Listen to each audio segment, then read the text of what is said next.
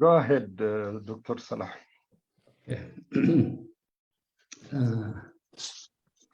Welcome everyone. Assalamu alaikum. Salamat nuhulhum. Today we have a very special guest. All of you know who is Professor Dan Connell, a friend of Eritrea, a friend of the Eritrean people.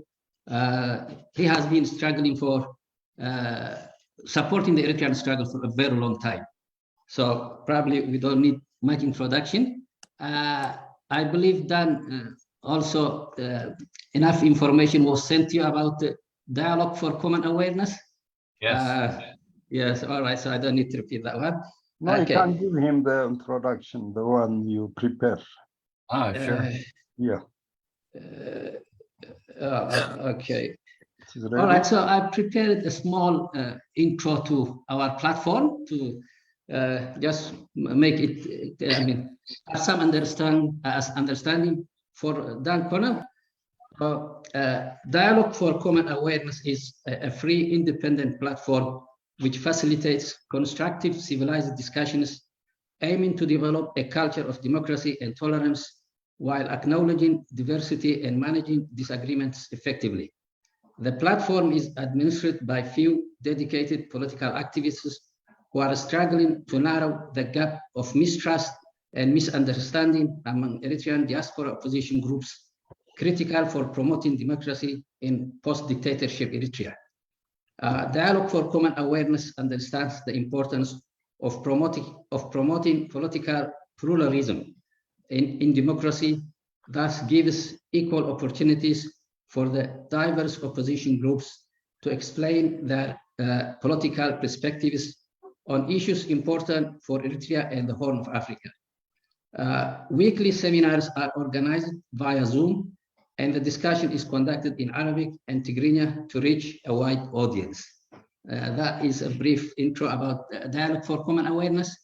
Now I will start reading a biography or brief biography of Professor Dan Connell, and then I will read it in Arabic, and Amina will read it in Tigrinya. Yes. But the way we run the seminar today is a bit different. Usually we translate everything into Arabic and Tigrinya. For today, we will let you present your topic, and then we will give summary in Arabic and Tigrinya. But during the question and answers, everything will be translated. The majority of the audience understand English, so hopefully they will try to speak in English and communicate in English as well. So just to save time and make it easier for everyone. All right, so now we read brief biography of Professor Dan Connell. Dan Connell has worked as a journalist, an aid professional, an author, and a university professor with a focus on Eritrea that spans 5 decades. He retired from teaching journalism and African politics at Siemens University in 2014 and has been a visiting researcher at Boston University's African Studies Center since 2011.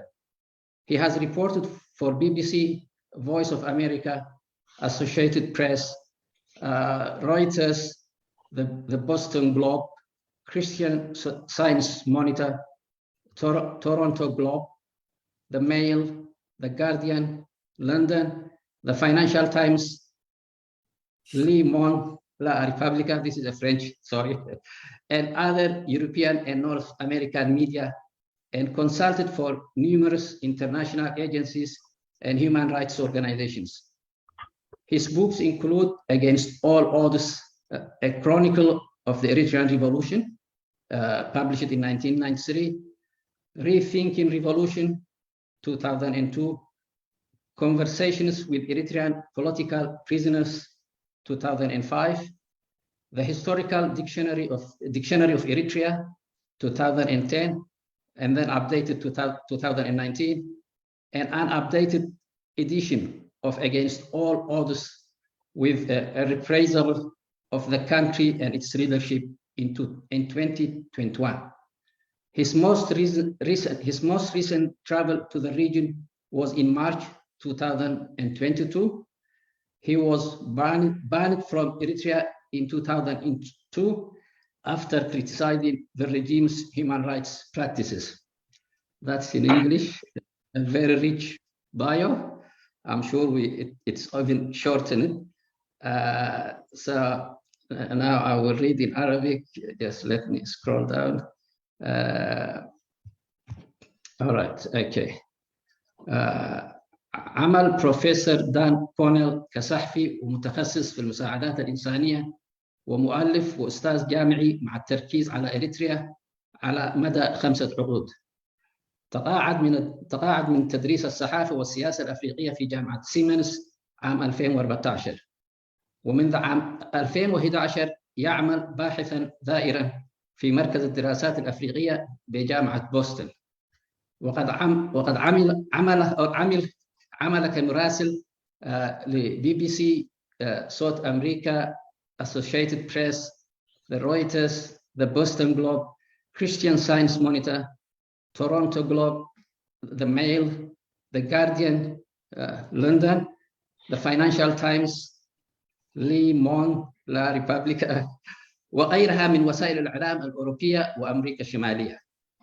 وعمل كمستشار للعديد من الوكالات الدولية ومنظمات حقوق الإنسان. تشمل كتبه ضد كل الصعاب، تاريخ الثورة الإريترية، تأليف عام 1993، إعادة التفكير في الثورة 2002، محادثات مع السجناء السياسيين الإريتريين عام 2005، القاموس التاريخي لإريتريا عام 2010 وجدده في عام 2019، وإصدار جديد لكتاب ضد كل الصعاب في عام 2021 مع إعادة التقييم دولة إريتريا وقيادتها. كانت آخر رحلته إلى منطقة القرن الأفريقي في مارس 2022. قد تم منعه من دخول إريتريا في عام 2002 بعد انتقاده ممارسات النظام في مجال حقوق الإنسان. دي الترجمة العربية هي، والآن الأخ أمينة بالتجرينيا يعني. Now Amina will read your bio in Tigrinya. Unfortunately, too many languages. Thank you. In the beginning, I will thanks a lot, Professor Dan Connell, for accepting our invitation and to be with us for today's seminar. ናይ ብሓቂ ኢሎም መዓልቲ ምሳና ዘሎ ክቡር ጋሻና ፕሮፌሰር ዳን ኮነል ኮይኑ መን እዩ ዳን ኮነል ብዛዕባኡ ሕፅር ዝበለ ባይዳታ ሒዝናልኩም ክንቀርብ ደስ ይብለና። ደራስን መምህርን ዩኒቨርሲቲ ጋዜጠኛን ንጡፍ ኣብ ሚድያ ረድኤትን ዝኾነ ፕሮፌሰር ዳን ኮነል ንኣሰታት 50 ዓመታት ኣብ ጉዳይ ኤርትራ ዘቕነዐ ስራሓት ዘካየደ ባእታ እዩ። ኣብ ዩኒቨርሲቲ ሲመንስ ከም መምህር ጋዜጠኛነት ፖለቲካ ኣፍሪቃን ኮይኑ ከገልግል ድሕሪ ምጽናሕ ኣብ 2014 ጥሮታ ዝወፀ ኮይኑ ካብ 2011 ጀሚሩ ኣብ ዩኒቨርሲቲ ቦስተን ዝመደበሩ ማእከል መጽናዕቲ ኣፍሪቃ ከም በጻሒ ተመራማሪ ኮይኑ ክሳብ ሕጂ ይሰርሕ ኣሎ። ፕሮፌሰር ዳን ኮነል ዘዳለዎ ጸብጻባትን ጽሑፋትን بعالم لخويان نايزينا معكنات كان BBC, Voice of America, Associated Press, Reuters, The Boston Globe, Christian Science Monitor, Toronto Globe and Mail, The Guardian, The Financial Times, Le Monde, La Repubblica كقالح صنيحنا له. كمون بزحات أوغراويان تكالاتن بقداي سبعو مسالاتن زد أبقى أكالاتن كم أما خارقينو نتيفو إيو متصحفتو أنصار كلهم تجمعات against all odds تاريخ صورة إرترا شحن شعتن يتنتيسعان سلستن داقما حساب صورة كلتشحن كلتن علالات مسؤولات بوليتيكا إرترا كلتشحن حموشتن تاريخاو مزقب كالات إرترا كلتشحن عسرتن 2019 ከምኡውን 2021 ነታ ኣንጻር ኩሎም ፀገማት ኤገንስት ኦል ኦድስ ንሃገርን ንመሪሕነታትን ከም ብሓድሽ ዝገምገመ እተመሓየሸ እዋናዊ ሕታም ይርከብዎም ኣብ ዝቐረበ እዋን ኣብቲ ዞባ ዝገበሮ ጉዕዞ ኣብ መጋቢት 2022 እዩ ነይሩ ከምኡውን ንምዝካር ዝኣክል ኣብ 2002 ገሰት ሰብኣዊ መሰላት ስርዓት ህግደፍ ስለ ዝነቐፈ ካብ ኤርትራ ከም ዝተኣገደ እውን ይፍለጥ ክቡር ጋሻና ፕሮፌሰር ዳን ኮለን ሎመዓልቲ መጻኢ ዕድል ኤርትራን ቀርኒ ኣፍሪቃን ብመንጽር እዚ ሕጂ ዝርአ ዘሎ ግጭታት ብኸመይ ክርአ ይከኣል ብዝብል ኣርእስቲ ሎምሸት ጋሻና ኮይኑ ከምስኡ ንኩልኩም ነዞም ተሳተፍቲ ናይ ሎምሸት ሰሚናርና ከዓኒ እንኳዕ ደሓን መጻእኩም እናበልና ልዑል ምስጋናና እናቅርበልኩም تفضل دكتور صلاح. Thank you Amina. Okay, welcome again. The topic for today is how can the future of Eritrea in the Horn of Africa be viewed in light of the current raging conflicts. In Arabic, كيف يمكن النظر إلى مستقبل إريتريا والقرن الأفريقي في ظل الصراعات المحتدمة حاليا. المحاضر الأستاذ الدكتور دان كونيل. Our special guest today is Professor Dan Connell. Now I pass to you, Dan, and welcome. Shukran. So, well, I'm very pleased to be here, and I think many of you are probably in the same age range, so you know a lot of what I'm going to talk about when we get into the history, but I hope that it's helpful. I'm going to tell you a little bit more about myself and where this is coming from, and then jump right in. So a couple of additions to the intro. The Rethinking Revolution book that was mentioned is actually a comparison of the social and political movements in Eritrea, South Africa, Palestine, and Nicaragua. All countries that came out of left backgrounds and had strengths and weaknesses to show for it, and more weaknesses than strengths in many cases. But I think there are things to learn from that. Let's see, the conversations with Eritrean political prisoners is really based on interviews with 5 of the G15, Haile Woldetensai, Petros Solomon, Mahmoud Sharifo, and others that I did up to the arrests in 2001. So they weren't prisoners, they were headed for it. And everybody in that group really knew it. So it was the last conversations that they had. I think I recorded them and then transcribed them for the book. The second edition of Against All Odds that came out in August of 2021 has a 60-page update and reappraisal of the movement that, as you know, I supported for many, many years. And that I'm going to draw on some of that reappraisal for this presentation. Since 2002, I've maintained links within the country, including Eritreans, diplomats, and others, as well as exiles and independent experts abroad. And over the last 10 years, I traveled to 19 countries with multiple visits to Ethiopia and Sudan to interview Eritrean refugees, aid workers, government officials, diplomats, and others. All really gathering material in the end for another book on Eritrean journeys.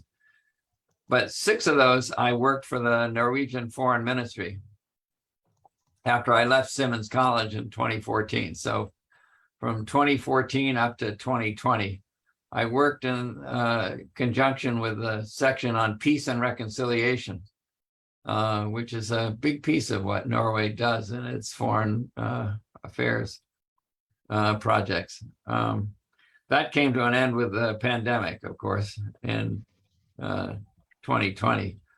My most recent trips to Ethiopia were in March of 2021 and March of this year, 2022.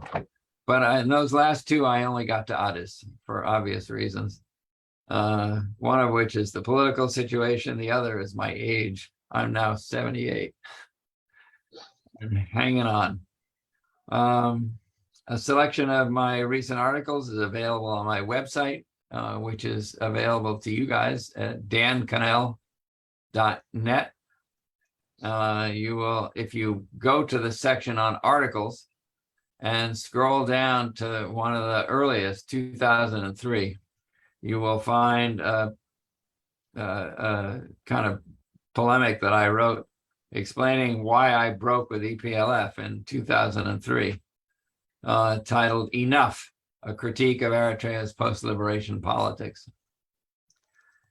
So Eritreans are still waiting for a peace dividend from the 2018 pact between Ethiopia and Eritrea, but instead they got a new alliance between the leaders of the two countries, Isaias Afwerki and Abiy Ahmed, and a new war against the TPLF that is only now showing signs of ending, at least the part between TPLF and the federal government of Ethiopia. But the agreement reached early this month does not include Eritrea or the Ethiopian state of Amhara, each of which was deeply involved in the fighting and still is today, which does not bode well for a sustainable peace. But I think we can come back to this in the Q&A.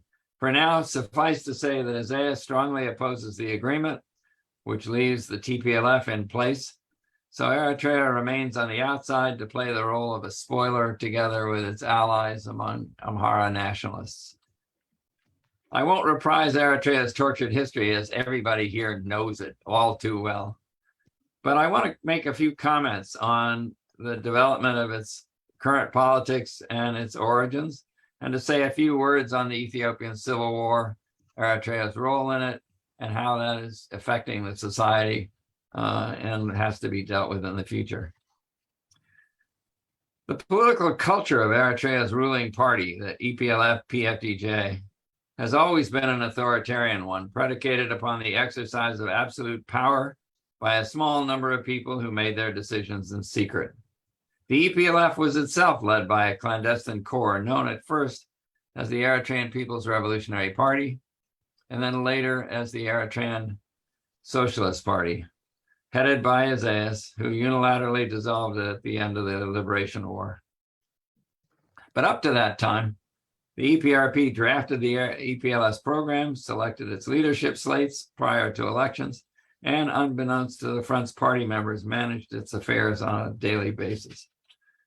I don't know if there is a party in place now, but it still operates the same way, and I think there's a lot to be learned from the way the EPLF was run back in the 70s, 80s, and 90s, because it tells you a lot about how the country is run today. The Eritrean government, established in 1991, was comprised almost exclusively of EPLF members appointed by Isaias or his subordinates. Most in the leadership roles had also been members of the secret EPRP. Non-party members were encouraged to participate in reconstruction, but were kept at arm's length by the inner core, which functioned as a party within a party, much as EPRP had done during the Independence War. As I said, whether there is such a party today remains an open question, but the state is run as the Front was, by a small, opaque group that has a total monopoly on decision-making and power. 7 years after winning de facto independence, Eritrea went back to war with Ethiopia in what was mischaracterized as a border conflict, but which was, in my view, a resumption of the power struggle of the mid-1980s between two movements and their leaders who each thought they ought to be the main power in the region. For his part, Isaias was convinced of two things. Eritrea, and he as its embodiment, was responsible both for Eritrea's independence and for TPLF's victory, and was therefore entitled to be the big guy on the block, while the Tigrayan-led Ethiopia no longer wanted to be pushed around by their chauvinistic cousins. A word before I get into the current situation on the TPLF. The TPLF was formed in the mid-1970s to fight the dictatorship of Mengistu Haile Mariam, and had early support from the EPLF, with which it was allied into the mid-1980s. I actually visited TPLF back in 1977. crossing in from Sarona and traveling with the TPLF in northern Tigray. But that period during the support EPLF gave to the TPLF was also one that included a civil war in Eritrea between EPLF and ELF that TPLF played a role in, as I'm sure everybody here is all too familiar.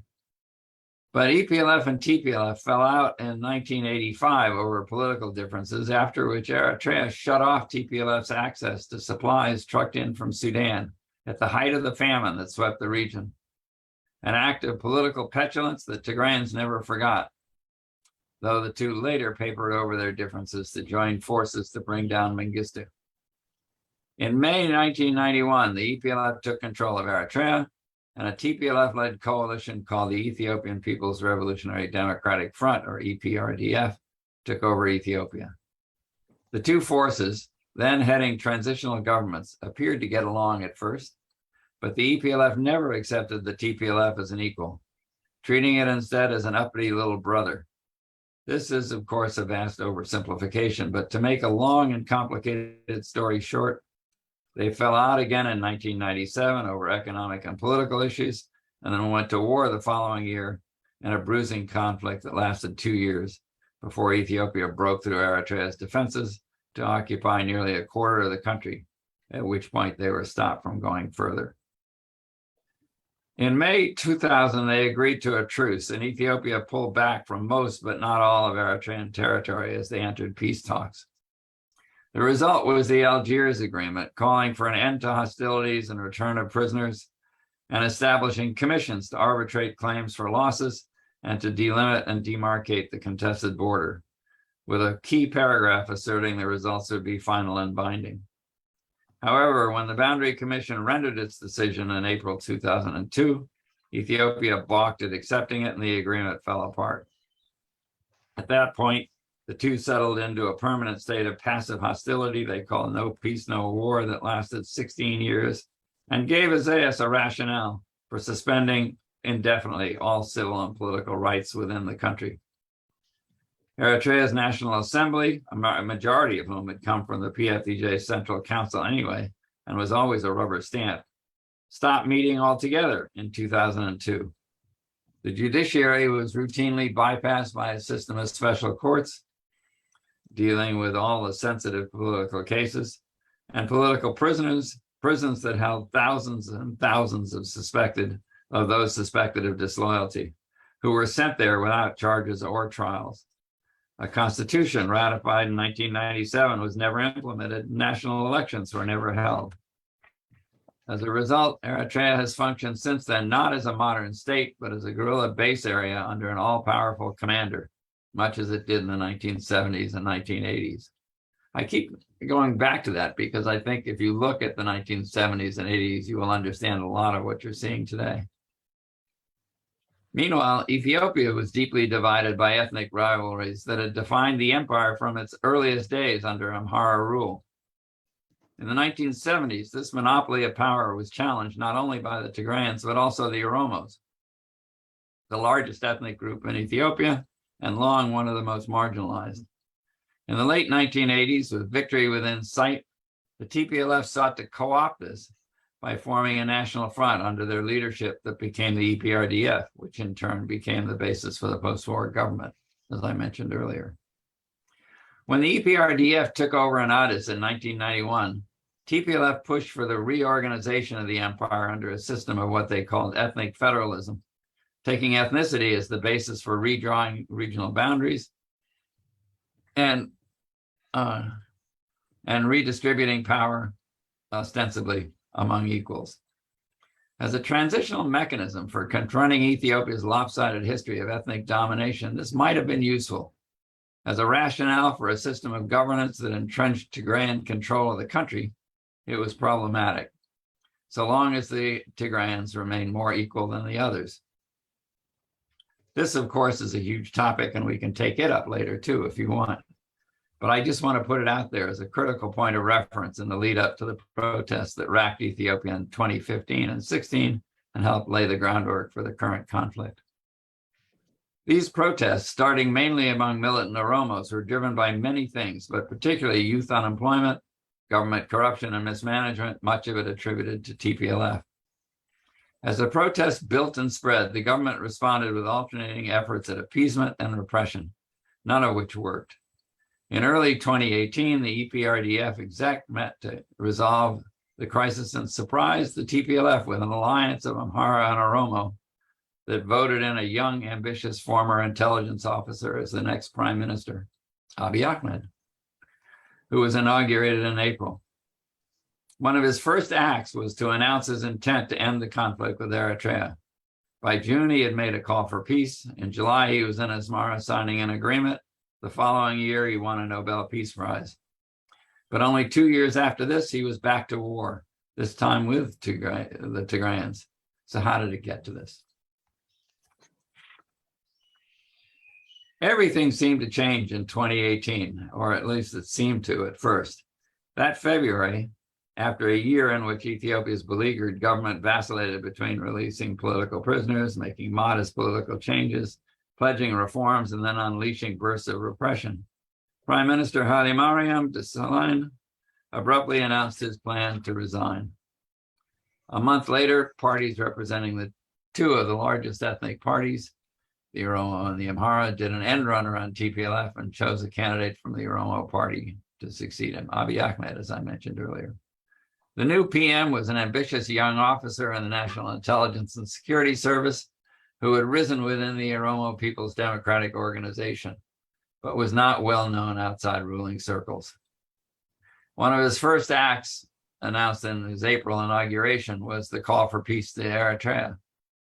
He also pledged to improve the economy and reform the country's repressive political system. In June, he went further, promising that Ethiopia would implement the 2002 EEBC boundary decision as written, something the previous regime under TPLF had repeatedly hedged on. A month later, he met with Zayas and Asmara, and the two jointly announced a 5-point peace plan to end the state of war and reestablish diplomatic relations, trade, transportation, and communications, and reopen their borders.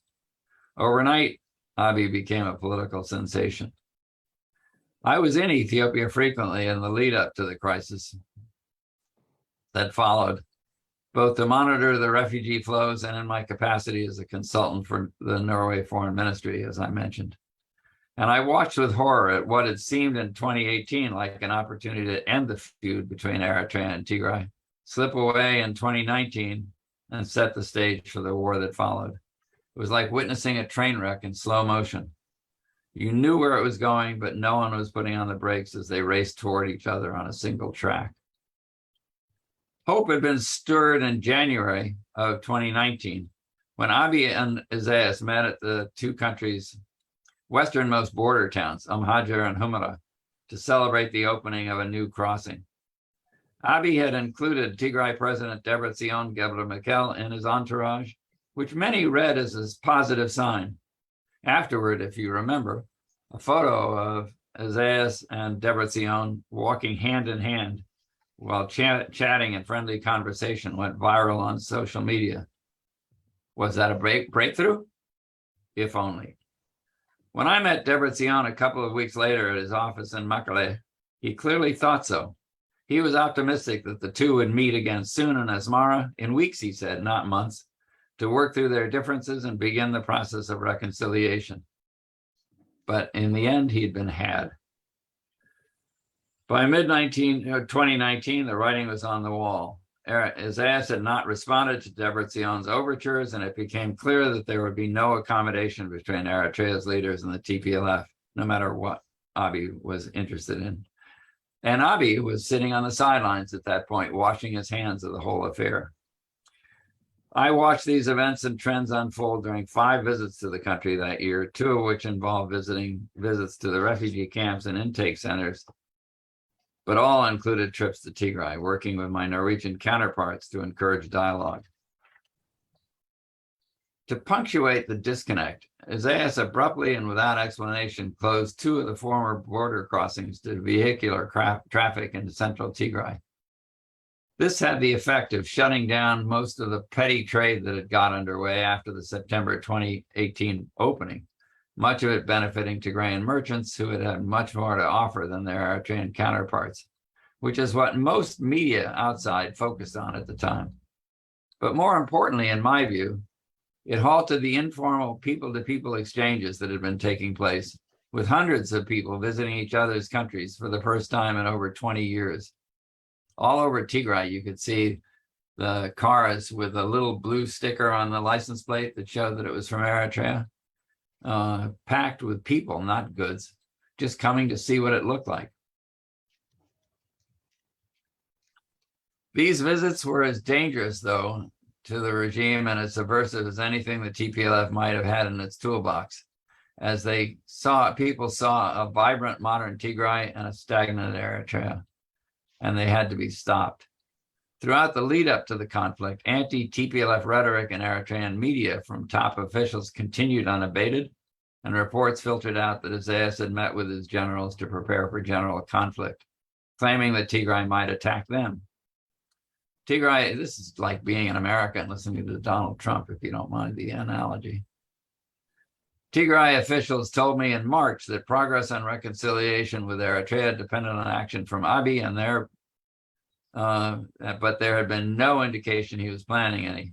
And then Tigray officials started criticizing Abiy in more and more strident ways, angering him and upping the tensions there. Under these conditions, war began to seem inevitable as tensions built on all sides. And Tigray too mobilized, giving its enemies a reason to justify their own preparations in a vicious circle of inflammatory claims and counterclaims. In my view, peace and reconciliation, or at least the first steps to it, had been within reach in January. Peace between Tigray and Eritrea, and peace in a broader sense between an inclusive Ethiopia and its people and with Eritrea. The obstacle there was one person. It was Isaias Afwerki. It was clear that Isaias was busy building his relations throughout this period with the Amhara state and with Abiy and the federal government to isolate the Tigrayans. He is a man who nurses grudges for decades, and this was among his most deeply felt. His objective was not peace, but demolishing his nemesis, the TPLF, punishing it for what happened in 2020 in the war, and sending Tigray back to the Stone Age so it and its people would never be a threat again. Abiy, deeply offended by the derisive rhetoric that Tigrayans were aiming at him, and angry at what he saw as their standing in the way of his dream of a resurgent unified Ethiopia, was the willing accomplice, as were the Amhara, who had designs on Tigrayan territory well beyond claims for the land ostensibly taken from them in the early 1990s. The turning point, I think, for me at least, came in early February 2020, when Ethiopia abruptly and without warning or preparation withdrew the prima facie acceptance for Eritrean refugees, creating instant confusion among officials and threatening a social crisis in Tigray, as hundreds of Eritreans crossed without registering and made their way to towns and cities that had no services to accommodate them. The sudden policy change followed a meeting in Asmara between Isaias and Abiy, in which Isaias reportedly demanded a reduction in refugees as a condition for continuing normalization talks. You will notice that the normalization has never come about.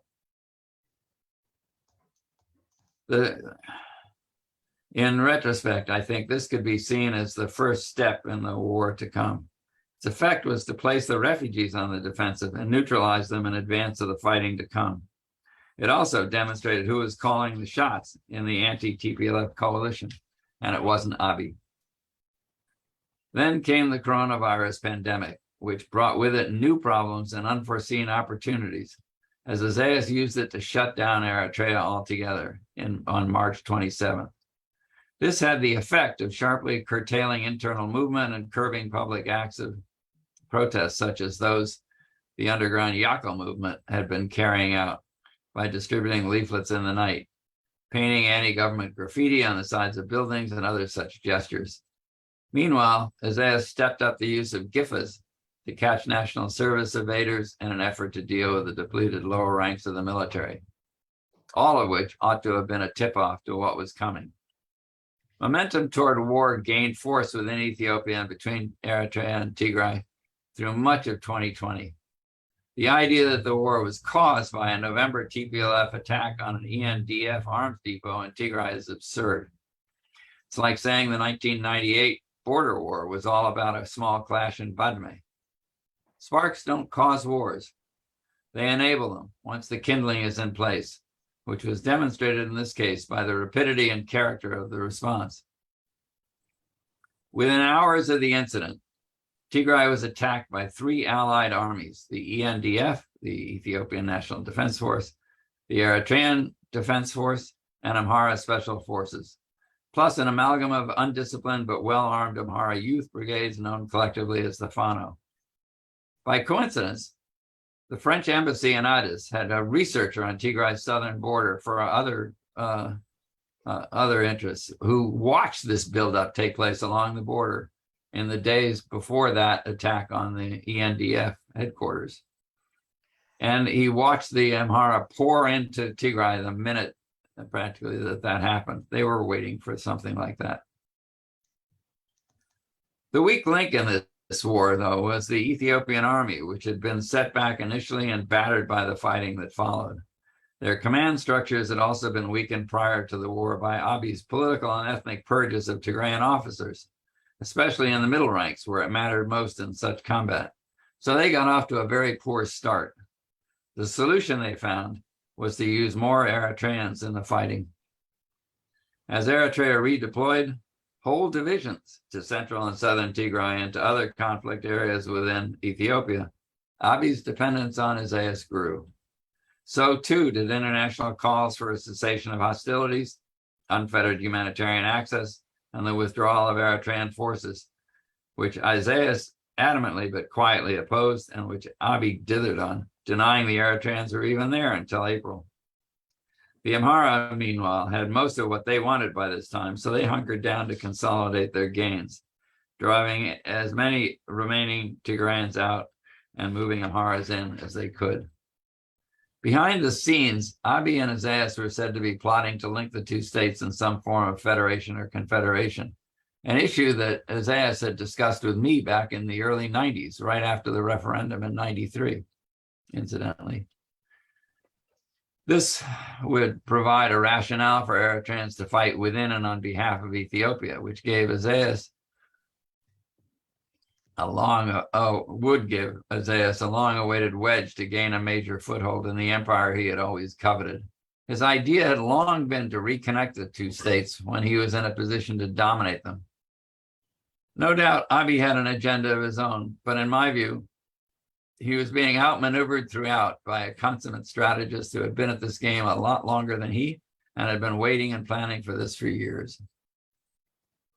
5 months into what Abiy called a short-term law and order operation, I went back to Ethiopia. When I got to Addis in March of 2021, Abiy, whose credibility was wearing thin, finally admitted that Eritrean soldiers were in Ethiopia and had been since November. He also conceded that fighting had bogged down in a growing insurgency that he called, quote, tiresome, but vehemently denied any responsibility for atrocities being reported.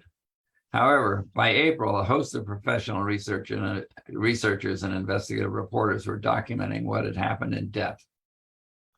Among the most egregious massacres was one in the historic town of Aksum in November, with many civilians murdered by Eritrean soldiers inside the iconic St. Mary's Church. Estimates of the dead run into the hundreds, after a battle with Tigrayan forces within the city. One of those to document the incident in depth was Amnesty International, which had been burned once by a too hasty report about a massacre in the western Tigray village of Maikadra, often cited by Abiy in a cynical game of whataboutism. AI later conceded it got only half the story of a gruesome and chaotic melee involving both Amharas and Tigrayans in the killing spree, and they took almost 3 months to get this one out. But once they did, it was well researched and documented.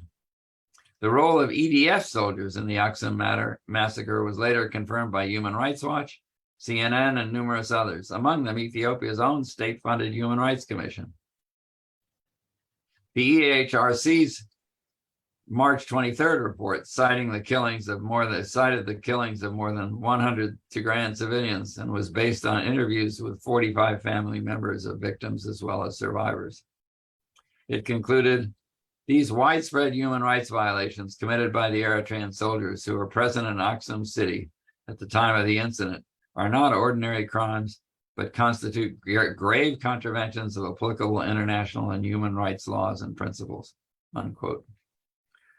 CNN did an exhaustive report on a massacre by Eritrean troops that began on November 30th and went on for 3 days in and around a centuries-old rock-hewn monastery, the Mariam Dengalat, on the eastern escarpment in the district of Adaga Hamas. In April, BBC's African Eye investigative team deconstructed another that had been captured on smartphones in March and was widely circulated on social media, that showed soldiers rounding up young Tigrayan men, executing them on the lip of a cliff, and then kicking and shoving their bodies over the edge. I'm sure many of you saw those.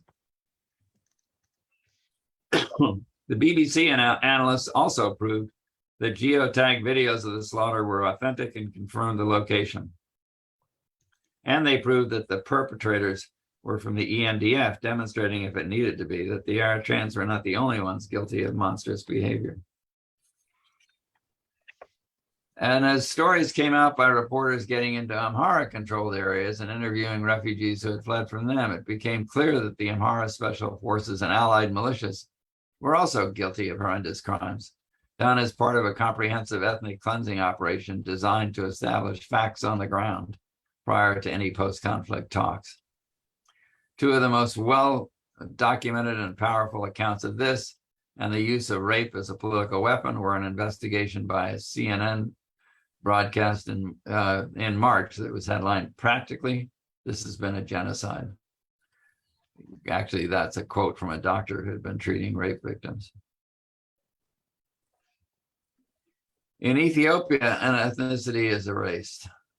Hospitals and clinics within Tigray and in refugee camps in Sudan reported hundreds of rapes, 174 alone at the Eider Hospital in Mekelle by March. But overall estimates of those assaulted, most of whom were afraid or unable to speak out, ran into the thousands. Guilty parties included soldiers of both the EDF and ENDF and members of the Amhara Special Forces and its allied militias. Reuters documented the collapse of Tigray's vaunted healthcare system in early February due to the looting of medicines and medical equipment and destruction of facilities. And the New York Times reported that the US State Department had prepared an internal assessment that month describing the systematic ethnic cleansing of Tigrayans by Amhara forces from areas falling under its control. Considerable evidence was also accumulating that starvation was being used as a weapon of war. As the war stretched from March into April, this meant that farmers might not be able to sow crops for the coming year, leaving hundreds of thousands at both immediate and long-term risk. One of the most comprehensive analyses of how this was playing out, titled "Starving Tigray: How Armed Conflict and Mass Atrocities Have Destroyed an Ethiopian Region's Economy and Food System and Are Threatening Famine," was released in April by a team of researchers with the World Peace Foundation based at Tufts University and directed by Alex DeWall. The 58-page report, backed by eyewitness testimony and photographic evidence from ground level and satellite, as well as extensive documentation from other sources, details the widespread and systematic looting of hospitals and clinics, schools, banks, hotels, and other public and private infrastructure, asset stripping of people's homes, farms, and businesses, taking animals, seeds, tools, supplies, furniture, and equipment without which the people from whom it was stolen cannot make a living, damage to industrial sites, including pharmaceutical, cement, leather, and other manufacturing plants, mining operations, a flour mill, a garment factory, and much more.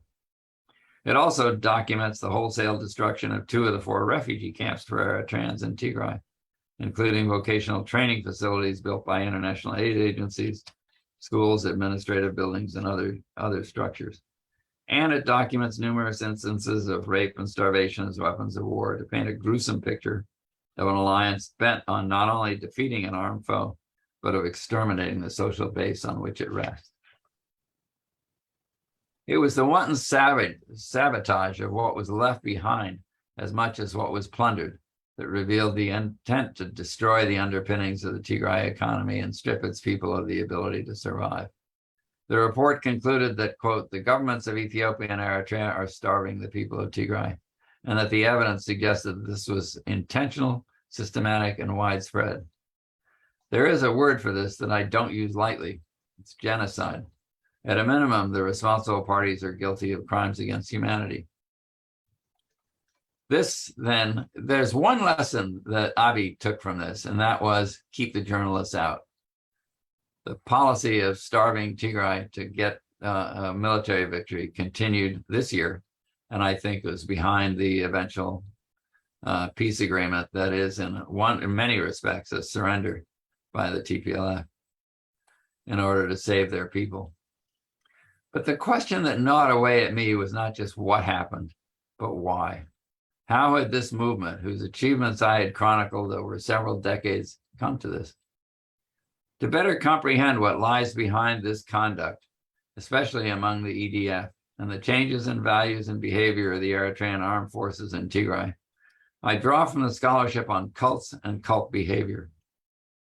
The EPLF's transformation into what I would characterize as a political cult had its roots in early experience and took shape as a mature belief system after the EPLF's 1978 strategic retreat, a reversal of fortune in which the EPLF withdrew from towns and cities it had captured and administered after Ethiopia ousted the United States and its main ally and arms supplier and welcomed the Soviet Union to take its place, kicking off a massive Soviet intervention that was both military and deeply political.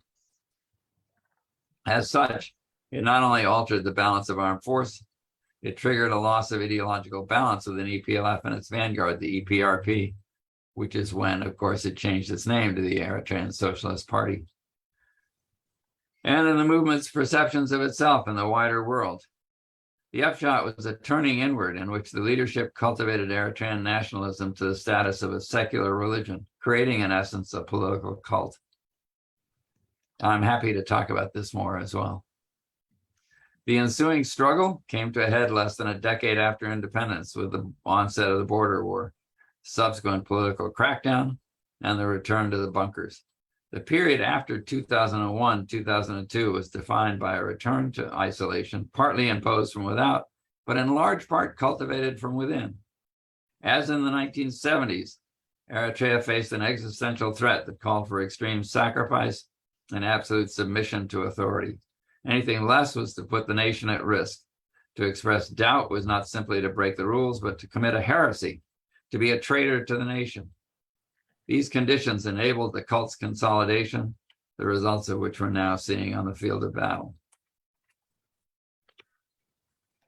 Consider for a moment the basic mechanics of cult formation. And I'm going to list 7 of them. 1, isolation, in which members are cut off from the outside world and their contacts are limited to cult members and leaders, while fostering a strong sense of we, they, us against them ethos. 2, dependency. Unquestioning loyalty and submission are demanded, with members told how and what to think without expressing doubts or raising questions. This is enforced through punishment, shame, and ostracism of those who stray. 3, fear. Doubt or insubordination is punished with physical abuse and emotional trauma, usually involving humiliation and exclusion in front of peers. 4, indoctrination. Members are pushed not only to give up feelings of personal independence, but to break ties with family, friends, and other group identities or belief systems. First comes the teardown, then the rebuild. The leader, number 5. Cults need a charismatic leader who serves as a role model to whom unquestioned loyalty and obedience rise to a level of hero worship. Following such a leader is empowering. 6, vocabulary and ritual. Affirmative rituals are essential to identity replacement and the cementing of one's primary loyalty to the cult. This is achieved through shared activities and seminars that give the member an all-encompassing worldview, in this case with Eritrea at its center. Finally, 7, defense mechanisms. The development of strong defenses against external challenge or personal doubt, coupled with the threat of excommunication and utter exclusion from the group for leavers. All these are present in Eritrea today, more so within the national service and the military than anywhere else. The 16 to 20-year-old soldiers deployed to the front lines in Tigray were groomed for months for the 2020-2021 campaign, indoctrinated to view Tigrayans, all, not just fighters, as devious and subhuman, often called snakes, never to be trusted, always to be hated for what they did to Eritrea in the 1998-2000 war, and for a litany of other betrayals over the years. And many of the young fighters unleashed on the Tigrayans were lacking in the experience or perspective to question this, and unable or unwilling to doubt what they were being sent to do. Once initiated in the fever of killing, plunder, rape, and destruction, there was no turning back. As I've thought about this, I've been reminded of interviews I did in the 1990s with 2 child soldiers in Gulu, Uganda, one 14, the other 16, who had escaped from Joseph Kony's infamous Lord's Resistance Army.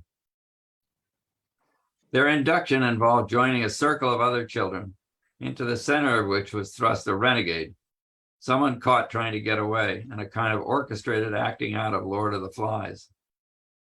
It was their task to beat him or her to death. If they showed any hesitation, they'd get thrown into the ring themselves with the victim.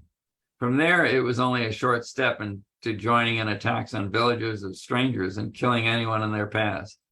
The 2 kids spoke to me in flat monotones with no emotional affect, as if they were automatons delivering a recording. The experience left me deeply unsettled, but at least they were in a therapeutic setting where they were facing their own histories in a long and difficult effort to overcome them. And that's what Eritrea's future has in store. Facing, processing, and healing from this has to be a part of it, both for their sake and for Eritrea's. I would end here, except I want to just hazard a few thoughts on what Eritrea might look like in the event of Isaiah's disappearance from the center of things, and the start of a post-dictatorship transition. In my view, the basics of it would take to get the country back on track to an open, peaceful, and inclusive future are well known. 1, the establishment of a transitional council that includes all major stakeholders and has a specified mandate and an end period. The release of political prisoners, including those held for questioning government policies, trying to flee the country, or engaging in banned religious practices. This is a start. In addition to other acts of protest or resistance, real or imagined.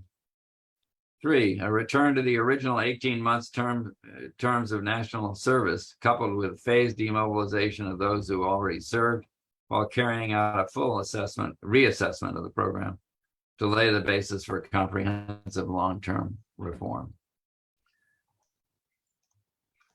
4, a constitutional conference to either reform the one ratified in 1997 or draft a new one, demonstrating that the country is on the road to open, accountable governance. And 5, the opening of Eritrea's economy to absorb demobilized conscripts, release prisoners, and returning refugees into the labor force, starting by removing limits on access to currency and lifting excessive restrictions and controls on business. 6, international funding to support economic recovery and the transition of the education and healthcare systems from a reliance on conscript labor to workers with living wages. 7, a truth and reconciliation process through which to face what the country has been through and move on without laying the groundwork for future divisions and conflict, without forgetting what happened or exacting revenge for its own sake. And finally, after a 2 to 4 year transition, multi-party elections to establish an inclusive representative government to resume the interrupted process of state building that began and was stopped in the 1990s. And that's where I'm going to stop. Thank you so much, Professor Dan Connell. A very interesting and a summary of basically the Eritrean history struggle from the early 1970s, and then the state of Eritrea, and then all the reasons for the conflict between Ethiopia and Eritrea. So it's well done, thank you. It's a long one. Fortunately, most of our audience know this history. It's a good summary for them. So that's why we said we don't need to translate line by line or word by word. So now I'm going to try to translate the highlights, some of the highlights, and then maybe if needed in Tigrinya also we will consult our audience. In fact, I think most of them understood your lecture, and I will go back to Amino and consult Amino if we really need translation. I think we will need دكتور صلاح لأنه دائما احنا بنمشي باللغتين. إذا أستاذ عمر كمان يتعاون معك يعني نحاول نعطيهم ملخص عن الموضوع. وفي نفس الوقت أعتذر يعني للحضور إذا احنا فعلا طولنا في المحاضرة وبدون ترجمة. الهدف كان يعني بدل ما نقاطعه كل شوية حتى نترجم تقرينيا وعربي، قلنا هو يخلص بعد كده إن شاء الله دكتور صلاح جمع وكذلك أستاذ عمر شوكاي حيعطوكم يعني ملخص عن الموضوع اللي تحدث فيه. فبزوح غريتان بلكم نخلكم من الباتتي مجلسنا وإحنا يرخون خيليو كوين قلنا احنا مونغو زربو انت داني بخلت قنقا خن ترجم كوينا نعون مدنا قارفتي حزوز مثلا خيفة تربزبل نسخ ود وتي تحستو مبزحتكم بانجليز كتردو ادخلوا مخانكم تسفان قبرينا نتوم تقدمكم كاني مستقالة ثم انا تحستو كان عرب لكم. ثانك يو. تفضل دكتور. اوكي يا طيب. بروفيسور دان كونيل اتناول التاريخ الإريتري ممكن نقدر نقول، وتاريخ الثورة الإريترية بدأ مع تاريخ الجبهة الشعبية. طبعا ما اتناول تاريخ جبهة التحرير ويمكن ربما ما تجربته. فأولا نتكلم عن تأسيس تنظيم الجبهة الشعبية وعمله، كيف كان يعمل هذا التنظيم. فبدأ يتكلم عن تأسيس هذا التنظيم، وكان تنظيم يساري بانضباط، كل شيء بانضباط، وحتى كان في يعني تنظيم سري أو حزب سري في داخل التنظيم معروف للجميع يعني. فباختصار شديد هذا البارتي هو اللي كان يسير الأمور يعني. فاتكلم بإسهاب كيف كان مرحلة الثورة في للجبهة الشعبية، وبدأ برضو بالراحة يخش في علاقاتهم مع ويانا تجراي في الثمانينات، وكيف تم تحالف بيناتهم وخلافاتهم كمان يعني في منتصف الثمانينات وضح كان خلافات بيناتهم يعني. والمهم هم كتحالف يعني وصلوا إلى تمكنوا من إزالة النظام الدرك ووصلوا إلى السلطة. بعدما وصلوا إلى السلطة إساياس ينظر لويانا تجراي يعني ما equivalent يعني دورهم في تغيير الحدث في إثيوبيا ما بمستوى الجبهة الشعبية. وده دائما كان يعني نقاط تقدر تقول الاحتكاك. فوصلوا إلى السلطة، وإساياس عنده قناعة تامة إنه هو لعب دور أكبر في تحقيق هذا النصر يعني. وبالتالي كان يحاول ويانا تجراي يعاملهم كشريك أفقر يعني. وده كان يعني سبب لاحتكاك يعني نقدر نقول يعني. المهم وصلوا للسلطة، وكان إساياس همه أو هدفه كان إنه ممكن يكون الرئيس للجميع أو يكون له نفوذ أكبر. فبالراحة شاف إساس الأمر ده قاعد يخرج من إيده، وبالتالي بدأ يعني أشياء أخرى يقول. فحس يقول إنه لما الجبهة الشعبية وصلت للسلطة استمرت بنفس النهج الدكتاتور يعني، وكما معلوم للجميع يعني لم يشركوا أي تنظيم أو أي حزب سياسي خارج الجبهة الشعبية. فيقول حزب واحد تمكن في إريتريا وواصل بهذه الطريقة. فبعدين اتكلم عن خلافهم مع ويانا تجراي وكيف بدأ الحرب. فهو يقول يعني نقطة ركز فيها أنه الحرب الحدودية اللي حصلت ما بين 1998 و2000 ليس السبب الرئيسي أنه قطعة أرض، يعني كما نحن كمان معظمنا نقول كده، عندنا القناعة هذا، لكن كانت خلافات عميقة متعلقة بالسياسة العامة، السياسة المعقدة والاقتصاد وهكذا يقول. وبدأ يشرح الحرب، ومعلوم للجميع ما حصل شنو ما بين 98 ل 2000 وانتصار وياني حتى دخولهم لإريتريا، ويعني مسكوا يمكن ربع من إريتريا يقول، لكن كانوا عارفين حدهم ورجعوا. واتكلم عن اتفاقية السلام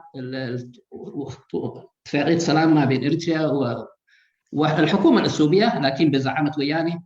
فحتى يعني المعروف للجميع أنه اتفقوا في ترسيم الحدود لكن لم ينفذ.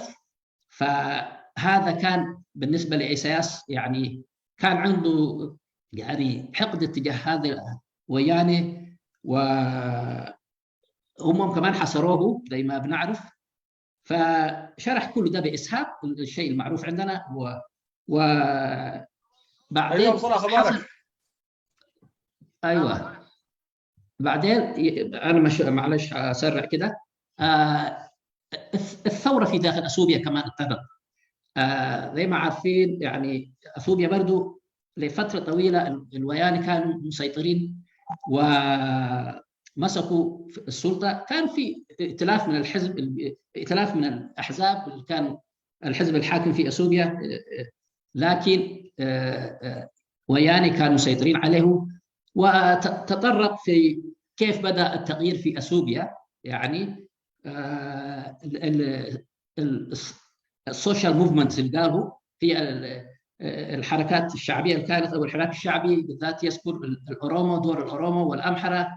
وكان يعني فئة أقلية كانت مسيطرة لفترة طويلة في السلطة والاقتصاد وكده. فكان هذا الزعل أو was boiling، وصل مرحلة ويقول كيف انتقلوا لانتخاب هيلا ماريام وانتخاب أبي أحمد وكل هنا المعروفة. بعد ما وصول أبي أحمد للسلطة يقول بمساعدة من أورومو والأمحرة أكثر، أورومو وأمحرة يعني. فهو كان شخص بتاع مخابرات معروف داخليا، لكن ما كان مشهور عالميا. ويتكلم عن المراحل اللي مشى معاه أبي أحمد، اللي مشى مع إيساياس، ومن 2018 وأول شيء أنه وافق أنه ترسيم الحدود والمهم والأمور كلها اللي كانت تحصل، يعني وكأنه كان حيكون في سلام ما بين أثيوبيا وإريتريا. والحدود يعني فتحوا الحدود، وقال يعني عربات كثيرة من إريتريا كانت تخش لأثيوبيا، وواحد يعني تشوف عليها كلها يعني العربية البليتس كله من إريتريا، لكن كانت تجيب ناس وليس جودس قال يعني. فكان في تدفق غير عادي، وإساس اتخوف من هذا الأمر يعني. ومراحل يأخذها بمراحل، يقول يعني الشيء المعروف اللي نعرفه إسياس وأبي أحمد والدكتور دبرتغين متماسكين، ولما فتحوا المعبر الحدودي في حمرة وكل هناي كل المؤشرات كانت وكأنه حيكون في سلام. فيقول دبرتغين تواصل مع إسياس وكان عاوز يسافر إلى أسمرة ويفتح الحوار والصلح وكذا، لكن هذه الدعوة لم تجد إجابة من إسياس يقول. ودائما عارفين إنه الأمور بقت تتطور إلى ما بدأ الحرب يعني. وبرضه يقول هو سبب الحرب يعني إنه يعني طبعا الحرب بدأت عندما ويانه هاجمت للجيش الأثيوبي اللي كان مرتكز في الشمال، لكن هو يقول هذا ليس السبب يعني ما this the main reason يعني، لكن مؤشرات كانت إنه في حيكون حروب، وبالتالي الحروب بدأت. وتكلم كيف في الأول الحكومة الإريترية والحكومة الفدرالية كيف في الأول تمكنوا والحصل العكس الفاهمين كله أنتم. لكن برضو نقاط مهمة ركز فيها إنه سياسة التجويع وإلى آخره. في الأشياء اللي كنا نشوفها يعني.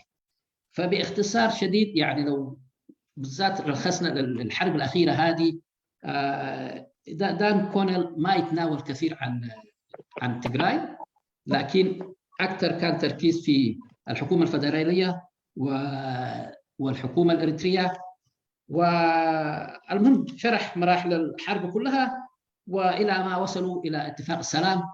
وأبي أحمد كان ينظر يعني ممكن ينتصر في هذا الحرب باستخدام التجويع كسلاح يعني. وفعلا هذا ما حقق النصر، يقول النصر الأخير، لأنه شافوا تيغراي أو لازم يوقفوا الحرب، لازم يوافقوا على السلام، لأنه التجويع اللي كان مستمر لسنتين يعني ما في مخرج إلا السلام. ولم يذكر دور الحكومات المحلية ولا دور الاتحاد الأفريقي ولا أي جهات أخرى، لكن يعني يتكلم أنه كان لابد من قبول تيغراي لاتفاقية للسلام يعني، نظرا لأنهم كانوا في ضيق يعني. وواصل طبعا انتم زي ما عارفين دور الامحره، الميليشيات الامحره وكذا. لكن انا داير برضه في النهايه داير اركز في نقطه ذكرها وهي انا كمان عجبتني اقدر اقول لكم يعني. هو النظام الموجود في اريتريا هو يعني كالت، هو يعني كالت، ما اعرف كلمه الكالت بالعربي، لكن وايش سبب؟ قال جاب 7 خصائص يعني عشان تقول أي مجموعة هي كالت، 7 خصائص، وهي كلها متوفرة في النظام الإريتري وفي إريتريا الآن. يقول نمبر 1 ايزوليشن، يعني تعزل شعبك من شعوب أخرى، أو تعزل أي فئة بحيث لا يكون عندها اتصال أو تفاهم مع شعوب أخرى، أو dependence، الاعتماد التام يعني خوف،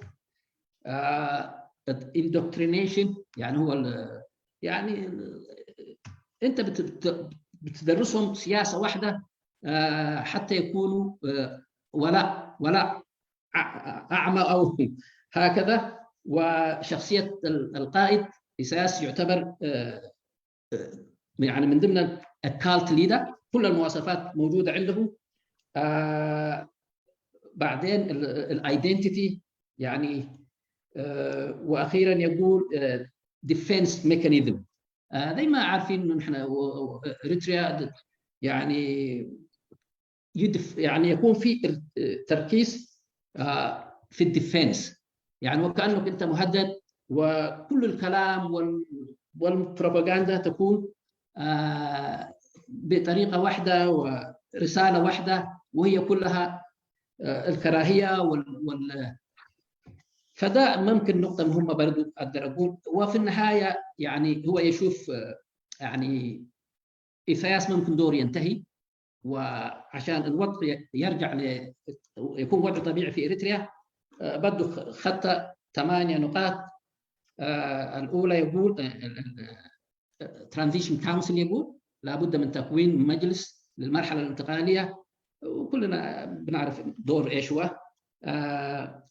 release of political prisoners، يقول لابد من يعني السجناء السياسيين يعني ويخرجوا من السجون. يعني فترة الخدمة الوطنية تكون 18 شهور، يقول ترجع للقانون الأصلي. الدستور يطبق يعني، لكن وبرضه مع التعديل يقول يعني فيما بعد لابد من فتح الاقتصاد الإريتري، يعني يكون في تجارة حرة ومساعدة دولية حتى الاقتصاد الإريتري ينتعش، ومستوى التعليم يرفع مستوى التعليم بمساعدة دولية. ولا بد من Truth and Reconciliation، لجنة التحقيق والمصالحة. وأخيرا يقول بعد ما مرحلة الانتقال من 2 إلى 4 سنوات يعني نبدأ في مالتي بارتي إلكشن، يعني الانتخابات الحزبية، أو يعني يكون في يعني الديمقراسي المعروف، يعني مالتي بارتي سيستم. فتقريبا دي هي. أكيد في نقاط كثير طبعا أنا ما ذكرتها لأنه ربما تضيع الوقت منكم، والتفاصيل أنا ما دخلت فيها، لكن اتناول المراحل: مرحلة الثورة، مرحلة الدولة وخلافه مع أثيوبيا، الحرب الحدودية 98-2000، وكيف الثورة بدأت تتزايد في أثيوبيا بالرغم كان يشبه وكأنه في انتعاش اقتصادي وكذا. والمرحلة الأخيرة هذه علاقة إيساياس بأبي أحمد وكيف تطورت، والحرب والاتفاق السلام يقول. وأعتقد أنا أقول كده، يعني الملخص يكون كده. ممتاز، شكرا دكتور صلاح. نحتاج تقرينيا، ربنا يعينك. أنا ما في مشكلة، بس أنت تحاول أمينة. والله أنا ما مسكت نقط، كنت مشغول أيوة جدا. أيوة. يس زين. شوكاي داير تحاول ولا أنا أقول؟ شوكاي محاور رئيسي، مدخل رئيسي هو. أيوة أيوة. في أخونا صالح سعد ممكن يحاول يساعد في الترجمة إذا في إمكانية. بس صالح سعد ما في مشكلة، أنا ممكن برضو أحاول، لكن لو في خلاص أنت كمل أنت ابدأ فيها إن شاء الله. وإذا في أشياء ما ذكرته ممكن أي واحد منهم يقدر يسوي مداخلة. أمين. دكتور صلاح كان قال يمكن كثيرين من الناطقين بالتقرينيا فهموها يكونوا بالإنجليزي. ليش ما نسأل الناس يعني؟ Do we need to translate it, interpret it in تقرينيا مثلا into تقرينيا؟ ما أعتقد. يعني أنا شايف الكادر اللي موجود كادر متقدم، ومعظمهم يمكن يعرف إنجليزي أحسن مننا يعرف. أيوة مننا. أتعب دقد اللي فهمك. أوكي. بلايفونا الفيسبوك زي ما كلامك صح. أنا نسيت. الترجمة مبدأ. معلش يا أخواننا، أنا خلاص أترجم بسرعة وباختصار كمان يعني.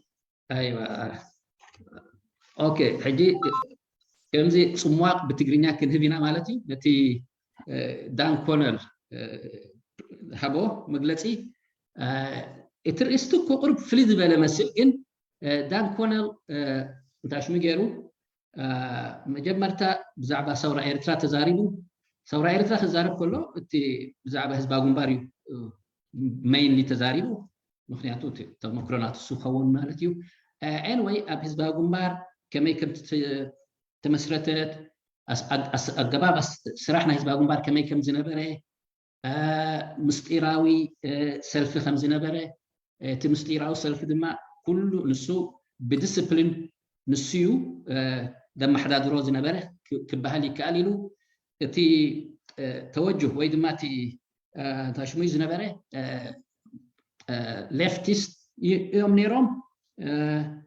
دحار انتاي يقصل حزبا ግንባር كم rigid disciplined ውድብ ቀፂሉ ድሕሪኡ ብሰማንያታት ይሰግር ዝምድና ናቶም ምስ ህዝባዊ ወያነ ሓርነት ትግራይ ከመይ ይኸይድ ከም ዝነበረ እቲ ኣላያንስ ኣይገለፆም እንታዩ ግን ካብ መጀመርታውን ኣብ መፋርቅ ሰማንያታት ፍልልያት ከም ዝነበሮም ይገልጽ ሕጂ ከምኡ ቀፂሉ ክልቲኦም ልፍትና ገይሮም ኣብ ዓወት በፂሖም 1991 ይብል ህዝባዊ ወያነ ሓርነት ትግራይ ኢትዮጵያ ሒዞም ህዝባዊ ግንባር መንግስትና ኤርትራ ተኺሎም ግን ኩሉ ግዜ እንታይ ነይሩ ናይ ኢሳያስ እንታይ ሽሙ እቲ ኣረዳድኣናቱ ወይ ድማ ትፅቢቱ ህዝባዊ ወያነ ሓርነት ትግራይ ምስ ህዝባዊ ግንባር ማዕረ ይኮኑን ህዝባዊ ግንባር እዩ ዝያዳ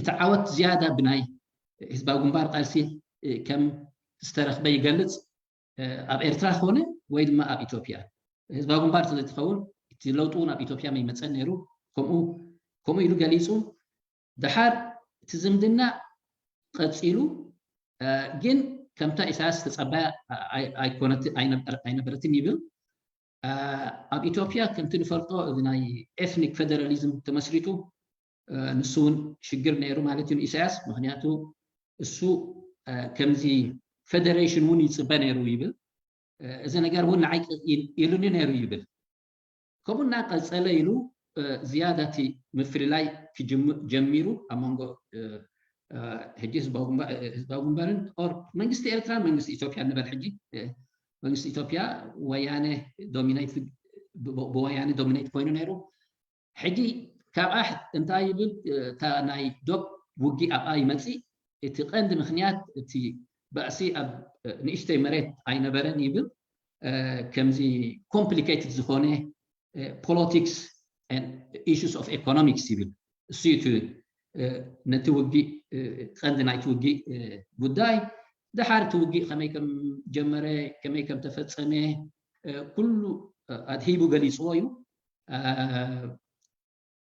ወያነ ከም ተዓወቱ ሓደ ርብዒ ናይ ኤርትራ ከም ዝሓዙ ግን እቲ ናቶም ሊሚት ፈሊጦም ተመሊሶም ድሕሪኡ እቲ ናይ ሰላም ዋዕላ ኣብ ኣልጀርያ ዝተገብረ ንዕኡ ገሊፁ መንግስቲ ኢትዮጵያ ነቲ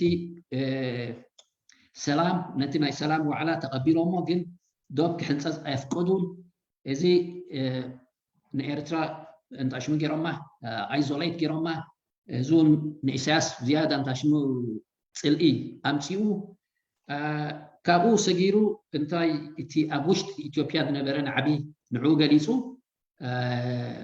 ወያነ ወይ ድማ ትግራይ ንነዊሕ ግዜ ኢቨን እቲ ፓርቲ ንኢትዮጵያ ዝመርሕ ዝነበረ ካብ ብዙሓት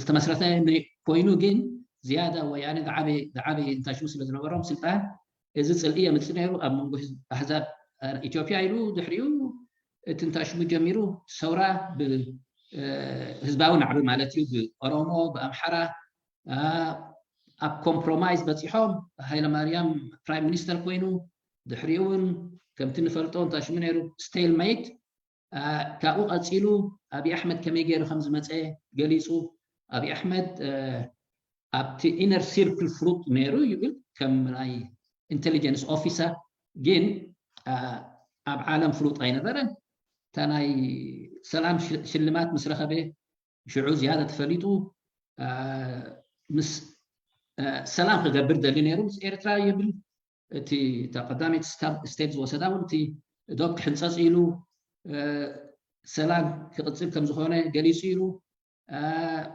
ብዙሕ ነገራት ፋይን ዲቴይልስ ገሊፁ ግን تا حنت نجار قبل أزدلي تا بناي حمرة تا دوب تفتح حزن برت سلست يوم تتحاحزهم أبي إساس دبرتين ساناي بحق ناي سلام ملكت تمثلني رايلو جناي كتسألتن مخنياتو إساس أي بلاين يبل دكتور دبرتسين نإساس مسؤول كوميونيكيت قبل فتينو جن إساس ملسي هابون even أسمره خيب دليت نيرو دبرتسين مالتيو إذا كل يكونن جن في علامة خالي إزنبره كاسيلون يقلد في شاتل ما بين أمونغ أسمران أديس أبان زقبر زنبره بإساس بأبي أحمد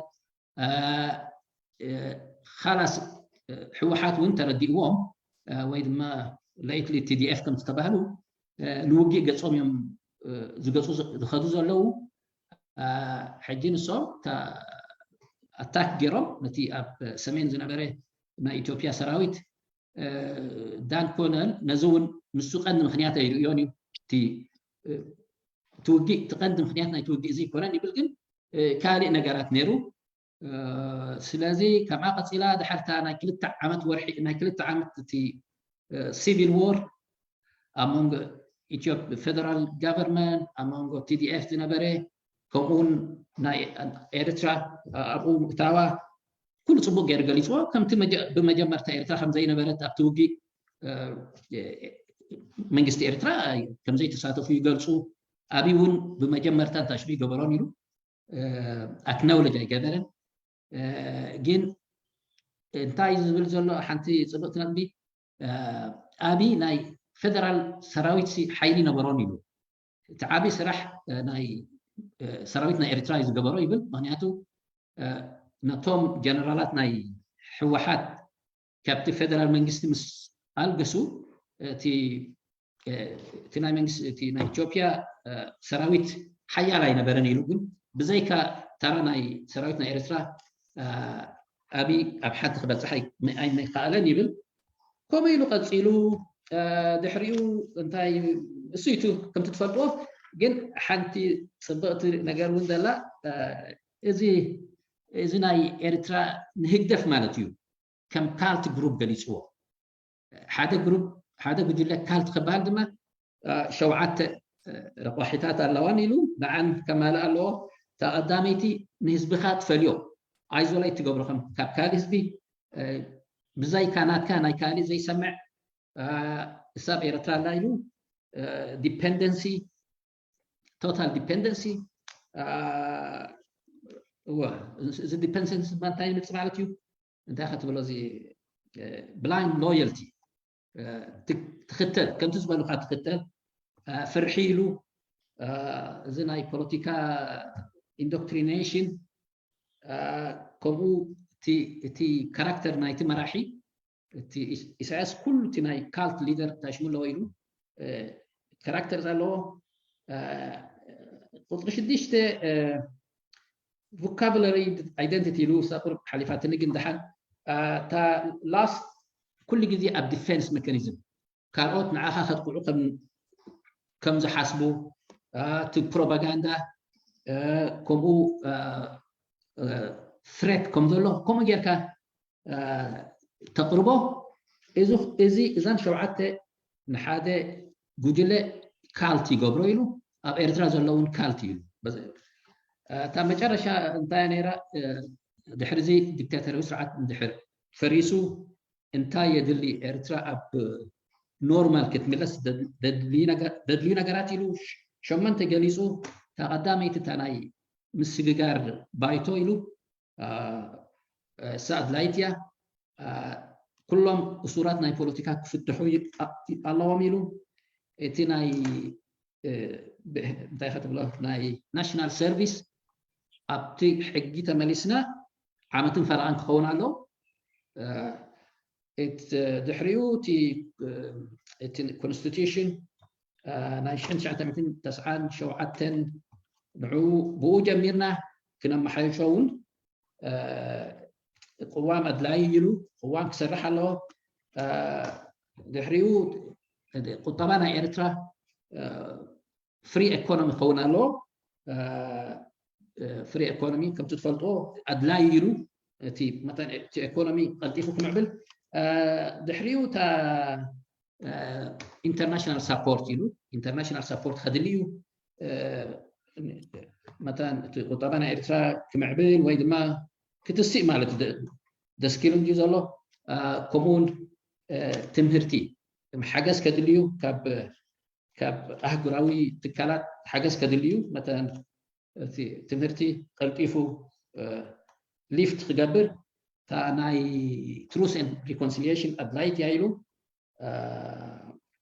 عرقن تاناي تروس كوميشن دحريد ما تناي مسجار منجستي كاب كلتين 4 عامات خونا لويلو دحريد ما تناي مالتي بارتي إلكشن كجمر إيبل يعني I'm sure سكون كل سبعكم ما هم هو to find details فريدكم لهم أنا زيادة طويلة بزحك زي وسيدنا لكم شكرا دكتور صلاح نائب حقي مجهود جبار نخلت قانقا نخلت ترجم جنوالي سالساي قانقا وانت إنجليش الله شكرا جزيلا لك حجي عدل كنبون أستاذ عمر شوكاي كمتداخل الرئيسي ذخوني تعزدتوي كأخذ لوز دلي علم تداخلينه نعطيك فرصة أستاذ عمر شوكاي كمتداخل رئيسي اللي هذا أستاذ عبد الشوكاي يا زين عبد let me tell him Dan Connell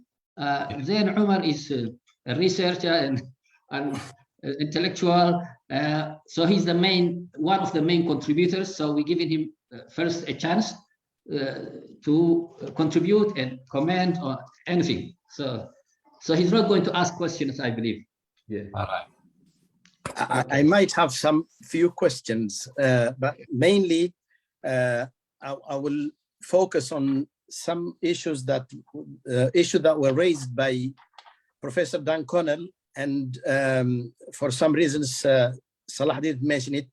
Salah did a good job, really nice job, Salah. I congratulate you. But let me add some few points that Dan mentioned, and I think these points were very important to be mentioned again in another languages of Eritrea, such as Tigrinya and Arabic. I will try to give some shed light on them. Allow me to say that in Arabic, Dan. Yes. So I will wait with my comment. أنا لاحظت إنه في يعني بعض الحاجات المهمة جدا ركز فيها دان كونل وصلاح مشكور جدا يعني بذل جهد كبير لنقل كل ما قيل لكن لأهمية هذه النقاط أنا حبيت ألفت النظر إليها. دان طبعا يعني مع اعترافه بأنه الميليشياز بتاعت الأمحرة والتجراي يعني كانوا يرتكبوا راندوم كيلينجز قال أو يعني عمليات قتل من الطرفين كانت موجودة، لكن التركيز كان على إبراز إنه حصلت فعلا يعني قضايا زي هو وصفها systematic ethnic cleansing mass atrocities genocide، ودي طبعا يعني مصطلحات قوية هي في القانون الدولي ما ممكن نعد عليها كده. فهذه القضايا كثيرين مننا نختلف فيها مع دان كونل، وطبيعي نختلف فيها مع دان كونل. كثيرين من الناس ممكن يتهموا دان كونل انه متعاطف مع التجراي. انا بشوف حتى استشهاداته بالبي بي سي والسي ان ان والكس دوفال يعني يكاد يكون الاعلام الغربي من سي ان ان وبي بي سي وحتى شخصيات غربيه زي الكس دوفال كانوا منحازين شديد في المعركه اللي كانت دائره في الاونه الاخيره بين الاطراف الاثيوبيه المتسارعه including اريتريا يعني. فانا اعتقد هذه النقاط يعني مهمه جدا انه لفت النظر اليها، لانه هو ركز فيها يعني وذكر بشيء من الاسهاب وذكر انه ارتكبت بالفعل جرائم في اكسوم وفي غرب تجراي وموثقه هي، وثبت انه هي هذه الجرائم ارتكبت. انا شخصيا كمتابع ما زلت اعتقد انه هذه الجرائم تحتاج الى تحقيقات دوليه محايده، ولكن ذكرت وكأنها حقائق يعني. وبعدين قضية إنه كراهية التجراي هي عقيدة يعني hatred of the Tigrayans is a doctrine يعني. هذه القضية أيضا أنا عندي فيها وجهة نظر ولكن ذكرت ولذلك حبيت ألفت النظر إليها. بعدين في النقاط اللي ذكرها في الانتقال برضو هو ما ذكر إنه دستور 97، ذكر تحتاج إريتريا إلى constitutional conference، وهذا يختلف عن إنك أنت تعتمد دستور كان موجود وفي وجهة نظر حوله يعني من كثير من القوى السياسية. فأنا أعتقد الدقة هي تقتضي أنه ذكر هو الكونستيتيوشنال كونفرنس بمعنى مؤتمر دستوري، وأنا أؤيد هذه وجهة النظر هذه يعني. جميل جدا دكتور صلاح، مشكور جدا على هذا الجهد الجبار اللي بذلته. My comment in English will be my expectation first. Let me tell about my expectation, Don. My expectation was due to the topic of today's seminar, how can the future of Eritrea and the Horn of Africa be viewed in light of the current raging conflicts? So my expectation was to give us, as an academic and somebody who is very involved in the Horn of Africa, I was hoping to have all the actors in the conflict, because it's not only the three parties that were fighting in the last fight in war in Tigray are only involved. Sudan has a role, Egypt has a role, Kenya has a role. The conflict in Somalia is also influencing Eritrea. The role of Djibouti, the presence of military power in Djibouti, the activities that are taking place from regional powers like Emirates and Saudi Arabia, and how they were trying to influence the developments in Eritrea and Ethiopia. Particularly these two persons, Esias and Abiy, were twice or three times invited to Saudi and Arab Emirates. And I was hoping that this could be included, and your reflections on these issues could have been very useful for us as Eritreans to put them in mind when we deal with the coming future. So my question is very simple ones. The impact of the conflict in the long run, how do you see it? This conflict is not a conflict that could be forgotten forever. This conflict will leave a lot of there were so many calamities, and there were so many atrocities, and there were so many wars that taken place in the region. So how do you see in the long run this conflict will impact our region? And the second one is how can we accelerate the process of change in Eritrea? Because Eritrea is the main problem now in the stability of the Horn of Africa. How can as Eritreans, what do you advise us to what can we do to accelerate the change in our country? And what do you think about the scenarios of change? Because we as Eritreans are always worried about falling in a power vacuum. And last but not least, the role of US, because there is a negative perception among Eritreans about the role of the United States. And we have our own experiences and doubts. How do you see all these issues? Thank you, Dan. And thank you for the informative and educational seminar that you gave us. Thanks a lot. That's a lot. Zain, thank you for your interest in all this and all your questions. I had looked at this more as a narrower question about focusing on how it could affect Eritrea in the long run.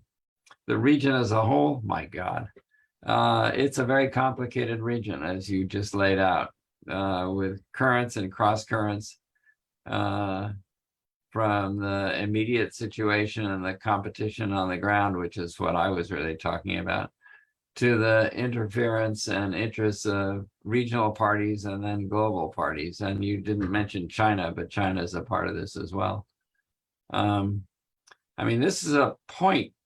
The Horn of Africa is where everything intersects, really. Africa and the Middle East, Africa and the Gulf, and more broadly. And it's a strategic point of reference for everybody who is interested in trade and influence and power in the area. from Turkey to Iran, in fact, which we hadn't gotten into. The new development here is really the one that you were focused on toward the end, I think, which was the UAE and the Saudis. And they are making a real move here to get involved in new ways in the region. And I think that comes out of the economics of their own home situations, the ambitions of their rulers, particularly, of course, in the Saudi case,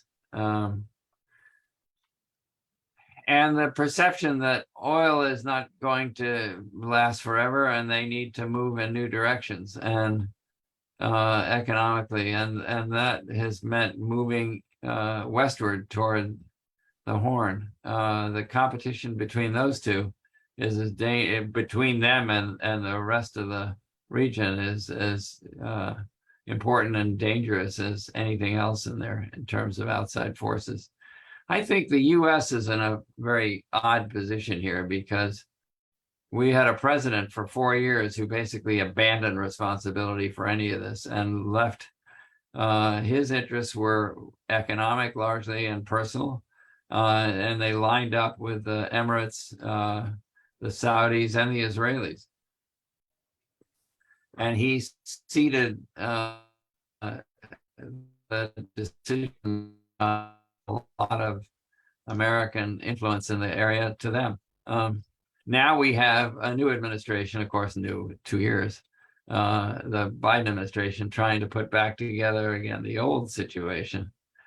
And I think that in both cases, you have a lack of understanding of the situation in depth on the ground. And that makes it very difficult for the US to act intelligently in the area. They've been saying, of course, from the standpoint of the Tigray war, the same things now for 2 years in terms of the need to get the Eritreans out, to get the Amhara out of Tigray, to get into talks. But there are no teeth to any of the things they put out there. Sanctions on individuals like Monkey and Hagos have almost no effect on anything. For example, and the big problem, of course, has been with the US and Ethiopia. And I don't know, I don't have much to add to the issues of the regional powers, except that Egypt, of course, is critical in this. And its interests are, I would say Egypt, along with the Emirates, the Saudis, and to a certain extent, Iran, which you haven't really mentioned either. And Turkey too, of course, are all important. In a situation as chaotic as it is on the ground there, I think that leaves openings for interference from outside at dangerous new levels. I think Abiy has been very naive about his ability to control things in his relations with Isaias as well as with the surrounding powers. And he's in over his head. Isaias has been very quietly using this situation to further his own long-term ambitions, which is to be a regional player. And he has been better at it than the rest of them, I think. Let's see, what else did you ask about here? You're asking about change within Eritrea as one big question, which I'm better at talking about, I suppose, than the regional situation. In the end, I have to say what you all know, that nothing is going to change in Eritrea with Isaias where he is. He is not going to reform. He's not going to negotiate. He's not going to concede. He believes that negotiation is a sign of weakness. I got that from him in years of contact and as well as observation. He doesn't believe in diplomacy. He believes in raw power, and he's created a kind of a Sparta in Eritrea in order to enforce that, to make its military strength its main resource, both for its relations with other countries and its relations within the wider world. I don't have a plan to sideline as I think that's still up to Eritreans to take care of. It wouldn't take much, but what the international community can do is to stop thinking that he's going to change and stop getting into the situation where you appease him basically to get a result that you're never going to be able to sustain. So isolating and limiting him through his contacts in the region and trying to separate him from the Emirates and the Saudis might be one of the more useful moves. Splitting him from Abiy also is important, and I think that's probably what the U.S. is really focused on more than anything else, is to get Abiy into a zone where he breaks with Isaias.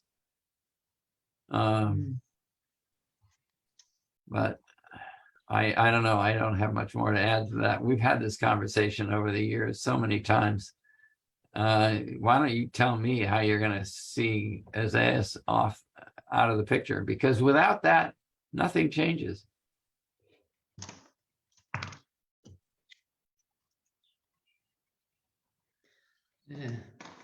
Thank you. زي انت ترجم ولا انا اترجم عشان سؤالك؟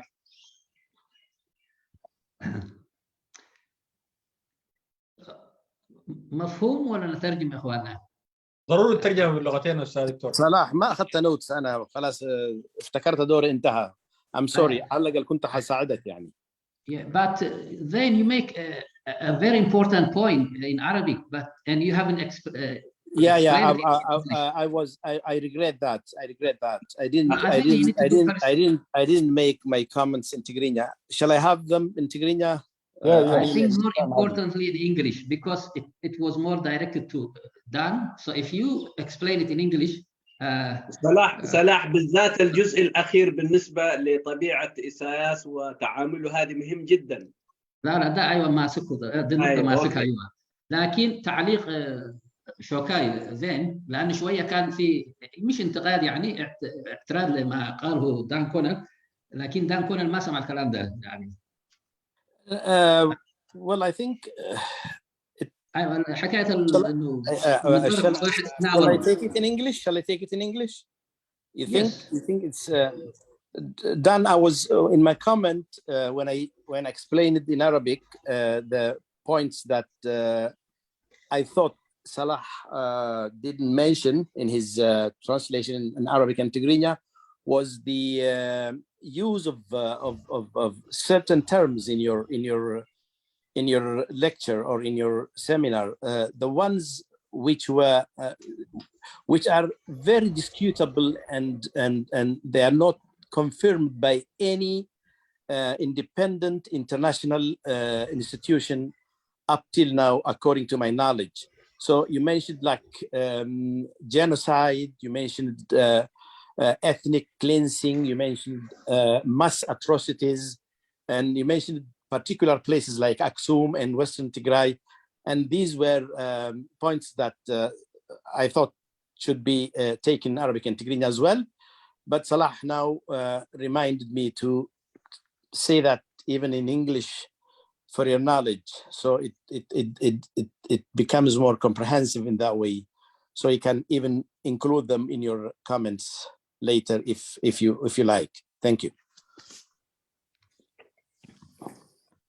Shall I comment? Yes. Okay.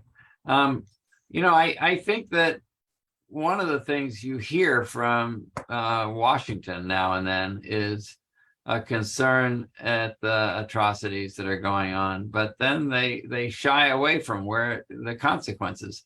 If somebody talks about genocide, they're obligated to act on it under their own rules of politics and under treaties that they've signed. So I don't think you'll hear that term itself being used. I use it. I think Alex Duvall uses it now. He's out there again saying that Abiy and Isaias' strategy was to starve Tigray into submission, and that they basically succeeded. The media has certainly put these stories out there, so there's been plenty of information up until this last round of fighting, when Abiy has successfully shut the communications down in the whole region. So he's learned something about the media and how to control the way people think. Because if we don't see these things in front of us, we forget about them. And I think he's figured that out, and he's playing it. Isaias, of course, doesn't say anything about anything. He just keeps quiet and keeps doing what he's been doing. I think that we're entering a very interesting time now in the next couple of weeks to see what goes on with Isaias and the Eritrean troops that are in northern Ethiopia right now, because he's got troops from basically Zalambasa all the way across the north of Tigray and the north west of Tigray.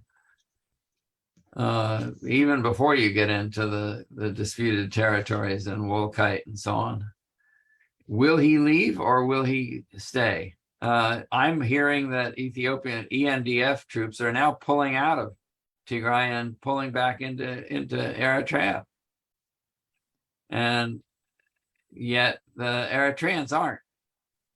So they're going to be left there now in force, along with the Amhara on the western side. And that's going to create a major confrontation for Abiy to deal with soon, because the peace agreement falls apart if he can't control that, Eritrea's role in there. And I believe, frankly, that that's been Isaias's goal all the time, to sabotage this. So I don't know what to say about the U.S. In this. I said before, they've been giving lip service to all the right things and doing very little about it and putting no teeth behind things. So this may be a time to try to raise that up again and put pressure on anybody. If anybody out there has contact with congressional reps in the post-election period here, this would be the time to get to them.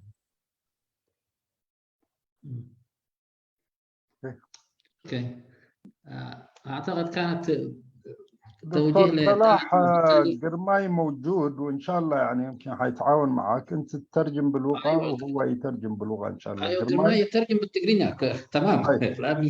لأننا ما متعودين ترجمه كثير. انت تتحدث عربي وهو يتحدث تقرينيا ان شاء الله. ايوه تمام. يعني الان حنجيب على اسئله بتاع الاخ شوكاي. اول حاجه نزل دكتور، نزل معلش. نزل ما ترجمتوها.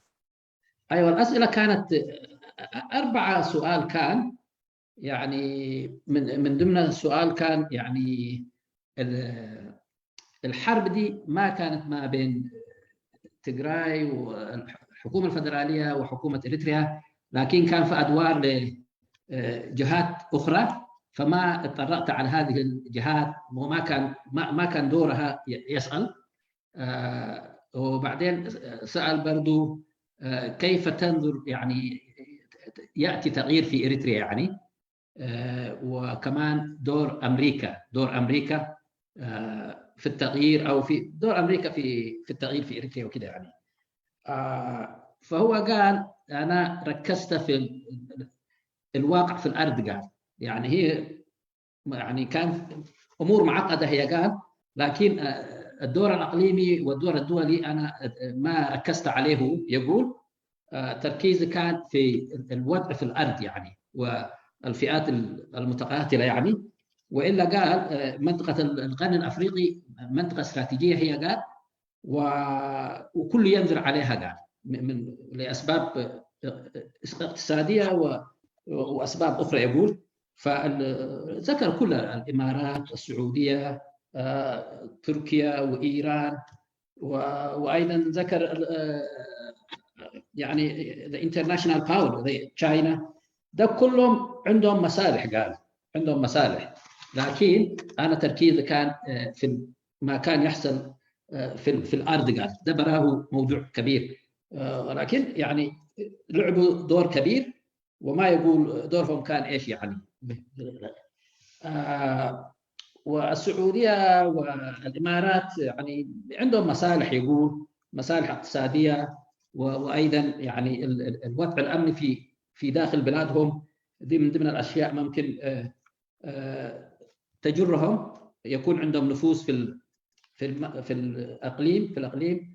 ويقول أيضا يعني المفهوم إنه البترول ما حيكون دائم، وبالتالي بحث عن مصادر اقتصادية أخرى. يقول دور أمريكا، يقول كان عندنا رئيس ل4 سنوات قال ولا يهتم بقضايا دولية، كل تركيزه كان في الاقتصاد الأمريكي، وبالتالي يعني نسى دور أمريكا في الأمن، وفي دور أمريكا في العالم عاد باختصار شديد. الآن عندنا إدارة جديدة يقول برئيس بايدن، وأمريكا رجعت في دورها القديم، يقول يعني الاهتمام بدول أخرى يعني. فده هو اللي قاله عن الهناي وعن أنا ما تجاهلت الدور الإقليمي والدولي قال، لكن أصلا الوضع في المحلي براه موضوع كبير وركزت عليه. يقول والآن يقول الوضع يعني كايوتيك، يعني فوضى فيه، ممكن فوضى يحصل، وتداخلات إقليمية ودولية من الممكن. قال بالذات أبي أحمد يعتبر وصفه بأنه نايف، يعني يفقد ليس له خبرة، وممكن تداخلات تقدر تحصل. وإيساياس يعمل بالسكوت. يقول هو ستيل عنده دور كبير، لكن يعني هو عنده طموح من زمن طويل، فبيعمل وبيسكت. قال يعني هو بيفعل كل أشغاله كل أعماله وهو ساكت. يقول السؤال لنا مهم، وبرضه أستاذ قرماي قال النقطة الأخيرة فعلا ده إنه كيف يأتي تغيير لإريتريا. قال فهو ذاته قال أنا ما عندي إجابة. قال طالما إيساياس موجود قال أنا ما عندي إجابة. قال يعني إنه يعني ممكن، لأن إيساياس قال لا يؤمن بالسلاح، ولا يؤمن بالدبلوماسية، ولا يؤمن بالنقاش. قال النقاش بيشوفه وكأنه ضعف يعني. فبالتالي ده طالما إيساياس موجود في السلطة لا يوجد حل. قاعد يقول كيف نزيح إيساياس؟ دي قال سؤال صعب. قال ما عندي بلان، قال ما عندي خطة أنا مني، لكن قال إنه ممكن الدور الدولي يكون إنه ايزوليتين، يعني نعزله، ومنها الأمور تبدأ يعني. فهو يعني صراحة نقطة مهمة لنا، إنه بيذكرنا إنه طالما إيساياس موجود في السلطة ما في حاجة اسمها صلح أو تفاهم فيا ريت الناس دي تنتبه عليها، لأنه رجل عنده تجربة طويلة مع النظام، يعني مع عقلية النظام وكذا يعني. أعتقد كده. أما التعليق بتاع زين أنا ما حترجمه لأنه كان موجه لهنا. قرماي تفضل. افتح المايك قرماي.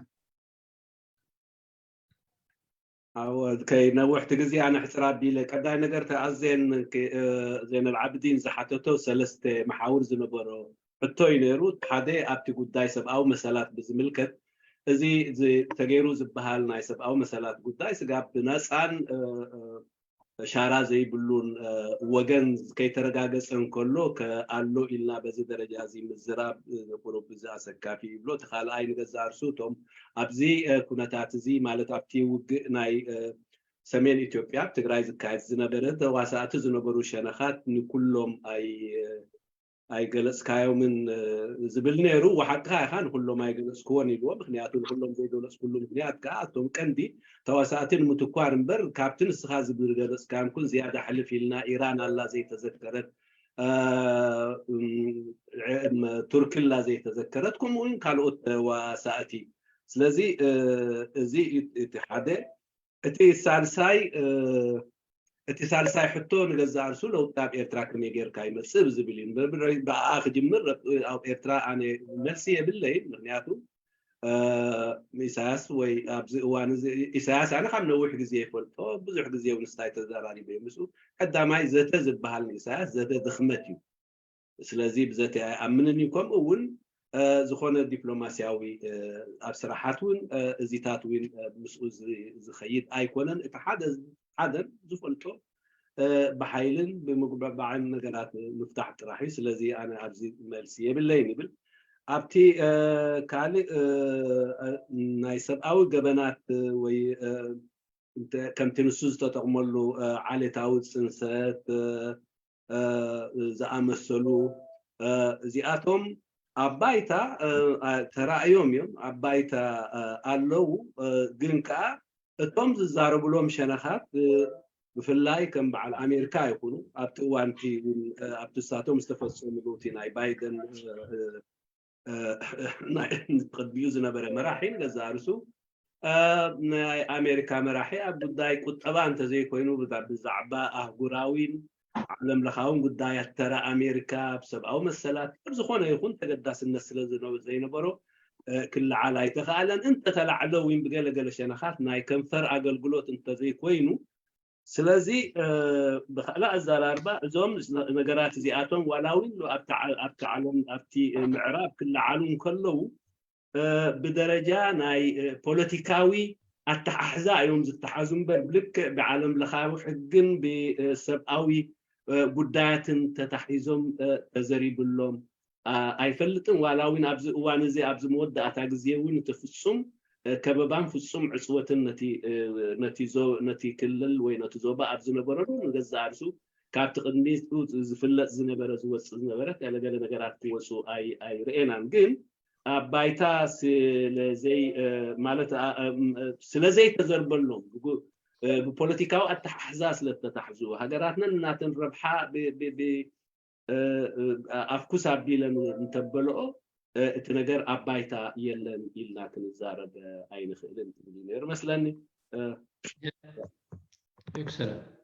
ኦኬ دكتور صلاح ዝኾነ ሕቶ ኣሎ ንዝዑ ከቕርቦሞኒ ንስኻ ብእንግሊሽ ወኡስታዝ ግርማይ ከዓ ብዓረብ ገይሩ ነቶም ፓርቲሲፓንት ትርጉም ኣሎ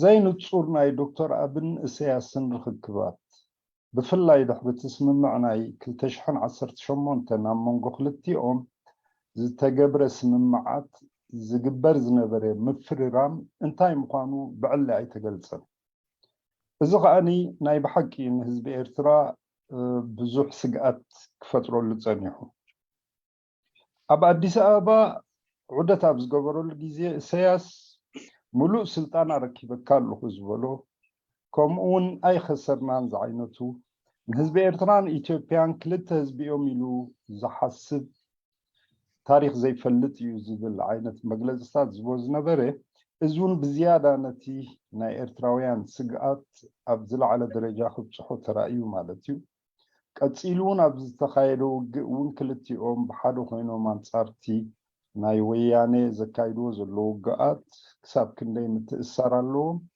ናብ ምንታይ ዝዓለመ ኣብ መጨረሻ ግን ኣዝዩ ዘይንጹር ኮይኑ ካብቲ ስግኣታት ወይ ከዓኒ ኤርትራ ዘንጸላሉ ሓደጋ ኣሎ ካብ ዘብል ሰራዊት ናይ ፌደራል መንግስቲ ናይ ኢትዮጵያ ኣብዚ እዋን እዚ ብብዙሕ ቁፅሪ ኣብ ውሽጢ ኤርትራ ይርከብ ክሳቡ ናብ ቀይሕ ባሕሪ ናይ ባሕሪ ሓይሊ ናይ ኢትዮጵያ ኣብ ምምዕባልን ኣብ ምስልጣንን ይርከብ ካብቲ ዝተገብረ ስምምዓት መሰረታዊ ዝኾነ ንኤርትራ ሓደጋ ከምፅእ ዝኽእል ብኣኻ ወገን ዝኾነ ኣናብባ ወይ ከዓኒ ትሪኦ ነገር ኣሎ እንተዳ ኮይኑ ብዛዕባ እዚ ርክክባት እዚ እንታይ ክትብለና ትኽእል شكرا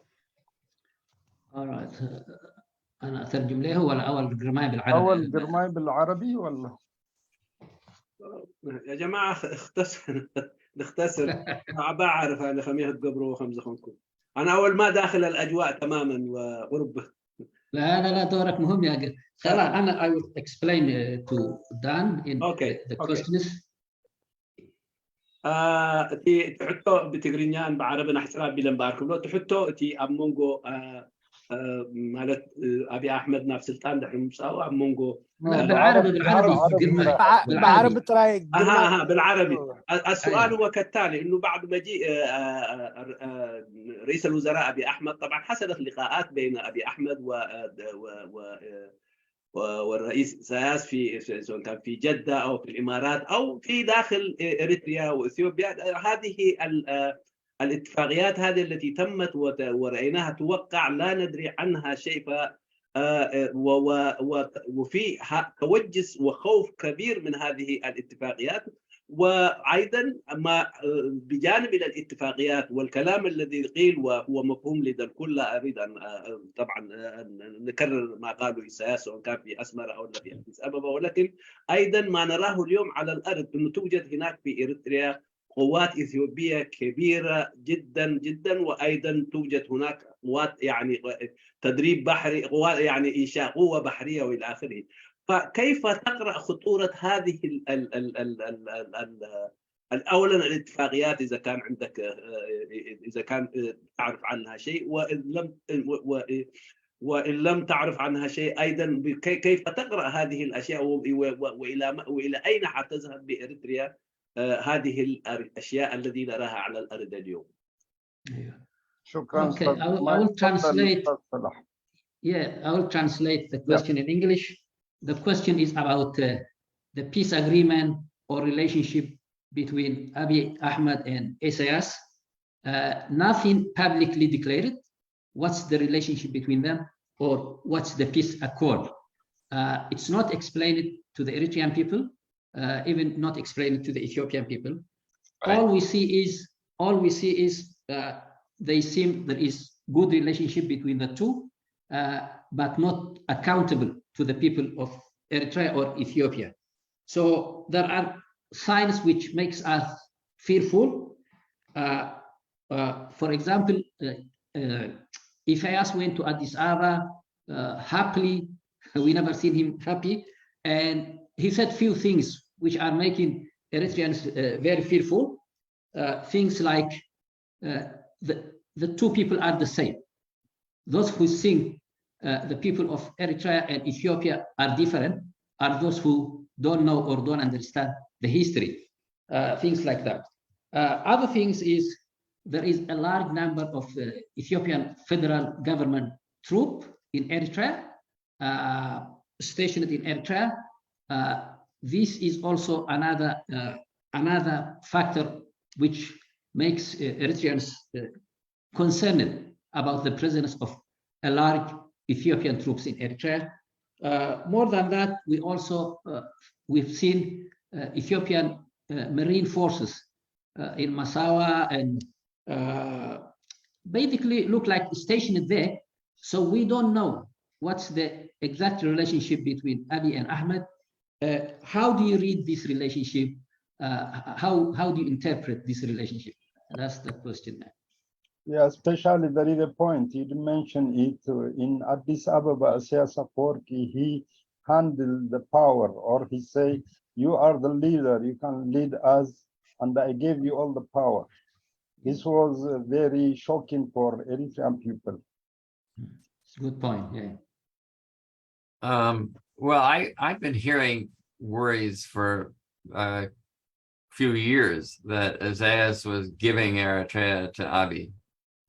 In a sense, I have always thought it was the other way around, and that Isaias was playing Abiy with this, dangling this thing in front of him that was really bait to pull him into Isaias's orbit.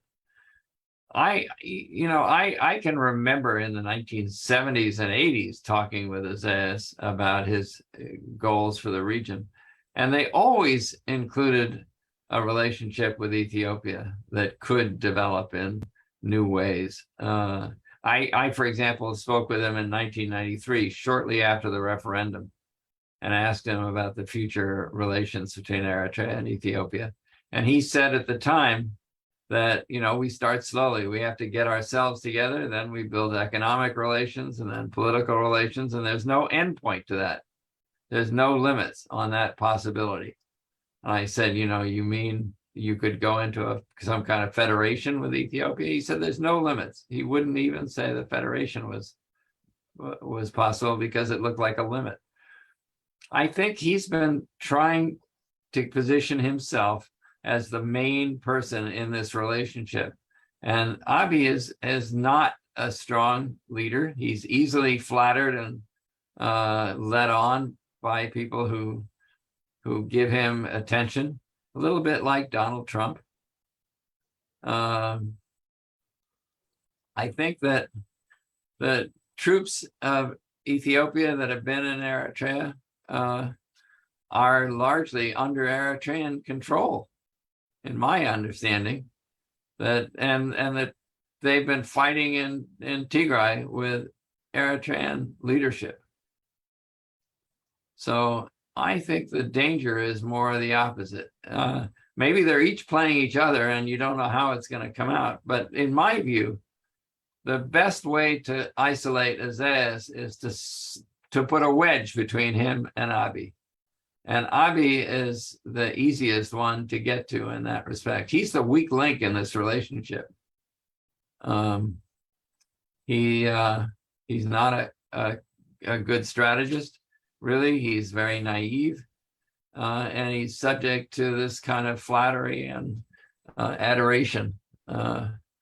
And you can see the opposite of that, of course, when he has his temper tantrums when somebody criticizes him.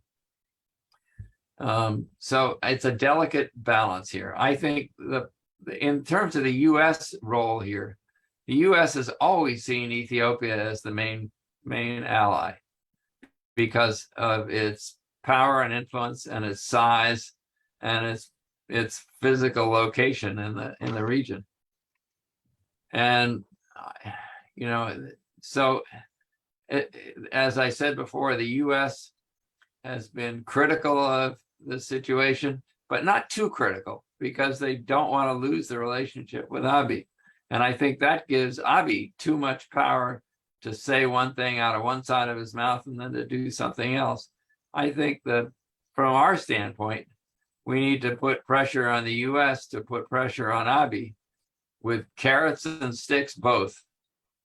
Offers of aid, perhaps, but a serious attempt to get him to commit to getting Eritrea out of Tigray.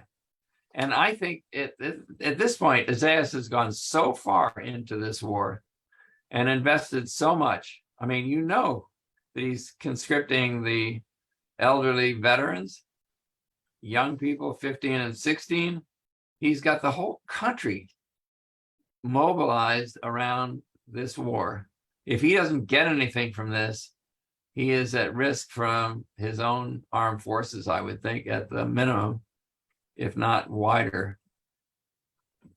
So I think he is in an I can't turn back place for himself. Abiy, on the other hand, has some options here. And he may overplay himself with Tigray by gloating about the victory and make a mess of this. But he is the one subject most to pressure from the outside.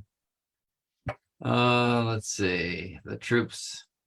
I just don't think that the troops in Eritrea from Ethiopia are a risk to Eritrea. I think they're more a risk to Ethiopia, and that Isaias is going to get control of them. He asked you about the Navy too. The what? Ethiopian Navy. The Ethiopian Navy training in Massawa. Yeah. Well, that's clearly that's part of Abiy's dream, is to be a big power in the area with a navy. I don't know much about the situation of the Marines in Massawa, so I can't say much about that. But I think Isaias is making deals that benefit Isaias and Eritrea, his Eritrea at least. And he is not going to get outmaneuvered by Abiy. I just don't think I don't think he's clearly a master at this kind of strategy and playing people off against each other. And I don't say that as a good thing necessarily, but that's one of his skills. Okay. By the way, do you remember the three-way alliance they were building between Somalia and Eritrea? I always saw that as Eritrea's building a relationship with other weak countries that Isaias could control, because he has always worked within other small groups that get into a position within a larger group to influence and expand his influence and power, a force multiplication situation. So he had EPRP inside the EPLF. He had forces friendly to him inside the NDA, the National Democratic Alliance in Sudan. He had forces inside the Somali alliance that he was trying to encourage. To use a position of enforcing his will on a larger group, which could then have bigger power in the region. He did not, for example, go to the AU or IGAD to do this, because he would be completely crushed there by much more powerful countries than he is. So whatever happened to that alliance with the Somali, Eritrea, and Ethiopia? It's gone, right? I mean, it just dissolved. Nobody talks about it anymore. But I think that was really Isaias acting behind the scenes with Abiy fronting for it to create a way to expand Isaias's influence. Anyway. Yeah, difficult question. Yeah. All right. So إجاباته كانت هو بدأ من السبعينات والثمانينات حديثه مع إيساياس، فيقول أنا لأنه نحن سألناه ما علاقة أبي بإيساياس وكده يعني، والمخاوف الإريتريين، فهو قال حديثي معه في السبعينات والثمانينات يقول تصوره أو علاقته مع أثيوبيا ما لها حدود، يقول ما لها حدود. يكون يعني أيوة تكون علاقة سياسية، علاقة اقتصادية. يقول حتى سألته قال إنه فيدريشن، قال لهم ما في ليميت، ما في حدود، فبالتالي أي شيء يعني وارد. يقول بعدين برضو تطرق في شخصيات إيساياس وأبي، فيقول صعب تأثير في إيساياس لأنه شخصية يعني أول قوي، وبعدين كمان يعني من الصعب يتغير ومن الصعب تأثر عليه. يقول أما أبي أولا ما عنده التجربة، قال وممكن فلاترين يعني إنه يعني بالعربي نقول شنو، يعني لو روجت عليه if you say good things about him يعني ممكن تغيره وممكن تجيب تأثير. قال يحب المدح، يعني يحب المدح. ايوه يحب المدح. ايوه شكرا. فبالتالي قال انه من السهل ممكن تغيير ابي او تاثير ابي او ضغط على ابي حتى يجي تغيير في المنطقه يعني. ومن المهم قال انه نحن يعني ناخذ حد في علاقه ابي وايساياس، وما حنقدر نأثر في إيساياس لكن نقدر نأثر في أبي. يقول ودور أمريكا في الموضوع ده مهم. يقول أمريكا حريصة، يقول لأن من ناحية ما دايرة علاقاتها تكون سيئة مع أبي، لأنه أثيوبيا مهمة لأمريكا بحكم أنها دولة كبيرة ومهمة لأثيوبيا، فبالتالي سياسة أمريكا مع أبي قال يعني ما ثابتة يعني. فالعبارة اللي استخدمها walking along a fine line، يعني بيحاولوا يرضوا أبي وبالتالي ما بيشدوا عليه شديد كده يعني. حاسه هو اللي قاعد يقولوا اما بالنسبه للجيش الاثيوبي في اريتريا يقول انا ما اشوفه خطر لاريتريا، يقول بالعكس اشوفه خطر لاثيوبيا، يقول لان الجيش الموجود في اريتريا هو يعني تحت سيطره إيفياس او تحت سيطره حكومه اريتريا. فيعني هو باختصار يعني بطريقه ثانيه بعباره ثانيه قاعد يقول انه هو ما هذا الجيش يسبب مشكله في اريتريا يعني، وبالتالي إيساياس طموحه اكبر، ما طموح انه اثيوبيا تاخذ اريتريا، هو عاوز يكون الرجل الاكبر في المنطقه يقول، وبالتالي ما عنده معنى كثير قاعد يقول انه ما في تخوف، لانه اصلا اريتريا في خطر طالما إيساياس موجود يعني بمفهوم كده يعني. اما بالنسبه للقوى البحريه الموجوده في اريتريا قال نقطتين جاب، من ناحيه قال ابي هو برضو يحب مظاهر قال وعنده طموح في المنطقه، وبالتالي يعني دي من ضمن الطموحات هي، والاثنين يعني ربما الاثنين يمكن عندهم نفس الطموح، بس يعني إيساياس اقوى يقول. فتقريبا ده انا مسكت النقاط هذه، والاخ ما يتفضل. شكرا دكتور صلاح. تفضل استاذ جرماي. اوكي بزعباتي حتو سمعناني رناينا مثلا تحتوتي اني بالبروفيسور دال كونل اب إرترا مالت كاب 1978 علامه اب زوبا زل كان تاي مثل الى وين تاي مثل الى اب زغربو زنبركو حلته كل غزيه مالت نحنا مس إثيوبيا كلونا زخيل تزمدنا أجداسيو بكاب مالت كاب قطباون محبراون بوليتيكاون زمدنا تات حسكا قدب زي بلو ديابي زمدنا يبلو بدحريه ون نصور نخون سقاب فيدريشن يخيدو انتبلكو قدب يبلو زي زمدنا زي بالملسيهم مالتيو سلازي أبتي نايت زوبا الرأيو نزيز مثل نزي على مازي متكبار وي نزع على مازي ابا حنقول سلازلو كل غزيه اتي زغبرو زمدناتات مستوم زدخمو ابز كبابي زلو وغنات يتزغبرو تدارينا مسومال مسدخمرو وغن يغبر اب اثيوبيا مسدخم اب السودان وين كومو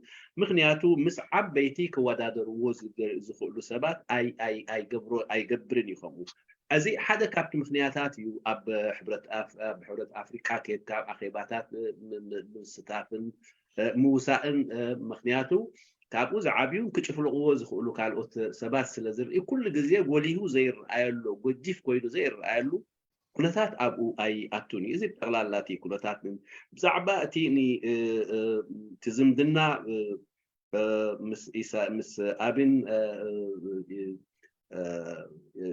إساسم زلو زمدنا زي تزدخم قلبيت اب تزمدنا زي ابي مخنياتو حدا ناي تمكرو قدالو كال وين بزح مالت ترير دخونه مرقص كمتي بإساس زري ايرن بقليلو وين كت صلوا كتحضرلو السب يوه سب بوليتيكا عين يوه يو خافت بالتخص لازي زلو زمدنا نزي مثل ابز زمدنا تاع زخا عبي كوينو نخوص تقدم بالكاز تقصول تلعل ابتلعب تقدم اين بستتقسه نجزا ارسو ابزي بزح ياو فيرو ابز قدرات زي اساس زوفرو قليل يكونن بعيني السلالفه نايت حيلي تاع ابناء مكلخال حيتات إرتران تداريخا من سيتوديو سقاب تزلع ماده سقاب شماغليتات بس يحو ابزي نسو ناي دحريس زملسلو من قديد قدميت انت زي كوين دحريس زملسلو من قد يبلو كوبي بحريو ابي قد دحريس تملسي ودنات تقبر في لي وش اثيوبيا وش تقراي ابتنا تنكبلي خيلو ابزي تي ناي امريكا تراخن نقولنا امريكا اوروب مالت سنكر زباله كنتات يزخنتات زي حداني ابي نجزا ارسو كابتي مسكال اوت اتي وزلو انا جيت كان مخنياتو امريكاويان تقمد تقدسهم اثيوبيا بقرن افريقيا كنت زلاتو كوينا حنتي هاجر كوينا كتقصل سلازدليو نازل مدبار كا إيوتي سعرتاتهم جن كأبوز في أجمع يكونن بترن كاروتين كتقامو يخل يوم ويتي كوهرس دبلوماسي كتقامو يخل يوم تي دبلوماسية الإكراه فزي بوغن بتنا أمريكا زلوا خيرين كله بوغن اتي سراويت إثيوبيا زلوا زبل تنتريفنا عن زلوا سراويت إرترا سراويت إثيوبيا إرترا زين دعي إثيوبيا زي يكون إرترا زي يكون شجر زيادة عن إثيوبيا معناته بإساس كزوري خيلي خون سراويت زلزي زي بزح استايكون انت تي حي لبحري نزبل حلمي ناي ابي وينكم مو حنتي عباي هدر افدق بحري زلوا زبل بزح حلمتات كهلو يخيليو اب زي امونغو كلتي اتوم زلو زمدنا جن اتي زلعله سلاوينا ناي زمدنا زي أساسي ببحري وحيالي يخافوا مزخونه يكون سوزبلون تزي يكونوا كال قبل أيقونن نسوز لزخونه أبزي قعزو أبزي زخدو زلوا من قدي خصيج كله أبتنري أودر لنا تزم دناتاتو مس كلهم مالت زدخم حيلتات جن كأشجر كجبر زخلوا أبت خبابيتاتو أبكت كبابيهم مزياتهم زم دناتات اللو مس كابو ني قوليهم مزر أيو كابو نزحيلو جن مس أتوم زخون زمدنا أي قبرني بتغلالو جن تي ني إرترا شجر اللو إلكاك تزارب مزراب متداخلين كل جزء ني إرترا شجر اللو أزجاب زخونة هذه كم دي زجاب زهالو بإرترا. شكرا أستاذ قرماي. أستاذ صلاح أبو ناصر. شكرا أستاذ أمينو. تفضل حي. أول أشكر البروف كونيل على استجابة الدعوة، وأشكر من خلاله كمان الدكتور محمد ريس أو الدكتور محمد صالح بجوراي على التوسط في الدعوة الكريمة. وسؤالي للبروف هو: ما هي غراءة الحكومة الأمريكية لدور النظام الدكتاتوري في المنطقة والإقليم بصورة خاصة؟ وما هي السيناريوهات المتوقعة من الحكومة الأمريكية تجاه النظام الدكتاتوري في أسمرة؟ شكرا أمينو. شكرا أبو ناصر. معلش كده كررها عشان سؤالين سريع كده يقول. طيب، ما هي غراءة الحكومة الأمريكية لدور النظام الدكتاتوري في المنطقة والإقليم؟ اوكي. وما هي السيناريوهات المتوقعة من الحكومة الأمريكية تجاه النظام الدكتاتوري في أسمرة؟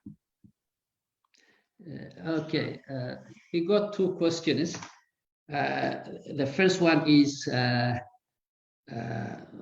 أولاً أشكر هو وأشكر الدكتور مجاوراي. First, he thanks you for accepting the invitation, and also Dr. Mujawrai, who he formed liaison between me and you to invite you. So the two questions. والله أنا ما أعرف، ما ركزت يا صلاح.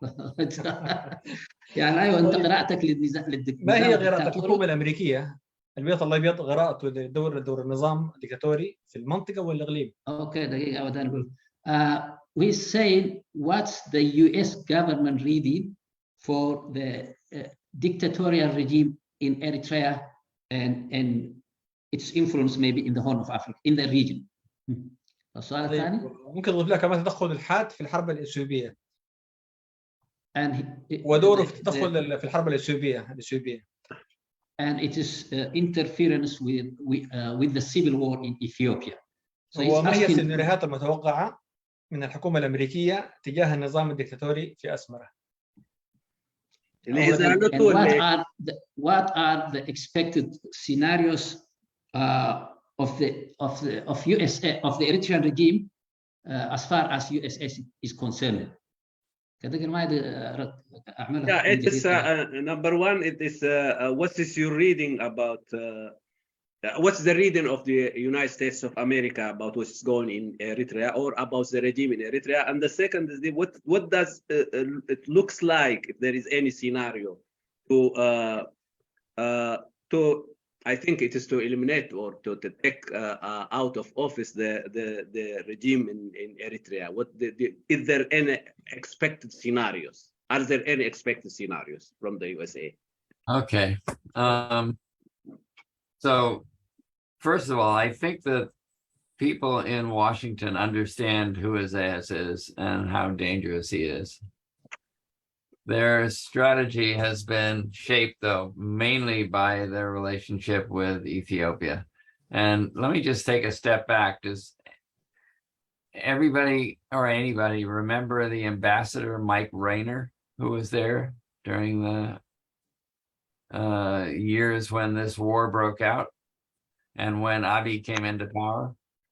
Mike Rayner was a big booster of Abiy from the beginning. And he had his ear, and he encouraged him to move very quickly in setting up the Prosperity Party and getting rid of the EPRDF as a political force in Ethiopia. And I had arguments with him often but he was a person who saw the TPLF as Marxist, basically.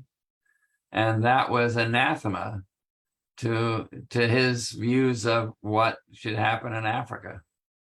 That Marxists running a big country that was important to the US and the TPLF, he was part of the thinking that the TPLF needed to be sidelined. I don't think he foresaw this kind of a war at all, but he encouraged Abiy to go big and to go fast with his transformations. So I think the US played a destructive role in there, and it came from an ideological place, not a rational analysis of the situation on the ground.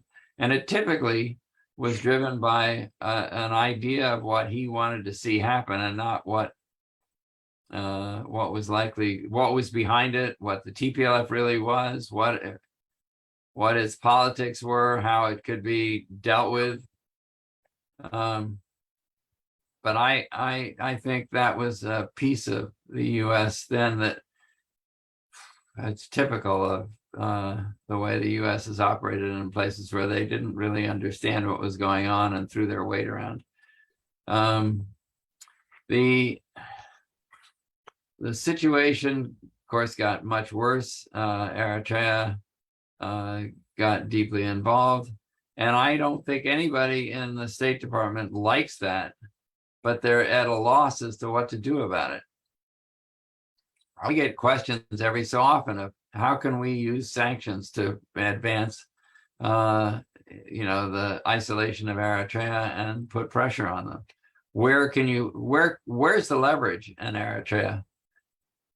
I don't think there's any plan in the US that displaces Isaias. And that is one, because they don't want to intervene at that level in any country, especially while they're arguing that the Russian involvement in Ukraine is what it is. Those days when the US could come in and change governments, I think are mostly gone. I don't think the US has the power and influence to do it anymore. But much as they might like to. But the thing is that one of the things holding them back is that they don't want to jeopardize their relations with Ethiopia, because Ethiopia is still important as an anchor state in their strategic understanding of that part of the world. And I think one of the things that's important to do is to let people in Washington know that they're at risk of giving Isaias more power, not less, if they stand back and don't do anything there and allow the situation to continue as it is. I think they're afraid of what Isaias can do. They don't like him, but they don't have any idea what to do to get rid of him. And when I talk about it with them, they basically say, if Isaias went, who would replace him? How do we know it won't be worse? How do we know it won't be chaos, civil war? And the problem is that I think here is the opposition isn't really a credible alternative. So building coherence among opponents of Isaias is the most important thing that Eritreans can do to be credible enough that the US would see the opposition as important to deal with. And without that, you know, every time you go and you say, what happens if Isaias goes? And you know, who has an answer? Who could replace him? What could replace him? I think that's the biggest challenge that we face outside like this. We need an answer to that.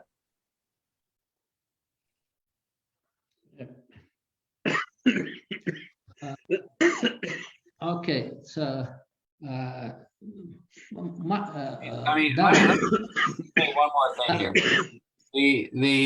You know, the questions came up several years ago when they were looking at sanctioning Eritrea. Where do you sanction? And for me, the Red Sea Corporation was a point of leverage. And I noticed that they put the Red Sea Corporation into their sanctions box. Where else? Where else could they put pressure on Eritrea's economic or political relations with regional powers like the Emirates, the Saudis, and so on? He's been a master at dumping one ally and then picking up another one. So interfering with that would be helpful. Isolating him and showing Eritreans that he is really not a credible leader that's doing any good for the country is, in the long term, I think, really important too.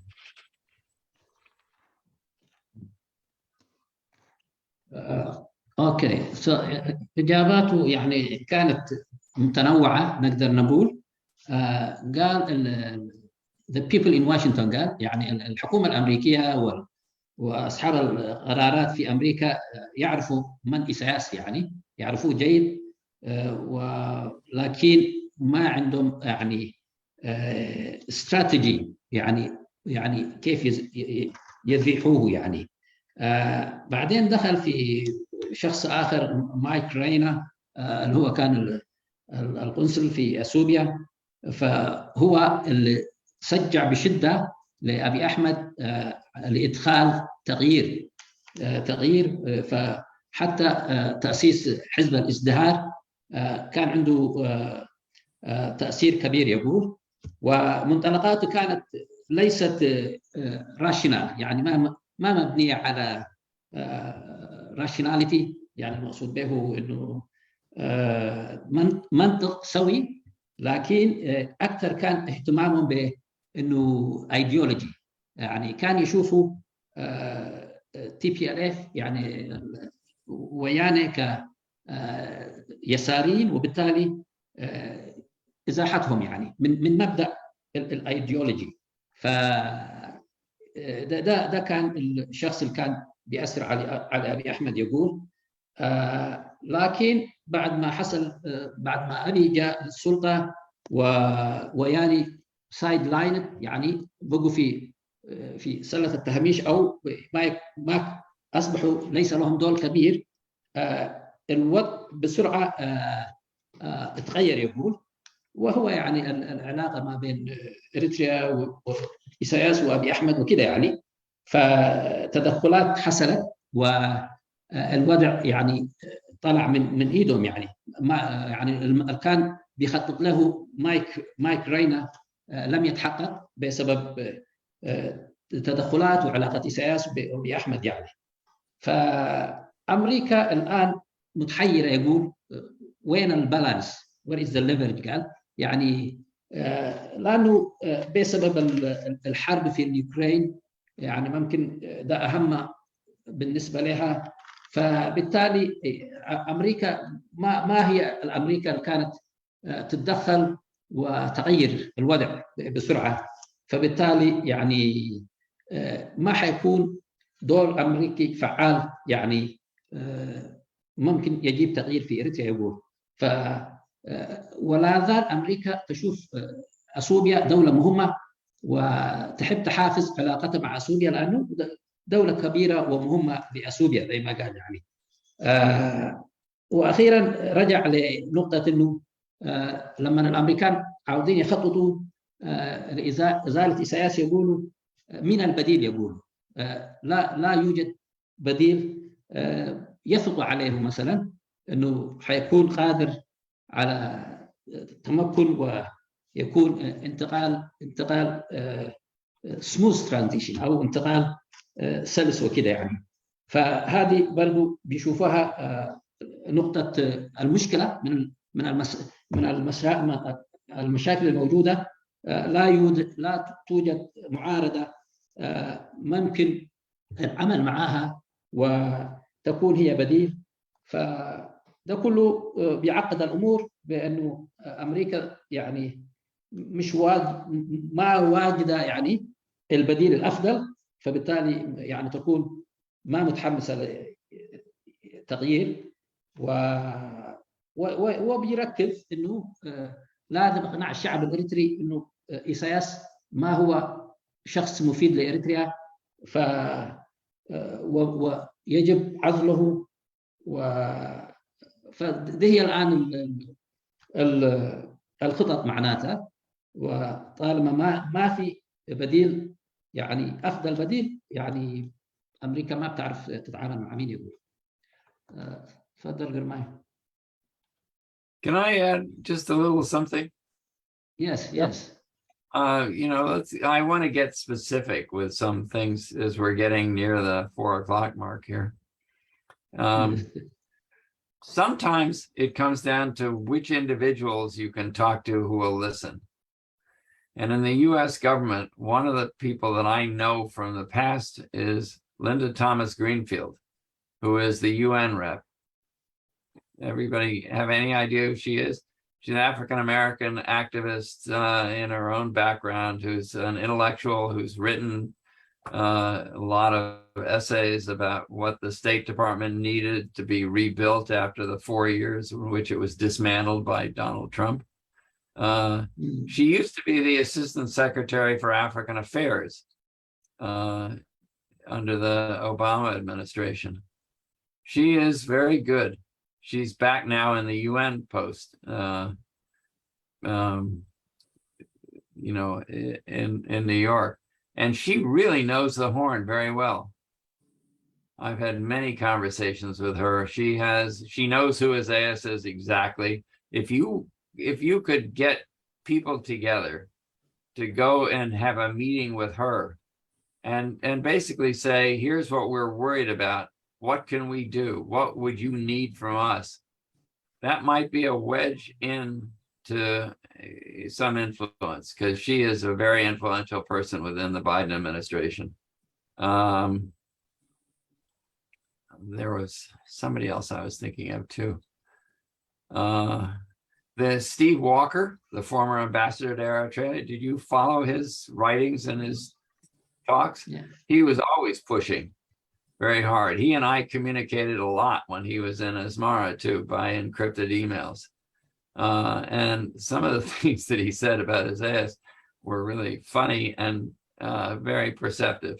He knows who Isaias is. He is now out of that office, but he has a lot of influence within the State Department. So he is a good person to be in touch with. So that's 2 people, I think, who could be a link for anybody who is interested in organizing a conversation with the US government. هو نقطة مهمة قال وأضاف نقطة يعني هو علاقة بأنه كيف يمكن الوصول للإدارة الأمريكية، لأنه وكيف يعني تأثيرنا يعني حتى يعني نحصر إساياس أو كمان نجيب تغيير في إريتريا. فذكر دبلوماسية الاسم الثاني أنا ما مسكته لكن لين كده قال هي الأفريكان أمريكان أكتيفيست قال كان عندها في اليو إن مكان أفريكان أفيرز، يعني هي في الأفريكان أفيرز ديسك، معناتها مكانته كبير وبتعرف قال معرفة جيدة عنده عن القرن الأفريقي. فهي واحدة من الأشخاص ممكن المعارضة الإريتريا أو الناس الجهات تقاوم النظام أن تفكر تلتقي معها ولأن هي تعتبر من ضمن بايدن ستاف فيقول دي طريقة واحدة إنه تصلوا صوتكم يصل للإدارة الأمريكية. والشخص الثاني هو كان القنصل الأمريكي في إريتريا ستيف بوكا وكلنا بنعرفه. رجل كان very vocal يتكلم من داخل إريتريا وينتقد إريتريا يعني إساس بشدة. وقال أنا كنت متواصل معه هو أثناء في إريتريا برسائل يعني encrypted messages يعني وبيقول he knows إساس very well. So فهو شخص آخر ممكن عن طريقه نصل لأصحاب السلطة والناس بيأتوا يعني الناس المؤثرين في أمريكا. دي النقطة الأخيرة يعني. تفضل قرمي. اوكي كان اسمها جرينفيلد سكند نيم صراحة. ايوه معلش انا قاعد. شكرا. اوكي بزعبا امريكا ني اساس يفلطو دو اي فلطو نزبل صبو غيروم يفلطو يوم مني اساس افلطو الو ግን ጌጋታት ይርከብ ኣብቲ ብምሕዳር ወይ እቲ ዝውሰድ ሓበሬታ ካብ ገለ ሰባት ኣብ ሞናብቶም ናይ ፖለቲካ ከሸንቲ ወይ ከይድን ከሎ እዚ ንገዛእ ርሱ ውፅኢቱ ጌጋ ይኾን። ሓደ ካብኡ ማይክ ራይነር ንገዛእ ርሱ ምስ ዓብዪ ፅቡቕ ዝምድና ጌርካ ብዓቢ ሒዝካ መፂእካ ነዚ ኩሉ እንተኣሽምኡ ወሊሁ ከም ዝረአ ጌርካ ናይ ብልፅግና ዝብል ኣብ ክንድቲ ዝነበረ ሰልፊ ናይ ኢህደግ ነዚ ንክገብር ካብ ዝደፋፍኡ እዩ። እዚ ከዓ ኣብ ዓብዪ ጌጋታት ኣውዲቑ ማለት እዩ። ምክንያቱ ንሱ ዝተበገሰሉ ነገር ዝሰብዝ እንተደኣሎ ኣብ ክንዲ ካብቲ ፖለቲካዊ ቁጠባውን ረብሓታት ናይ ኣሜሪካ ይኹን ወይ ናይቲ ከባቢ ኣብ ክንዲ ምርኣይ ንገዛእ ርሱ ኣብቲ ክለሰ ሓሳባዊ ትሕዝቶ ናይቶም ኣብቲ ቦታታት ዝነበሩ ሓይልታት ይርኢዎ። ምክንያቱ ንሕወሓት ከም ሓደ ማርክስ ሌኒስት መስመር ይሪኦ ስለ ዝነበረ ነዚ ከልግስ ኣለዎ ዝብል ነይርዎ። ስለዚ እቲ ኩሉ ከጋጥም ዝኸኣለ ነገራት ኣጋጢሙ ነዝን ምግባር ከዓ ኩሉ ግዜ ንዓቢ ብቁልጡፍ ክንቀሳቀስን ብቁልጡፍ ነዚ ነገራት ዝገብር ካብ ደፍቅዎ ዝነበሩ ማይክ ራይነር። ስለዚ እቲ ውሳኔታት እቲ ናቱ ድፍኢትን ኣብቲ ቦታ ዝገበሮን ይኹን ኣሜሪካ ዝሃቦ ይኹን ሓደ ካብቲ ኣብ ጌጋታት ዘውደቐ እዩ።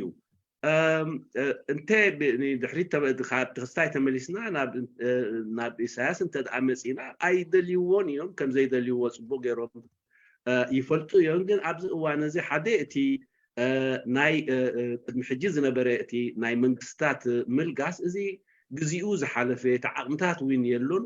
ብምስኡ ከዓ ምስ ሎሚ ኣብ ኤውሮጳ ዝካየድ ዘሎ ናይ ዩክሬን ውግእ ንገዛእ ርሱ እቲ ኣገዳሲ ወይ ኣተኩሮ ናይ ምሕዳር ኣሜሪካ ኣብቲ ብጣዕሚ ናብቲ ናይ ዩክሬን ዛዘወን ናብኡ ዘተኮረን ይኸውን።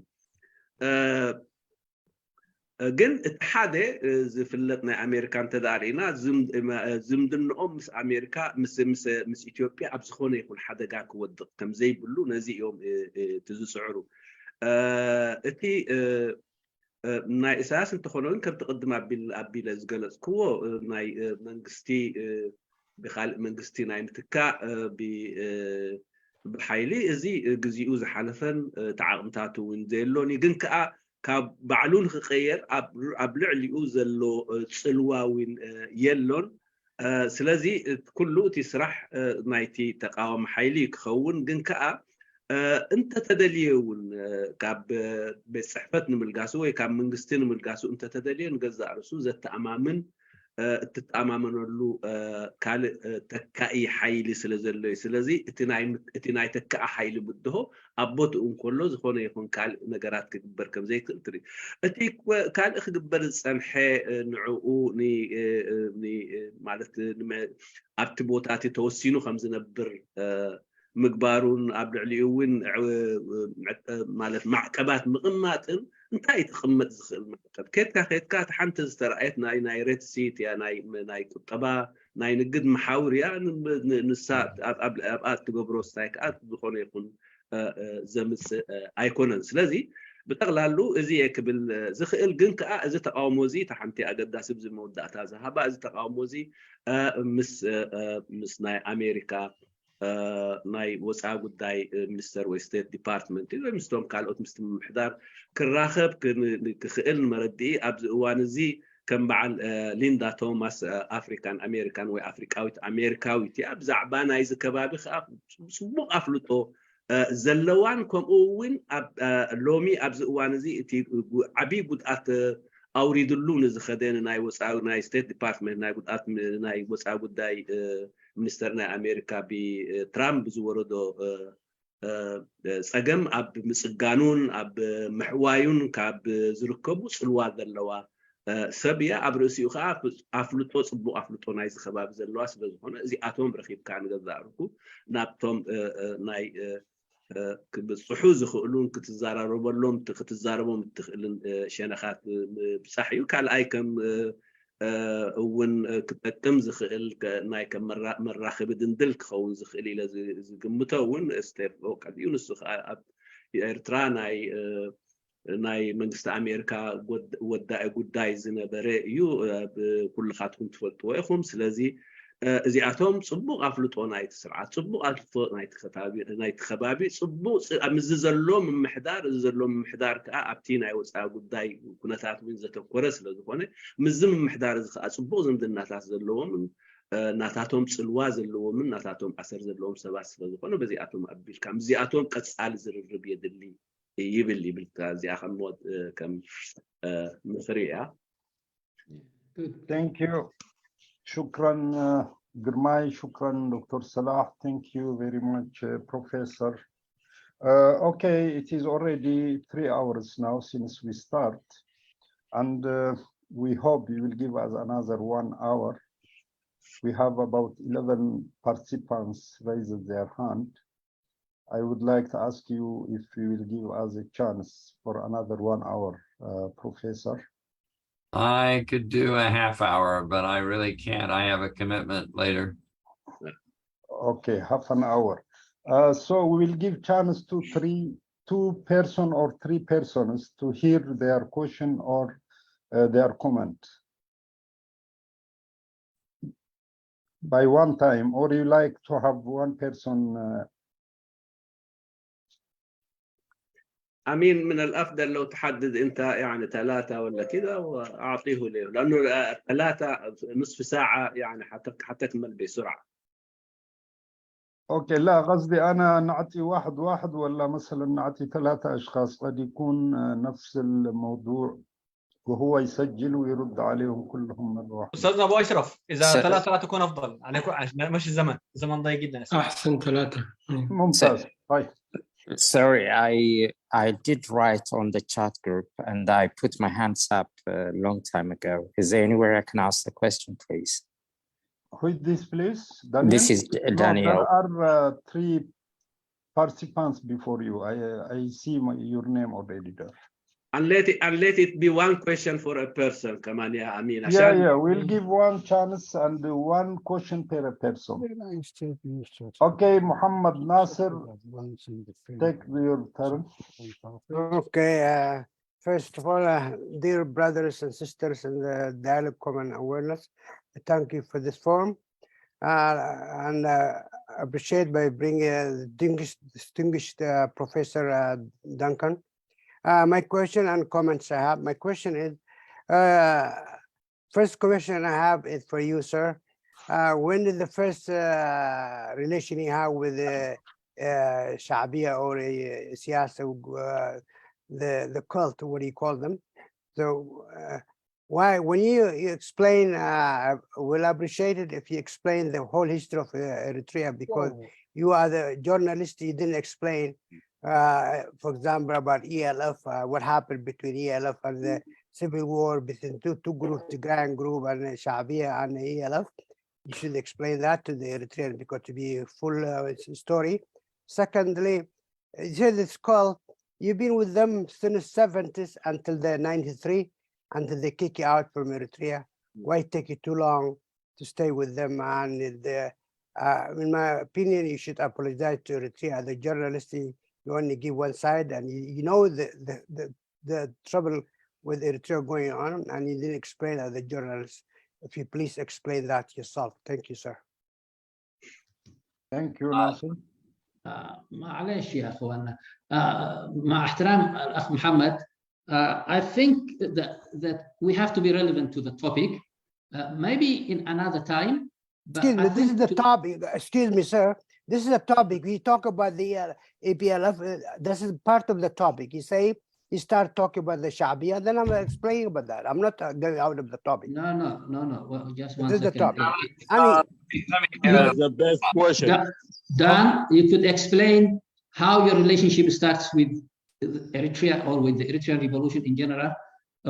He never mentioned the ELF, so we bring in another new issue.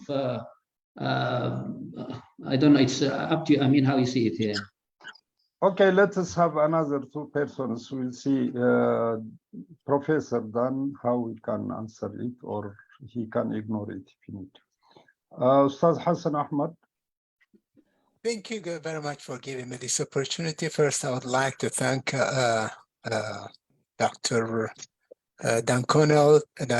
Thank you very much for your detailed, educational, and engaging presentation. In your presentation, you mentioned time and again that the EPLF, whoever knows the EPLF in the 70s and 80s will not be surprised on what is going on in Eritrea today. In addition, you mentioned that the EPLF leadership background was leftist. The reason that I mentioned this is because the scenario of the 70s and 80s and 90s is repeating itself again.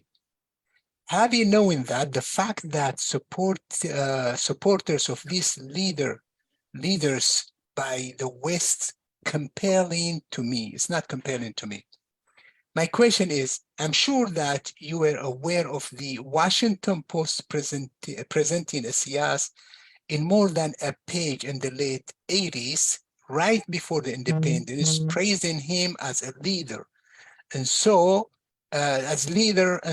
on, and presenting him as in a golden plate to the American politicians. Who was doing that? That's one question. What was the motive? And did you have any part in that? Another second one, a lot of Eritreans believe that the West, specifically America, had a role along with other countries on pushing the ELF from the field and support the EPLF to take over the leadership. If that is true, why were they doing that if both leadership of the two fronts were leftist? The reason I brought this one is because the United States don't know the right people to replace or to substitute this leadership. We always fall into the wrong leadership. Thank you very much. Thank you. هذه ممكن أنا ترجمة بالعربي لو عايزين ده. بعدين حتترجمها ايوه. طيب اوكي. Okay, Mr. Daniel Bayene. Thank you. First, thank you, Professor Dan. It was wonderful to hear from outsider about our affair. My questions, obviously, I did put 3 questions on the chat room. I don't know why you cannot be able to see it, but they've been asked by other members of this group, which is great. There is a worry about Red Sea. As you did say, the next commodity, it won't be oil, it will be water. We will control the sea.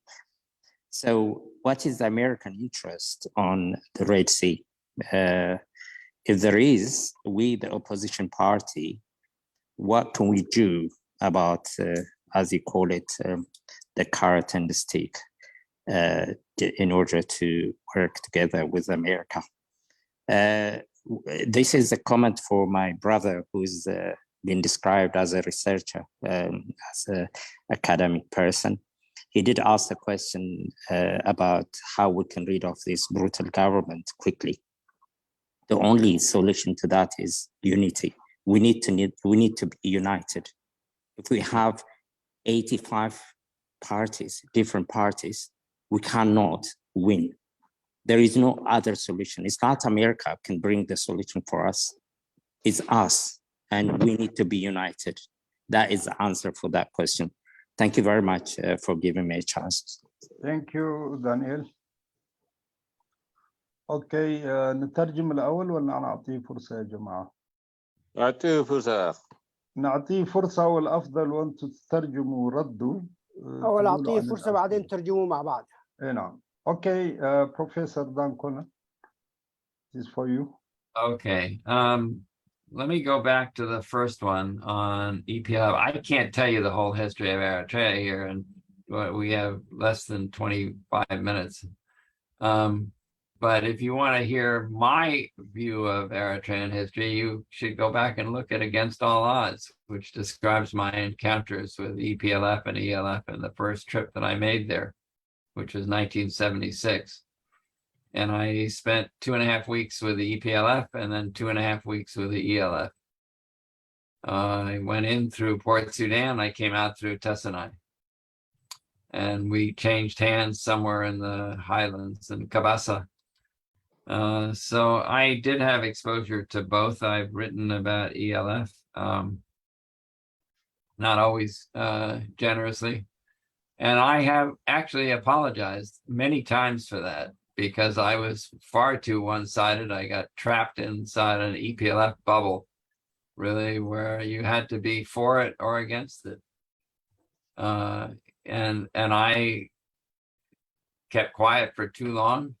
I have also said that quite a few times, and in fact, it's in my my second edition of Against All Odds, where I explain what finally triggered my understanding that I had to stand up and speak out. So I urge you to go get that book if you want to understand my position and how I got to where I was.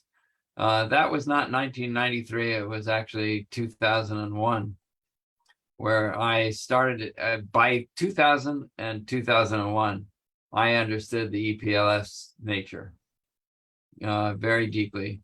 And I started organizing myself to collect information for when I would leave, because the minute I spoke out, I was going to get kicked out, and I knew that.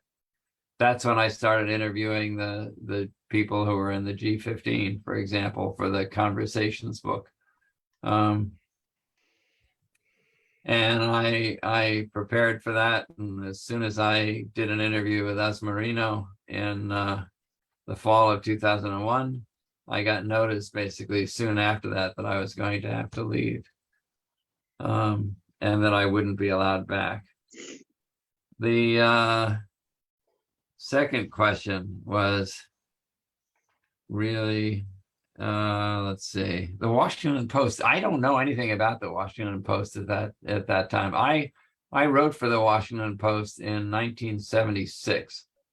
After my first trip into Eritrea, a big piece about the two fronts and what I saw and heard. And I went back to Eritrea in 1977 and began to send the Washington Post stories. And they kept changing the storyline in different ways.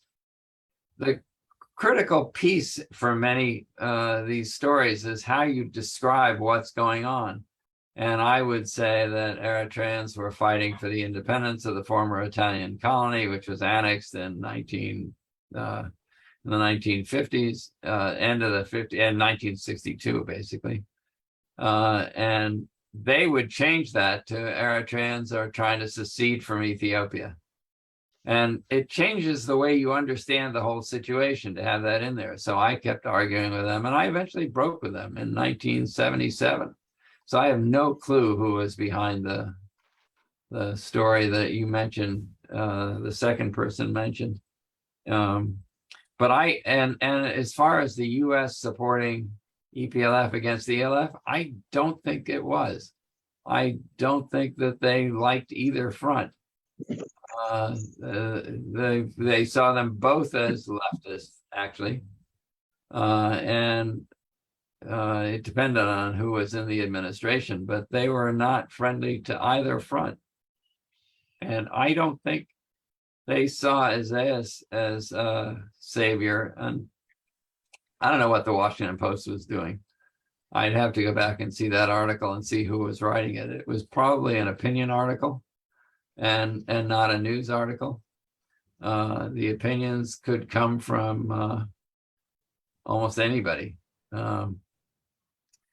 But I just do not think I wrote a piece actually in the 1990s about Isaiah, Melis, and who else was it at the time? Being part of a new leadership of left-oriented politicians who are can-do people who got things done. They're pragmatic. I was really off. And I did that with another journalist who shaped a lot of what was written and then put my name on it, which was a mistake. But that's what happens in the world of journalism. People get taken in at different times and they make mistakes. And I'm happy to admit mine and apologize to the people in the ELF who felt like I was slighting them over the years of the 1970s and 80s. I didn't talk about the Civil War. I mentioned it because I was sure that everybody here understood it. But, there's a limit to how much you can cover here. If you want to talk about Eritrean relations between the fronts over the years, that would be another seminar. Finally, Daniel's question about unity.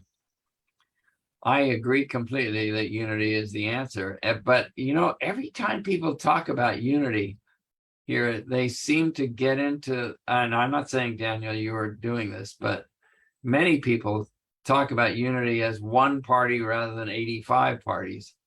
I think that at this point, you don't need a party that everybody's in. And that's too high a level of unity to expect with people with really deep differences over how Eritrea should be reorganized, what its future should be. You need to figure out, in my view, what are the minimum conditions for moving forward and building a broad front, not a party, but a broad front of people who can get together around the basics of what needs to change in Eritrea. And I listed some of those things that I see at the end of my talk. So, for example, the Constitutional Convention is important. That would rewrite or start from scratch with a new constitution, because you need a body of law that organizes your system in some way. And obviously, if you get specific, there are things like land use, language, and other things that have to be in that. But I don't think you can predetermine all that. I think the Constitutional Conference is important. I think that the reform and change of the national service is important. The release of political prisoners is essential, and the opening up of the economy. If you could get together with a front of people who committed to those kinds of principles without having to define everything else now, or to define themselves in a party structure, I think you would be somewhere. And then I would suggest that an opposition has to move forward with specific targets. So, for example, trying to get the international community to pay attention to Eritrea and the human rights issues within the country, as they are also tied to the war-making capacity of Eritrea in Ethiopia right now. The two are intimately connected through the national service and the repression of any dissent within the country.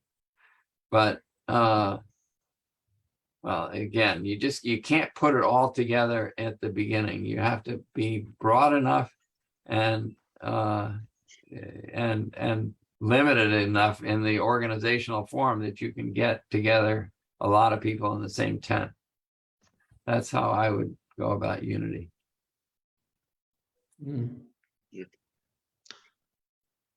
Sorry, about the Red Sea, questions. Sorry, I come through it.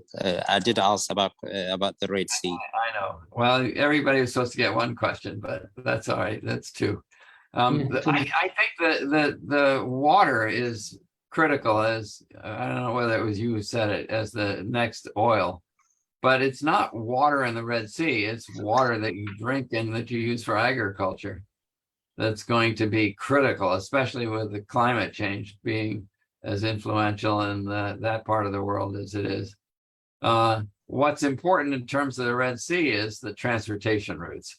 And that has been the US interest in the area from the beginning, as well as that of going back centuries. That's what's made that part of the world really important, because especially with the construction of the Suez Canal, because it is the main route for a tremendous amount of trade between Europe and the US and the rest of the Middle East and beyond to the China and so on, and India. So who controls that little strip of water has a tremendous amount of power and influence in the world through the leverage over the economic life of much of it, as well as other things. It's the southern route to Israel and to the Saudis, to the Gulf. So oil passes through it, food passes through it, all kinds of goods pass through it, manufactured goods in both directions. So that's what's important about it, and it's going to stay that way. The Eritrea's maybe main interest strategically for outside powers is its strategic location. Okay, thanks, Pro. Okay. دكتور صلاح تفضل. أنا بصراحة أو كمان أنا أقول لأنه أمينو باقي لنا 10 دقائق. أمينو بعطيك فرصة لحظة يا سليمان رجاء. كم مترجم هو مو لحظة طيب أعطيني فرصة حتسمع الكلام هذا. فبدل ما حجينا تجيزينا تفوقوا نحن ترجم تيم ترجم دحرايك تسيلنا نقبرون إحنا التنوت حيسكم ما تقولوا تسفى قبر حجينا كالة ترفسي كل التسبات عدل كن ركب نخير. إيش رأيكم قرماي ودكتور صلاح؟ أنا سخاخات مرحوزة اللي خان تدعى في القسعات وأكيلو خينو بقى كعصو 10 دقائق تريف الله خفت We will communicate the message with Dan. So what they say, because you leave in 10 minutes, we will do the translation later. So while you're here for 10 minutes, you take 2 questions, and then you don't need to be here when we translate. Becomes so yeah, I think it's a good idea. We'll take 2 more questions. Okay. I will give chance. بعطيكم فرصة 2 يعني الأستاذ صلاح علي أحمد وكذلك أستاذ رديء عيبو، لكن بقدر الإمكان سؤال واحد وباختصار يا جماعة لأنه باقي 10 دقائق فقط. تفضل أستاذ صلاح. Okay, thank you, Amin. And thank you, Professor Dan Connell. Let me just forward my question to the honorable guest, straightforward. Professor, as we consider the fact that unfortunately for the last decade, the Red Sea arena in particular and the Horn of Africa in general are becoming increasingly militarized, and recently we can view the fact that all situations there are fueling instability and increasingly as well insecurity, which is in the region that is already fragile and volatile. So my question will be, do you think that are we coming towards a kind of geopolitical landscape of fundamentally reshaping the Horn of Africa? And in your point of view, what is the United States' new strategic framework to successfully advance and defend its interests in the Horn of Africa, in particular in Eritrea and Ethiopia? Thank you. Thank you, أستاذ صلاح. أستاذ ردي تفضل. Thank you, the organizers, the interpreters. Thank you, Dan Connell, for accepting the invitation. It was a good presentation. I really enjoyed it. I agree with almost everything you said. But the issue of the crimes that happened in Tigray, I agree with what you said. But we as Eritreans, we are divided along those lines, and it is making the weak opposition even weaker. So how do we come into a consensus on that issue? Thank you. Thank you, ردي. استاذ امينو، أيوة أبو ناصر. بروفيسور دانكولين عنده مؤلفات كتب عن إريتريا، فأتمنى تسأل منها برضه يعني سؤال أخير. أوكي. هذا أحد منهم. في الآخر ممكن نقول الكلام هذا. Okay, the chance is to you, Prof. Was that this? Yeah, if you have any electronic books, you can give us the link they are asking, if possible. You can put it in the chat. I don't, wait a minute. Google it. Why you guys don't Google it and you find it, man? Wasting the 10 minutes we have. Thank you, guys. Exactly. And he's got his website as well. Yeah, sorry, I'm also not walking well because I'm just recovering from a knee replacement. Sorry. Show my age. So this is the book that I'm recommending because it has the 60-page reappraisal at the end. And it answers some of the questions that have been raised about the US and about my relations with the ELF and my hesitation to criticize the EPLF for too long. So that's just, I recommend it. But the questions are really interesting ones here. So, and first one is a big one about the geopolitical reshaping of the importance of the Horn of Africa. There are cross currents from a lot of different levels here. As I mentioned earlier, the Turks, the Iranians, they have their interests, and they're a new phenomenon here in the Horn. The Gulf states have theirs. Egypt certainly has interest, and they're playing a big role in the region, partly over the Nile, partly over the Red Sea. So I think it's a dangerous time in a way for the region, because not only are all these other outside powers showing interest in the area, they are going to take advantage of any weakness and instability in the area to advance their own interests at your expense. And so I don't know what the US strategy is there, because I don't think they have a clear one. I think the Trump administration really interrupted the US understanding of what's going on. They gutted the State Department. People left in droves. It was a little like what you're seeing with Elon Musk and Twitter now, with everybody resigning. Linda Thomas Greenfield was one of the people who resigned from there. She was ready to stay and work, but the appointee who would be in Trump's camp.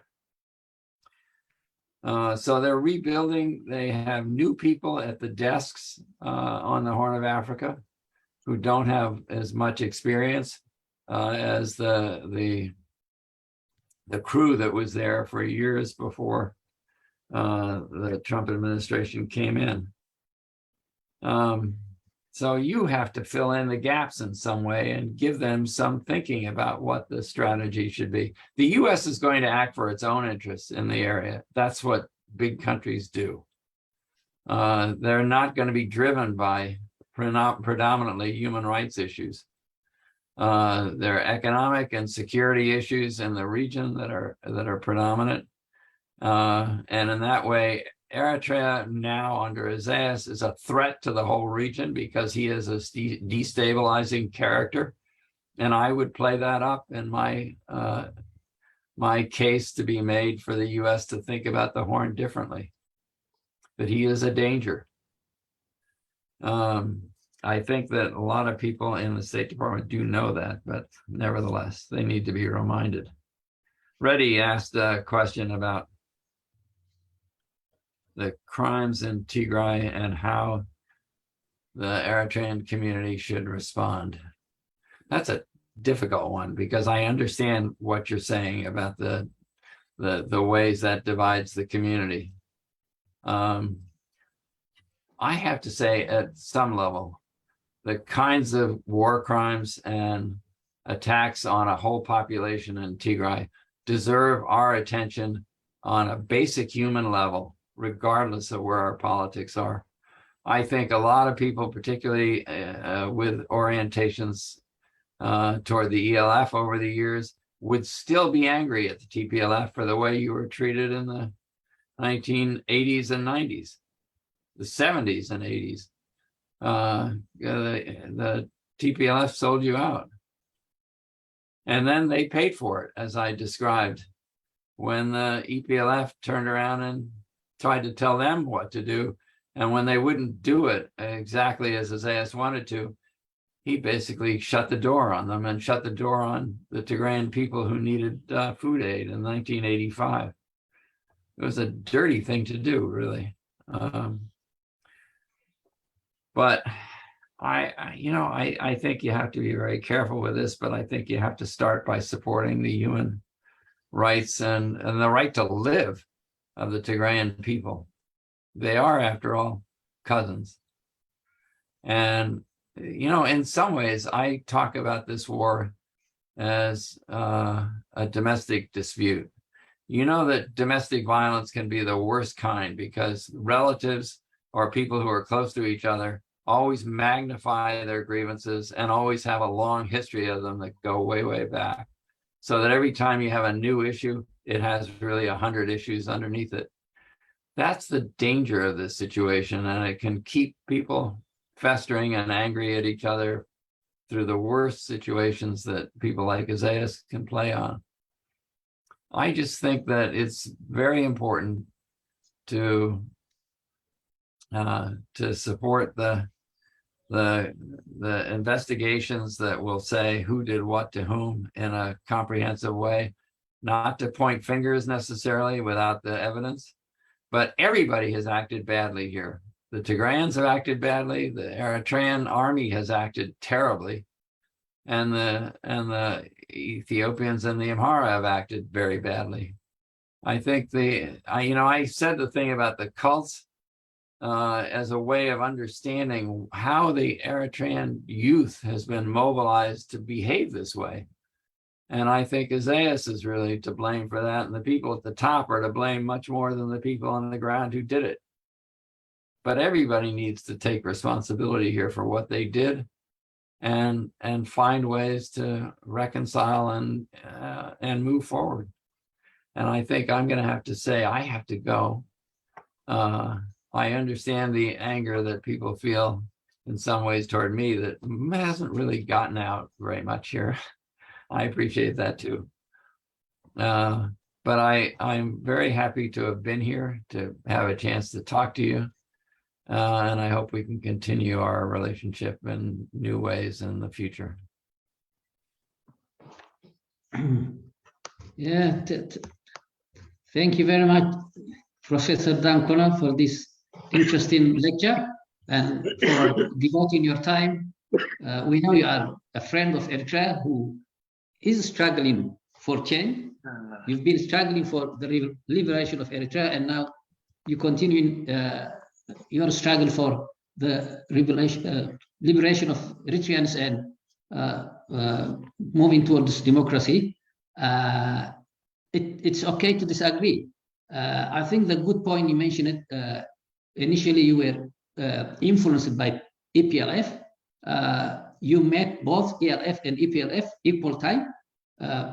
You've been more influenced by EPLF, and you explain it in the book. So everyone who wants to understand your current stand, as you said, it's in the book, and you revised the book twice, adding 60 pages.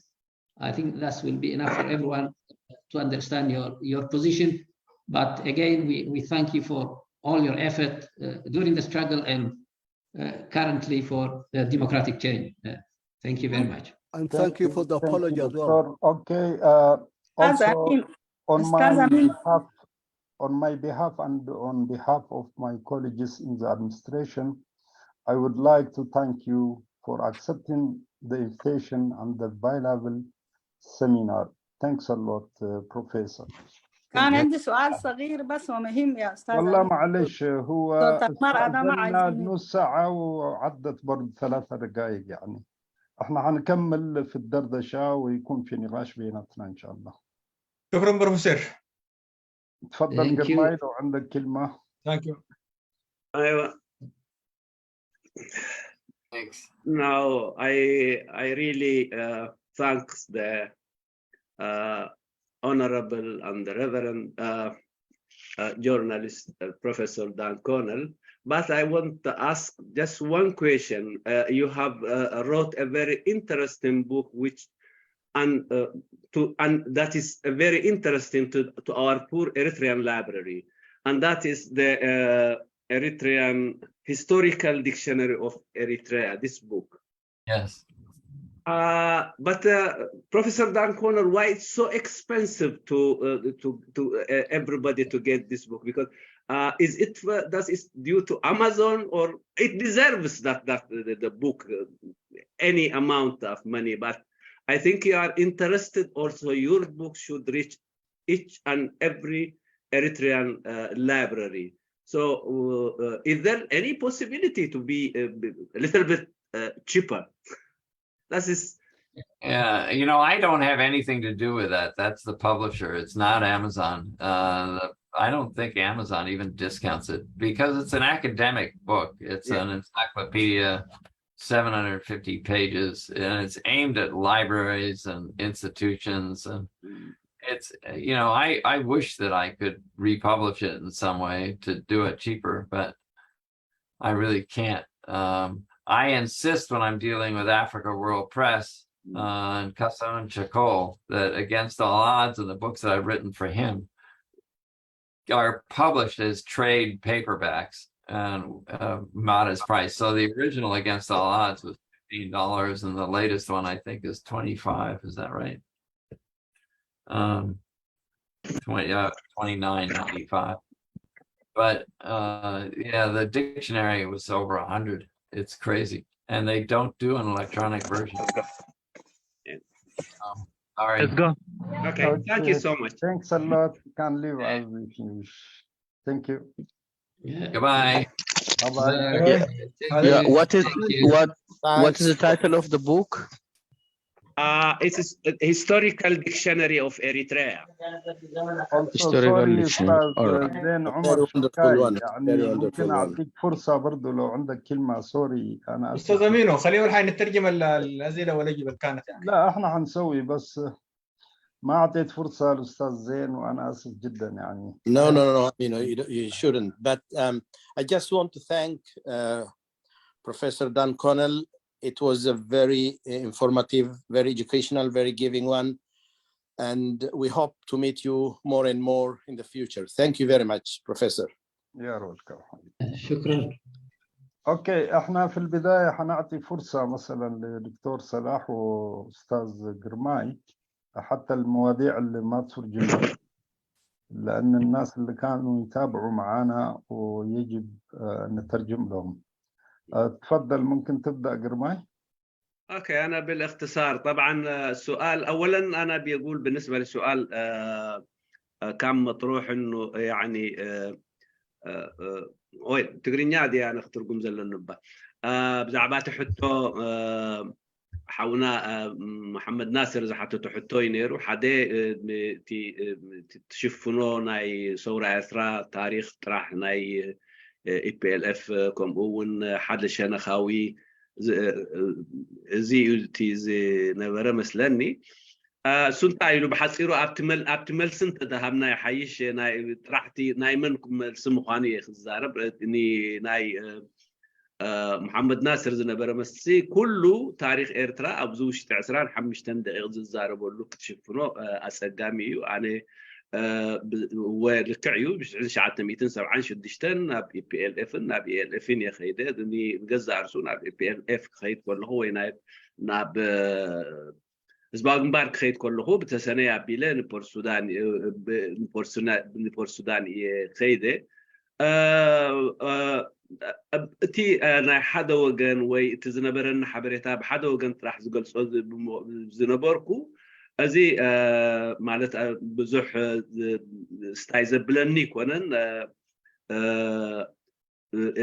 قريتها زحتت كله قدايو نزري مرقصين كله الرأيين كتفلطوا انت دادلهم against all odds بالمصحفه ابو بروه تقميتو الله يبل دحريو جن كا مس غزيه كبابي ناي كلته شح كاتي بعمقت ني نهزبا غمبار زفلط كوي زوين نابتي مس جي 15 زغبركو ناب ازمارينو بيسفحو زقربه قال محتتن ابو كركب يكال يوي زبل سلازي كالتي زخونه يكون غازيتنيا جيجاتات قبر يخيل جنك تبع كوين جيجاتاتو أبزين زين تجاجيه كبلالو أنا ونزي إليو يا بزيو يبل بزعبا واشنطن بوست زتصحفه نجر يعني أيفلت إنجن أبشحن شعت 207 شعت 7 شعت أنا أباس واشنطن بوست صحاب قوم صحف نيرا أبوي صحف نيرا جن صحفين جزء رسو أنا ناس النت زبل ناس الناس زقالسو يوم زبل صحف كقرب لهم من كله سم كأك في الليو ويكأني نسسيشن مجنسال زقالسو يوم بزقربو أبزي لاينا أرجع نوح جزية مساعتهم هاي بزخلزم لازم كم زنز عم السلم خنياتات تواريسو بزعبا ني سرعات من محدار أمريكا نهزبوا حالتات وين تقاد بحرنة إرترا نحدي نهزبوا حالتات نتقدما يقربون نتخال أي تقاد بحرنة إرترا يرحق يزبل أي مثلا نخلي تياتهم أي فتوهم ولا نساعتون أي فتوون يوم تي قبل علي زلوا مستايك أنا خلي تياتهم حاديو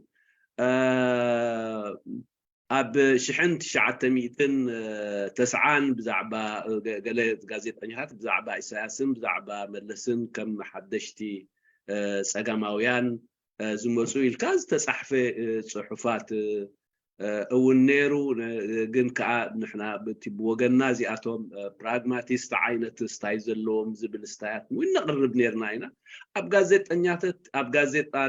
غازيتان سراح تجاجي خاجة تبع كون كاي غريتان شتات يتلي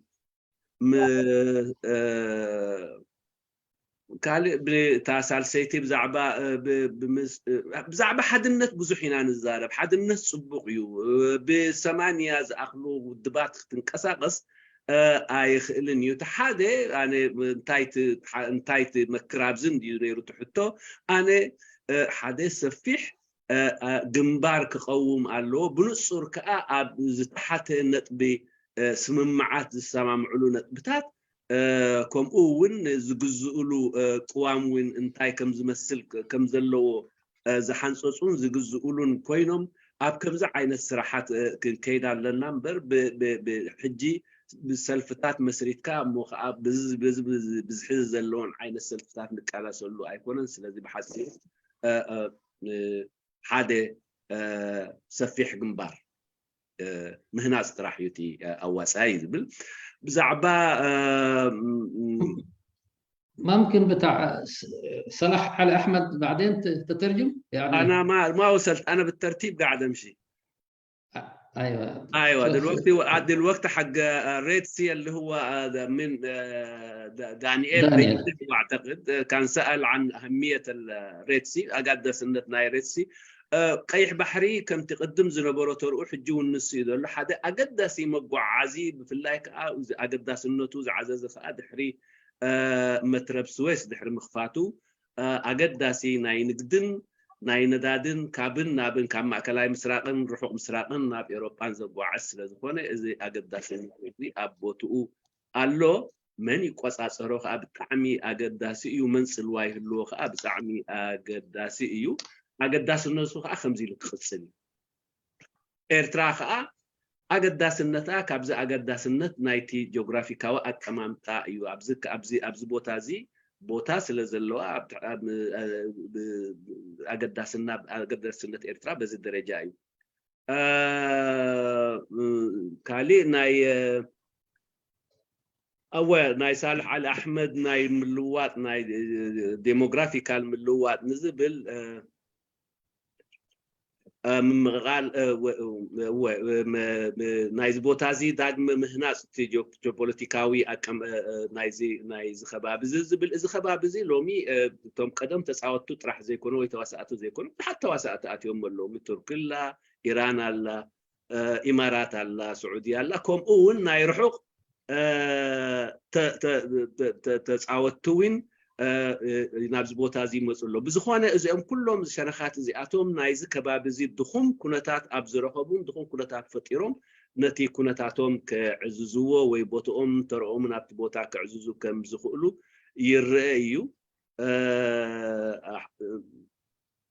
جن أبز وانزي أب وسع قداي أمريكا في الله حدش أفلت مالت صعوقن أفلت أزلهم حدش تقبلات نت كله عنيوز نبرة أب نايترام قداي نايتي ناي وسع قداي مستر وستيت ديبارتمنت ناتهم أبركتوك جبرو اللوب زبوتازي نحنا كم وين عناي مالتي كم إرتراويات نزوم شنخات زياتهم بحساب بحبريتان كن نقبهم وين كان قرب لهم أقداسي مخنياتو إرترا بزوانزي أبت خبابي رباشين هواخن قديات تصاوت زلا قن نحنا بوغننا كابزي وغنزي كابزي قدزي توسعلو أقباب نزوم حدشتي شنخات ستيت ديبارتمنت داغم قرصاوي داغم هندسه خغبرو لوز دليو زلونه تستعبي تراخ صاوت سلو خلو ندغاغو في بان ندغاغفوم يغبانا يبي كالي تانا موداتا حتى وبزعبا زي ناي غداي ناي تግራይ ዝነበረ እዚ ጉዳይ እዚ ብጣዕሚ አሸጋሪ እዩ ምክንያቱ ቀዳይ ነገር ነቲ ተገብረ ገበናት ببوليتيكاو عين زي كله بسبب أو عين كريو لنا أبوداي ما دحارك نايزوم شنخات زي أتوم استقراربو شنخات سلوز قونو تأمنجو أمز في الترديت بالطعمي عبين قد أتوخا كبيدين يو تداغامي تداغامي موزترو يلوي ملسن تدعلنا دحرتي نشحن شعب دحرتي أب زباوي عنا حرلة تقراي مس زباو جنبار كوينوم أب لعلي تقابلوا حرلة إثراء أب استفترة دحريو تمليسو أب 8 حمش تنعهم انتاي واقع كم زخفلهم تراعيو عصوان نتيجة نبرت ميتن بزح دقرات تقبرني يوري سلازي نتي إذا خناتات زي از أمونجوز خلتي شنخاس زجبر كاب قربا قربتنا زل وصل زخونة سمبرات نايت زركب سجمات بقربا خوينو نوح زد ساقن زد تدقاقي مزمسن وين مخانو رئينا لنا سلازي إذا خناتات زي عم حدا جنيا يو انت بدعباتي ترخبجن كريون كلنا قبلك كانوا بقولنا تم أبزي ترخبي قدات سلستي وشنخات سلستهم بخطة زواس وزنبرو شنخات إثيوبيا إرترا تግራይ እዚኣቶም ዘስዓብዎ ገበናትን ዘስዓብዎ ፀገማትን ስለዘሎም ኩሎም ሓላፍነቶም ክሰከሙ ክኽእሉ ኣለዎም ብዝተረፈ ሕጉስ የምሳኹም ሳይ ኢሉ ተፋልዚአን شكرا استاذ جرماي تفضل دكتور صلاح. اوكي اولا معذره للاخ محمد ناصر انا ما اقصد شيء ولكن شويه الكلمه الكيك اوت اللي يضيف ما ايوه معلش ما الناس تختلف فيه ايوه ما يهمك يا حبيبي اوكي لا يهمك. فهو محمد سال انه كيف بدت علاقتك مع الثوره الاريتريه ومع الجبهة الشعبية بالتحديد معناته. فهو ذكر أنا قابلت الجبهة الشعبية وجبهة التحرير وأخذت وقت مع كلهم، وقت يعني أسبوعين ونص قال، لكن في النهاية تأثر بزيادة بالجبهة الشعبية، ويعني أخذ مساره مع الجبهة الشعبية، ويعني عن الجبهة فكرته أصبحت سيئة أو مش سيئة، مختلفة، يعني تأثر بسياسات الجبهة الشعبية أكثر، وبالتالي يعني ده كان هو بدري يعني. وأنا صححت هذا المفهوم قال في الكتاب against all odds، يعني ضد كل الصعاب يعني. فمرتين جدد الكتاب، وأنا شرحت هناك مواقفي قال، والآن مفهومي أكثر يعني. العاوز يفهم عنه يعني يرجع للكتب دي ويقرأ الكتب هذه يعني. هو في بداية 2000 وكده أنا عرفت أن الجبهة الشعبية هذا يعني تنظيم سيء، ويعني بعد التحرير، بعد ما شاف كله ومحادثاته مع مجموعة 15 وكده، أنه اتضح له أنه هذا نظام سيء يعني، وشبه كان مخدوع يعني. فبالتالي صحح مفهومه، ولما بدأ ينتقدهم كما ذكر يعني في 2002 يعني أبعدوه من إريتريا، وحتى ما أدوه إشارة عشان تأشيرة عشان يخش إريتريا من جديد. ويعني انتبه لسلوك هذا التنظيم يعني مؤخرا، وبعد ما عرف أنه هو تنظيم سيء أو تنظيم يعني ما كان عنده المفهوم اختلف، وبالتالي بدأ يعارضه، وهو كمان ابتعد منهم معناته. بتاع واشنطن بوست هو ميز ما بين يكون opinion ويكون نيوز. عندما تكون نيوز طبعا تكون أكثر حريص، لأنه أنت عاوز تنشر الخبر، وبقدر الإمكان يعني معلوماتك تحب أن تكون دقيقة، لكن ستيل يعني ممكن تعمل أخطاء. فهو إجابته ما كانت كده محددة، حتى ما بتذكر شنو هو كان المكتوب، لكن حسن أحمد لو موجود يزيد، لأنه كان بيسمع وكان بيتابع كل شيء يعني. بالنسبة ل أيوة معلش أنت بعدين أضيف شوية بعدين. أوكي أيوة بعد ما أنا أخلص له. أوكي. وبالنسبة لعلاقة أمريكا بجبهة تحرير إريتريا والجبهة الشعبية تحرير إريتريا، يقول بينظر عليهم كلهم يساري، وبالتالي ما كان في أي يعني ميول لواحد منهم، وكان بينظر عليهم كحركات انفصالية، ويذكر من جديد يعني أنه أهمية أثيوبيا بالنسبة لأمريكا، وبالتالي يعني ما كان في اندفاع شديد لمساعدة الثوار الإريتريا يعني. يس تقريبا ده هو اللي قال عليه. أما بالنسبة للسؤال بتاع دانيال تكلم عن الوحدة وعن أهمية البحر الأحمر. فدانيال من هنا كان بيسأل، ومن هنا كان برضو بيدي إجابة، فقال نحن يعني التنازل السياسية يعني في معسكر المعارضة كثيرة جدا يقول، وبالتالي صعب نصل لمفهوم مشترك، وهذا أمر صعب. فهو كان يقول يعني فعلا صعب أن تجمع مجامع بهذا العدد في مائدة واحدة أو في مجلس واحد، لكن عليهم أن يتفقوا في أدنى حد يقول، وأن يعملوا سويا حتى يكون لهم وزن يعني، من غير ما يكون عندهم يعني من غير عمل جماعي يعني ما حيصلوا لشيء، وما في أي جهة تنزل عليهم.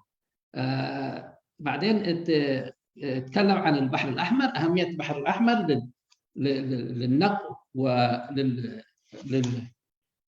وكده، فحاجة معروفة طبعا ما أدى شيء.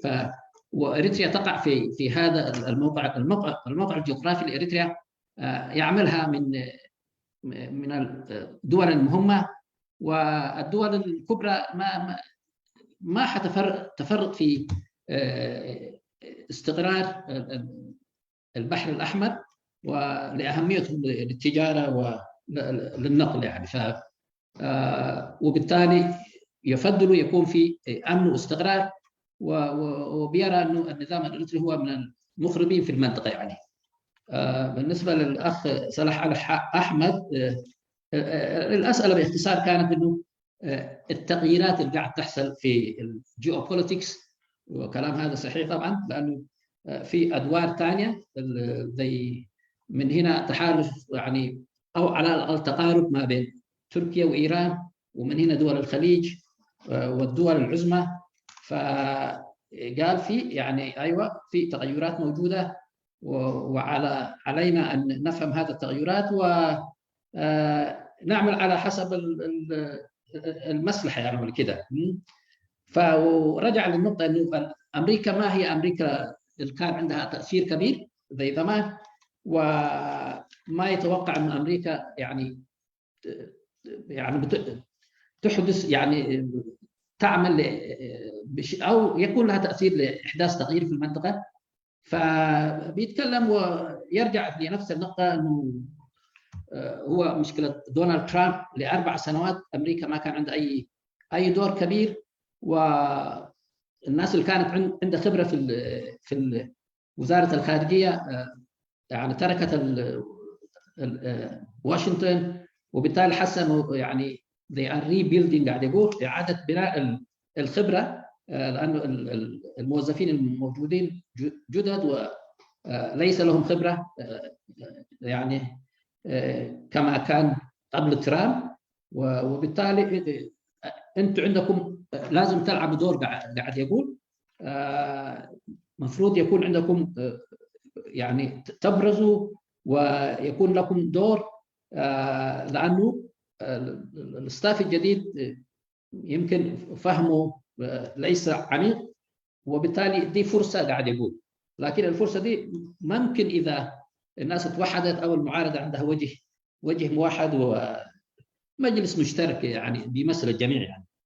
بالنسبة لأسئلة بتاع رادي اتفق مع دان كونل إنه إجرام حصل في تيغراي، وبيقول إنه لكن الإريتريين في النقطة دي مختلفين، وبالتالي المعارضة اللي كانت ضعيفة أصبحت أكثر ضعيفة بسبب خلافهم. ودان كونل رد يقول إنه الشيء ده مفروض ننظر له من زاوية إنسانية، نظرة إنسانية، لأنه في النهاية يعني كل الشعوب لها الحقوق أو الحق أن يكون لها حياة كريمة و the rights to live قال يعني. وأضاف إنه يعني فبالتالي يعني علينا أن أول نكون عندنا نظرة إنسانية للموضوع أكثر يعني. وبعدين شوية رجع لنقطة الجبهة الشعبية، تعاملهم مع تيغراي وإخراج الجبهة من الميدان، لكن انقلب عليهم يقول في 85 وبدأ نفس الحصار. ممكن بعدنا يتذكر 85 الشاحنات بتاع تيغراي ما كانت تخش عن إريتريا، فهو يقصد ده. فالنظام ده يعني متقلب يتعامل معه، وإذا أنت شوية اختلفت يعني بيرجع يعني يعاقبك باختصار شديد. وفي النهاية النقطة يقول الإجرام اللي حصلت ارتكبت من كل الجهات، يعني أقصد الجهات الثلاث يعني. فبالتالي لابد من الاعتراف بما حصل. وهو كما الأخ زين شوية انتقدوا أو إنه هو تركيزه كان في الحكومة الإريترية والحكومة الفدرالية، لكن الآن في الجواب الأخير ده all acted badly قال يعني كلهم عملوا إجرام. وفي النهاية برضه يقول بيشوف إنه الخلاف الموجودة زي خلاف منزلي يعني خلاف داخلي، والخلاف الداخلي أسوأ قال. فما عليهم انه يعترفوا بما حصل من الاجرام ويسلكوا طريق المصالحه والحياه تستمر يقول. وشكرا لكم. شكرا دكتور صلاح. أنا بعطي الفرصة الأخيرة قبل ما نسكر البث المباشر الأستاذ زين عمر شوكاي. ما اداني انا أبعطيك أنا بس عشان نعطي أستاذ زين يكون عنده تعليق أو كمان تقييم للندوة. تفضل أستاذ زين عمر. أنا كنت أقول أخيار كانت رافعة يدها من قبل وعايزة تعلق، يمكن حتى ممكن ما يكون سؤال له يعني، لكن ممكن نتكلم فيه عن إحنا اللي حضرنا الندوة وفهمنا. فلو أعطيت فرصة لأخيار بعدي أنا أكون شاكر يعني. أكيد عشان العدل يعني. وهي السيدة الوحيدة اللي كانت رافعة يدها، ما أدري أنا غايب يمكن لدقائق تكون واحدة تكلمت، لكن ليديز المفروض كان نسمع صوت المرأة الإريترية كمان يعني. ما على كل حال ما حصل شيء. أنا يعني شايف الندوة كانت قيمة جدا. أنا الحاجة اللي عجبتني في العقلية بتاعت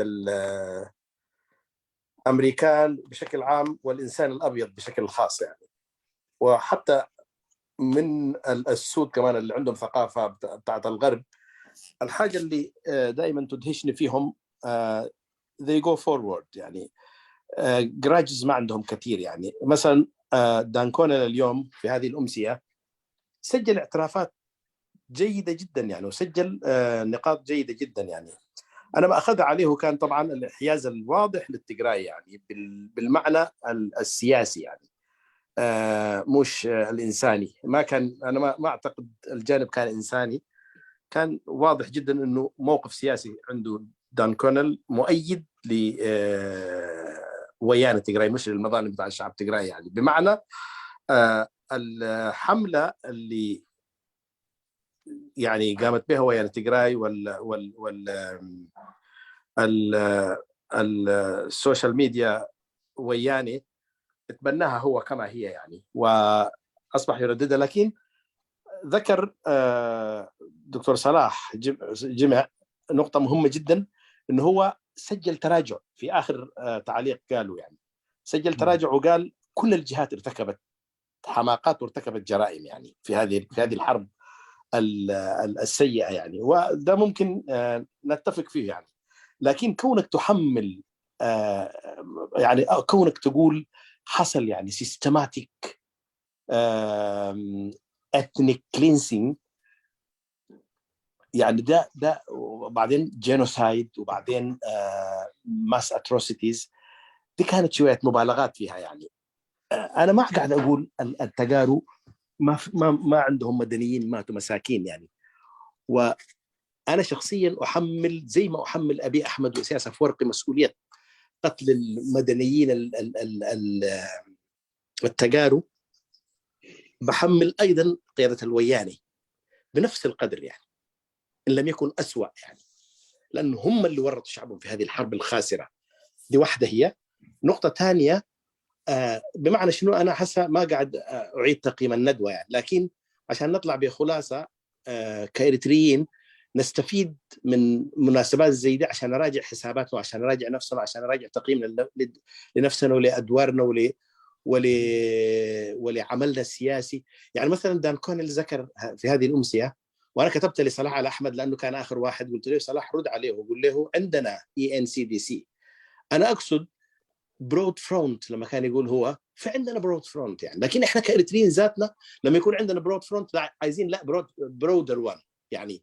مثلا الناس الموجودين خارج المجلس الوطني للتغيير الديمقراطي اليوم، المفروض يعني مش أنا أقول كل الناس تجتمع في تحت مظلة واحدة يعني، لكن يكون في تنسيق عالي بحيث المعارضة الإريترية يكون عندها وجه واحد في الخارج يعني، قوة أو هيئة دبلوماسية قوية متفق على المبادئ الأساسية فيها تمثلنا في الخارج يعني.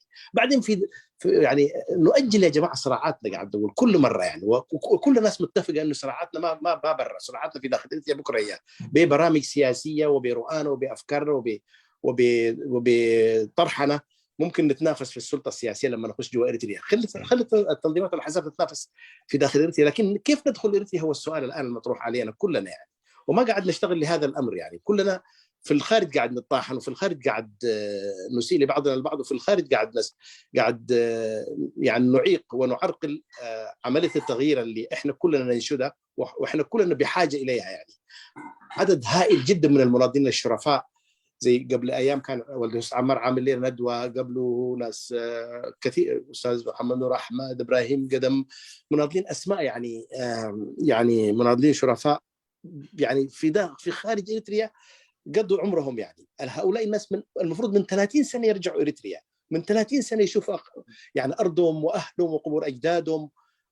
يعني انا اكثر من مره اذكر دائما ممر عقبان كيل مسمر يعني، مات في هذا البلد وهو من اشرف المناضلين ومن انبل ابناء اريتريا، ومن اوائل الناس اللي التحقوا بالثوره الاريتريه في سنه 64 يعني. كل ده يعني كوم، واحنا اللي قاعد نتكلم اليوم يعني كل واحد منا في وادي. انا اعتقد يعني المفروض ناخذ دروس. بعدين هو نبه اليوم لشخصيه مهمه جدا يعني، المراه الاكاديميه السياسيه دي الدبلوماسيه يعني. قال شوفوها يعني. انا اعتقد هذا الوجه الدبلوماسي الموحد اللي يمثلنا كاريتريين بصرف النظر موجودين داخل المجلس ولا خارجه، لو قدرنا نتفق في برنامج حد ادنى ونمشي نواجه به كل العالم يعني. احنا كاريتريين تعبنا من هذه الحروب، تعبنا من هذه الويلات، اكثر ناس دفعنا ثمن في هذه المنطقه، اكثر ناس تضررنا من هذه الحروب ومن هذه المواجهات. عايزين حل لشعوبنا ولمنطقتنا، وان كلنا نعيش بسلام، التجار يعيشوا بسلام، الامحار يعيشوا بسلام، الاريتريين بكل طوائفهم في داخلهم وفي علاقتهم بدول الجوار يعيشوا في سلام، منطقه القرن الافريقي كلها تعيش في سلام. يعني شعار زي ده يقدر يوحد الناس كلها يعني، ويقدر يوحدنا ويقدر يعني يمنحنا القبول عند الآخرين أيضا يعني. فأنا أعتقد لغتنا السياسية موجودة لسه في الثمانينات والتسعينات يعني. ما قاعد نخاطب العالم بلغته الجديدة وبمفاهيم الجديدة وبالتطورات اللي حصلت، كأننا ما قاعد نواكب التطورات. إحنا اللي قاعد ندفع ثمن هذه التطورات، لكن ما قاعد نعكسها في سياساتنا وفي فهمنا وفي تحركاتنا وفي تجنيد وتأطير الإريتريين بالدرجة الأولى، والعالم يعني يتعاطفوا مع قضايانا ومع همومنا ومشاكلنا وتضحياتنا وتعبنا والدماء اللي سفكت والسعر العالي جدا اللي دفعه الشعب الإريتري يعني. مين ذكر في حرب 2000 في حرب 98 ل 2000 كم ناس قتلوا في إريتريا يعني؟ ايش يعني مين اللي وثق دخول الوياني لإريتريا وإبادة ناس وقتل ناس وسحل ناس ونهب الممتلكات يعني؟ هذه يعني أنا ما قاعد أقول دي بيدي، لكن حقنا ما قاعد يسمع، حقنا ما قاعد، أصبحنا لا بواكي لنا يعني. والآخرين أصواتهم عالية وتصل لحد الوقاحة مرات وإدانة يعني الناس بشكل عشوائي. طبعهم قتلوا منادو، اسلامهم قتلوا منا باللغه دي كانوا يتكلموا ما يخجلوا من نفسهم يعني. كانه المسلم الموجود في جيش اريتريا يعني مشى يعني في يقاتل في حركه جهاد اسلامي، مشى تقراي يعني، ما سياسه فرقه اللي هو المجند يعني. فهذه كلها تحتاج الى نرتقي بفهمنا. وانا اسف اذا شويه تكلمت بشكل عاطفي، لكن ده اللي انا يعني استفدت منه في هذه الامسيه، انه احنا ما قاعد نتكلم بلغه العصر وما قاعد قاعد نخاطب العالم يعني ما قاعد نعكس مأساتنا كإريتريين باي شكل من الاشكال. الاخرين تفوقوا علينا، التجراي في خلال هذه السنه وصلوا قضيتهم لاي بيت ولا اي مكان وجندوا وحمله رهيبه جدا، واحنا 30 سنه بنناضل ضد الدكتاتور ما قادرين نوصل صوتنا لمواقع القرار. وشكرا. انا اسف على الاطاله. استاذ عمر لو تترجمها بتقرينيا لانه قاعد يكتبوا لنا عن طريق شات، اذا حنكمل في نقاش يا ريت لو تترجم. بزح عندي تزاري بتقرينيا يعني طقع له بالدنيا بحس بزوالي انا انتهي بالنيري لو مش انت مهربوه بتاعها بتاعها ميلون بحي برضه الرادو بتاع يوم حقها سبحان الله نعاون قد مسوا شقرني زخونو خوينو أنا انتهي بالنيري لو مشيت سي بزحت مهربون قرنت له كابزوم سعادو خن مهرو زلنا نقدمت كيد عليك أبتناي قدم أبتزنبري كيف خا مخنياتو نحن مبزحت جزء ولا حاجة ندان كل حتى خلنا انتاني رأوا وامكاب سبعينات انتاني رأوا وامكاب سبعات إلنا حتى خلنا أبقى قال شنا هاتو of course صبوا يحطهم غيرك قلنا أبقى قال شنا هاتو انتهون سمعوني أزيف أبتي مدرسة التطوير نازلنا هون سمعوني مغنياتو سنتا إلو حجي بزح ما أرمتات غيري بلالو in fact أبزيات lecture لمون بزح ما أرمتها غيرو قدمي أب مجمر يا زبولو بزعبا atrocities mass atrocities genocide ethnic cleansing كزارب كله بخمسي بحد الشنخ قبل عليك كالعي شنخ تفسمي يقربون البحر مودات لكن ثلاث يوم جيجاتات جيروم يوم ثلاث شنخات بزح قفعتات يوم جيروم بزح جيجاتات يوم جيروم يلس أبوخ علبو فتينتي حطناي سجبري حماق نجارات حجة أنا انتهي زلزله حزب تجري قبل عليه حماق يتفسم مالته يكون بزح حماق نجارات يتفسموا أبتم ترى حزبي تجري أبتي civic section of the Tigrayan people جن قبل عليه زفسموا زي فعلات زفسمه بشنخ إرترا سراويتنا إرترا وكمون بشنخ فانودو فيدرالي سراويت رايا يكون ولا بتي ويانون إزهز بزت دوقيسيو ولا بتي ويانه حرن التجراي إزهز بزت توسعي مخنياته أبزي عقمو أبزي وجوه تقمو زي بالوجه كسرات رايز اللوو نعم ربحاتهم تقوم كحلو خبلو نهزومات في زبل امنتي زلنا عني جا خون خيليو جن انا خمو خين زردعني زون تقص زنبرو غداي خين يسمعني كان بزترفه نحن هم إرتراويان حصير جيزه تجارنا ابنتي بالنيره ناتهم دمسي اب سخط كايبوت اب سخط كاي معكن زينا كالح كيلو لتناتهم قبل عليهم زورز له أدر قبل عليهم زورز نبري وزعة نحنا جن كم إرتراويان 3 عامات زخلوا قبل علينا إنها تفسبي أب بحردو أب سهرادو أب تحت مدرسة له مع سلطاتنا سياس تزخف عينات تمكرو ناي وزعه للناس دمسنا هنبس حي كألنا حجن تايبر الله أنا تدعى كم إرتراويان كابزي أتينايز لنا عزق تخنوس هوينا حدا أنا زوكل بالدبلوماتيك ده وكل الناس الحيلي كنفتر لنا قدنا يكونون كل سبب ENCDC خاطو جن حادي أمبريلا يزي مسؤخة لفنتي جرام تم كانوا حيلتات حادي نقول له نحو كل الناس خيل أو وسائي diplomatically and politically حدا حيل خنجبر لنا حجب عرب زي بالقاع نتبل انتدع الله خوينا انتهي لنا رسو constitutional conference قبل كم إرتراويان بالنيرو إذا نجرز لو مخ تدلنا خنصلح ما أنت أبتلوتي أبت transitional period لو مخن قبلنا نخيل سرحيو جينا بدياسبرا خلنا حجب بصح نجارات بصح homework لنا كم إرتراويان زي قبرنا يوم بصح نجارات قالوا بالعلنا أدرع زي تفلسمة زين سبارقنا يو بصح حلو مع أستاذ زي كحنا يو بصح حلو من قصتات يخون تكالات يخون زي كدنا يوم دمتنا زي سمعنا يوم حجي نزخ نقبر تدعو فينا زي بوليتيكاو حيلتات نزينا يوشت أو حنفشفشات نا إرتراويان بدياسبورا نحن حدنا خلنا نسلم نحن حدنا خلنا كافي نحن حدنا خلنا نعائس قديفنا يو حادي فرنت خنفتر لنا diplomatically and politically representative كهون زخل نقول لهنا زي بالأمنية زلني زي بحثي بتراي كتعالو زفتنكو تن أجد سنتات كوين تسمعني نعاني ذكيرة سخون خينو خينو حالكم حجون يغني لي شكرا يغني لنا أستاذ عمر. أستاذ أخيار قبل ما نسكر اللايف بعطيك فرصة تفضلي وآسف جدا يعني لضيق الوقت بس ما أعطيتك الفرصة تفضل. مساء الخير. مساء النور. مساء النور.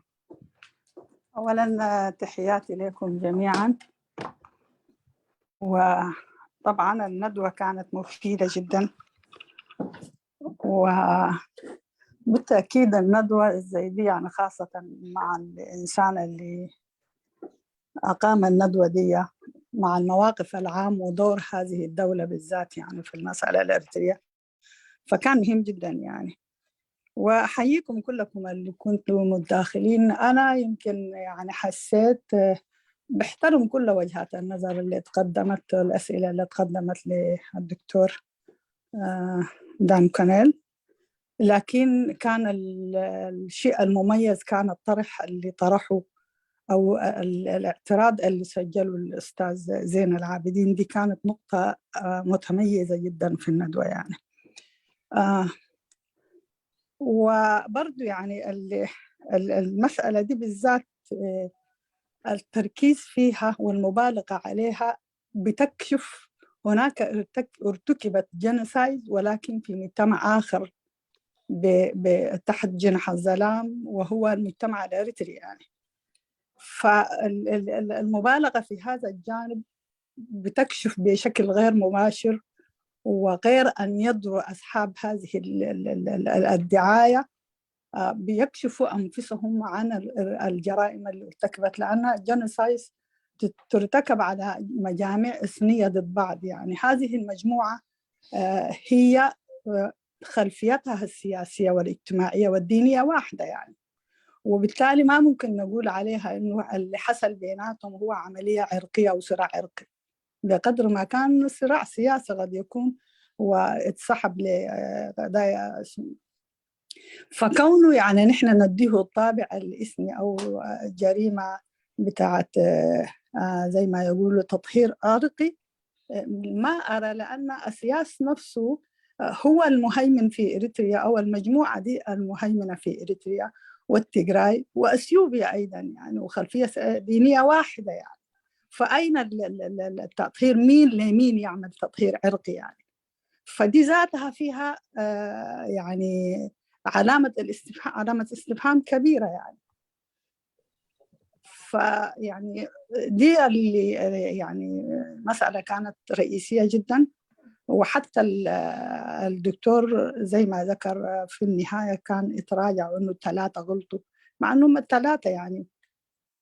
فدي كانت مسألة مهمة. النقطة الثانية اللي أنا بلاحظها دائما يعني في المسائل المصيرية إنه وفي القضايا دي المفروض موضوع الترجمة ما يكون ملكلك دائما يعني. إلى متى نحن نطالب بقضايا وطنية ومقاومة وما زلنا يعني حتى في موضوع الترجمة ملكلكين، فكيف بقضايا وطنية كبرى يعني حنكون عليها ثابتين يعني وحنشق طريقنا وسط هذه الصعاب.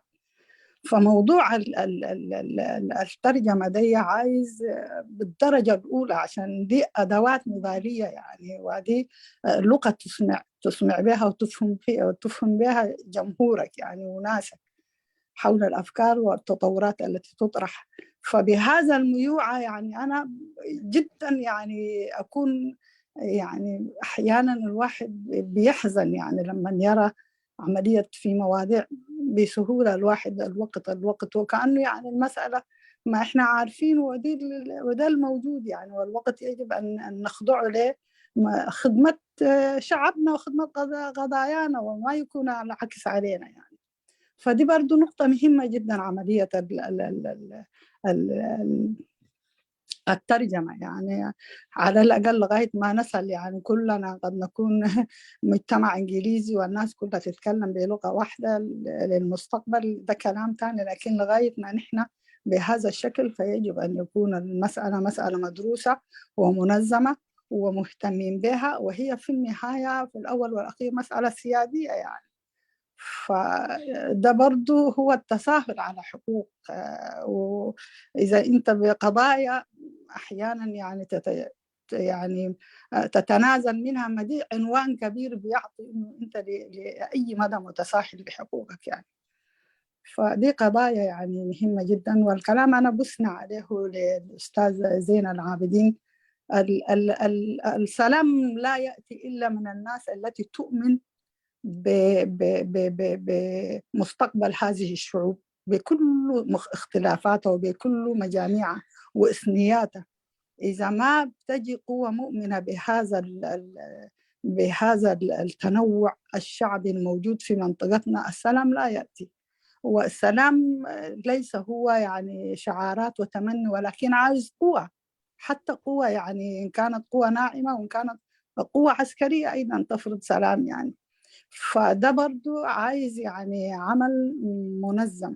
وأيضا الكلام اللي إنه الناس ما بالضرورة تكون داخل مظلة واحدة، ولكن بالذات الناس المثقفة والناس الفاهمة والأكاديميين أن يكون الخلفية بتاعت يعملوا في إطار المفهوم العام للمجلس أو للمظلة، يعني المفهوم الوطني اللي تنطلق منه المظلة الأريترية أو المجلس الوطني الأريتري، وينطلقوا يعني دي الخلفية زي ما قال الأستاذ زين العابدين. ده هو المفهوم المفروض يكون سائد وسط الأريتريين بصفة عامة كمفهوم وطني. لكن الدولة الإصابة في إريتريا ما في هناك مفهوم وطني ممكن الإنسان ينطلق منه يعني للعمل الوطني. فده اللي بالاختصار حبيت أقوله، وشكرا.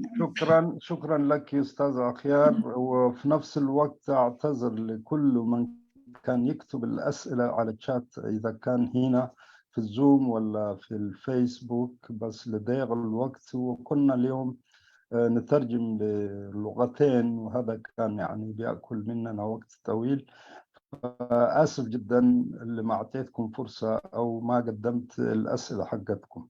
لو تم بتصحف غيركم حطوتاتكم ما تشات بزدي ولا في فيسبوك تصحفوا زنبركم نخلهم يقريتها حتىكم مخنياتو تي نكايدو زنبرنا بخلت قام ترقام نايب حقي جيزي بالعالناس لزنبري نتوم دوم حفا بيلوم زنبرو خمان ملعد الكنبو ما يكالنان وسلازي يقربنا يحطوتاتكم كاني يقريتها أنا حطيت نايلو من شتتي ناي لايف مدبنا زنبري أبزن عطفو كم تلومود جن أتصالي نتي جمجام مجبار خون ويكا نتي تقييم. أستاذ حسن تفضل توسخي بالله.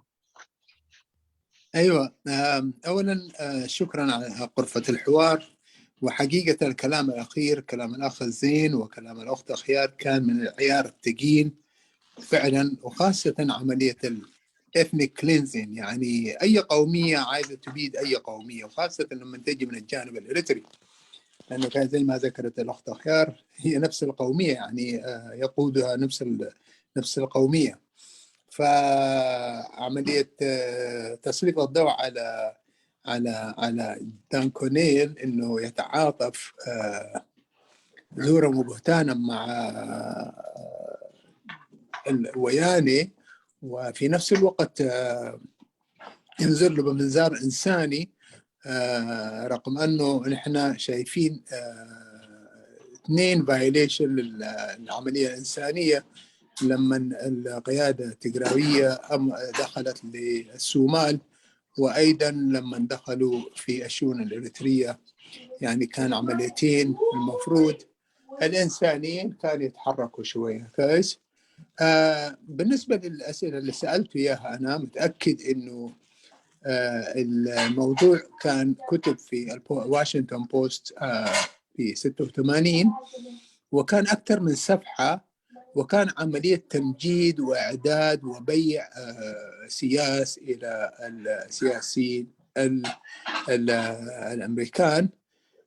كان كونيل أبعد دور أمريكا من كل هذه الأعمال، ولكن القريب في الأمر كيف منظمة يسارية، يعني كيف مواطن أمريكي يدعم منظمات يسارية ويكون مسموح له ويكون مسموح له بدعم منظمات يسارية. ده كلام يعني ما مقبول عليه.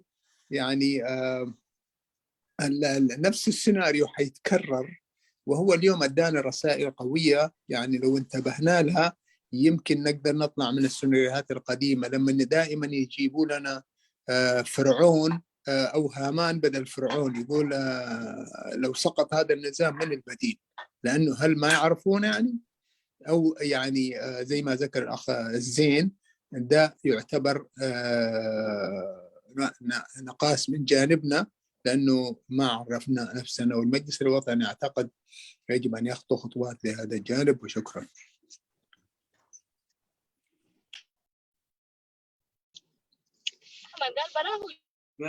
شكرا حسن مياه. أوكي، شكرا أستاذ حسن، وشكرا لكم جميعا لكل الحضور. بلبنا مزجركم كاب مجمر حساب حجي مسانا زمسكم نتوم بفيسبوك كتكتاتلنا زمسكم نقولكم لعل مسجانا عند أغربنا نايلومي برنامجنا تي ناي لايف أبزن عدسو مالتي. بس في حاجة مهمة جدا يا أخوانا ما ممكن تجاوزها، لأنه الأخت أنا بحترمها كثير. أنا ما فهمت قضية اللكلكة في الترجمة دي معناها إيه؟ مشكورين ناس قاعد تجي، الدكتور أجا مشكور قاعد يترجم، وآخرين برضو وشخصي. فما المعنى باللكلكة؟ إذا كان اللكلكة هي من يعني نابعة من إمكانياتنا ما فيش مشكلة. لكن أول أنا عاوز أفهم ذات اللكلكة معناها شنو. صريح العبارة. تخلوها في الدردشة دي أستاذ قرمي. نحن مش في الدردشة لايف لا ما تقفلوا اللايف وتخشوا في لسه في الأستاذ قرمي معلش.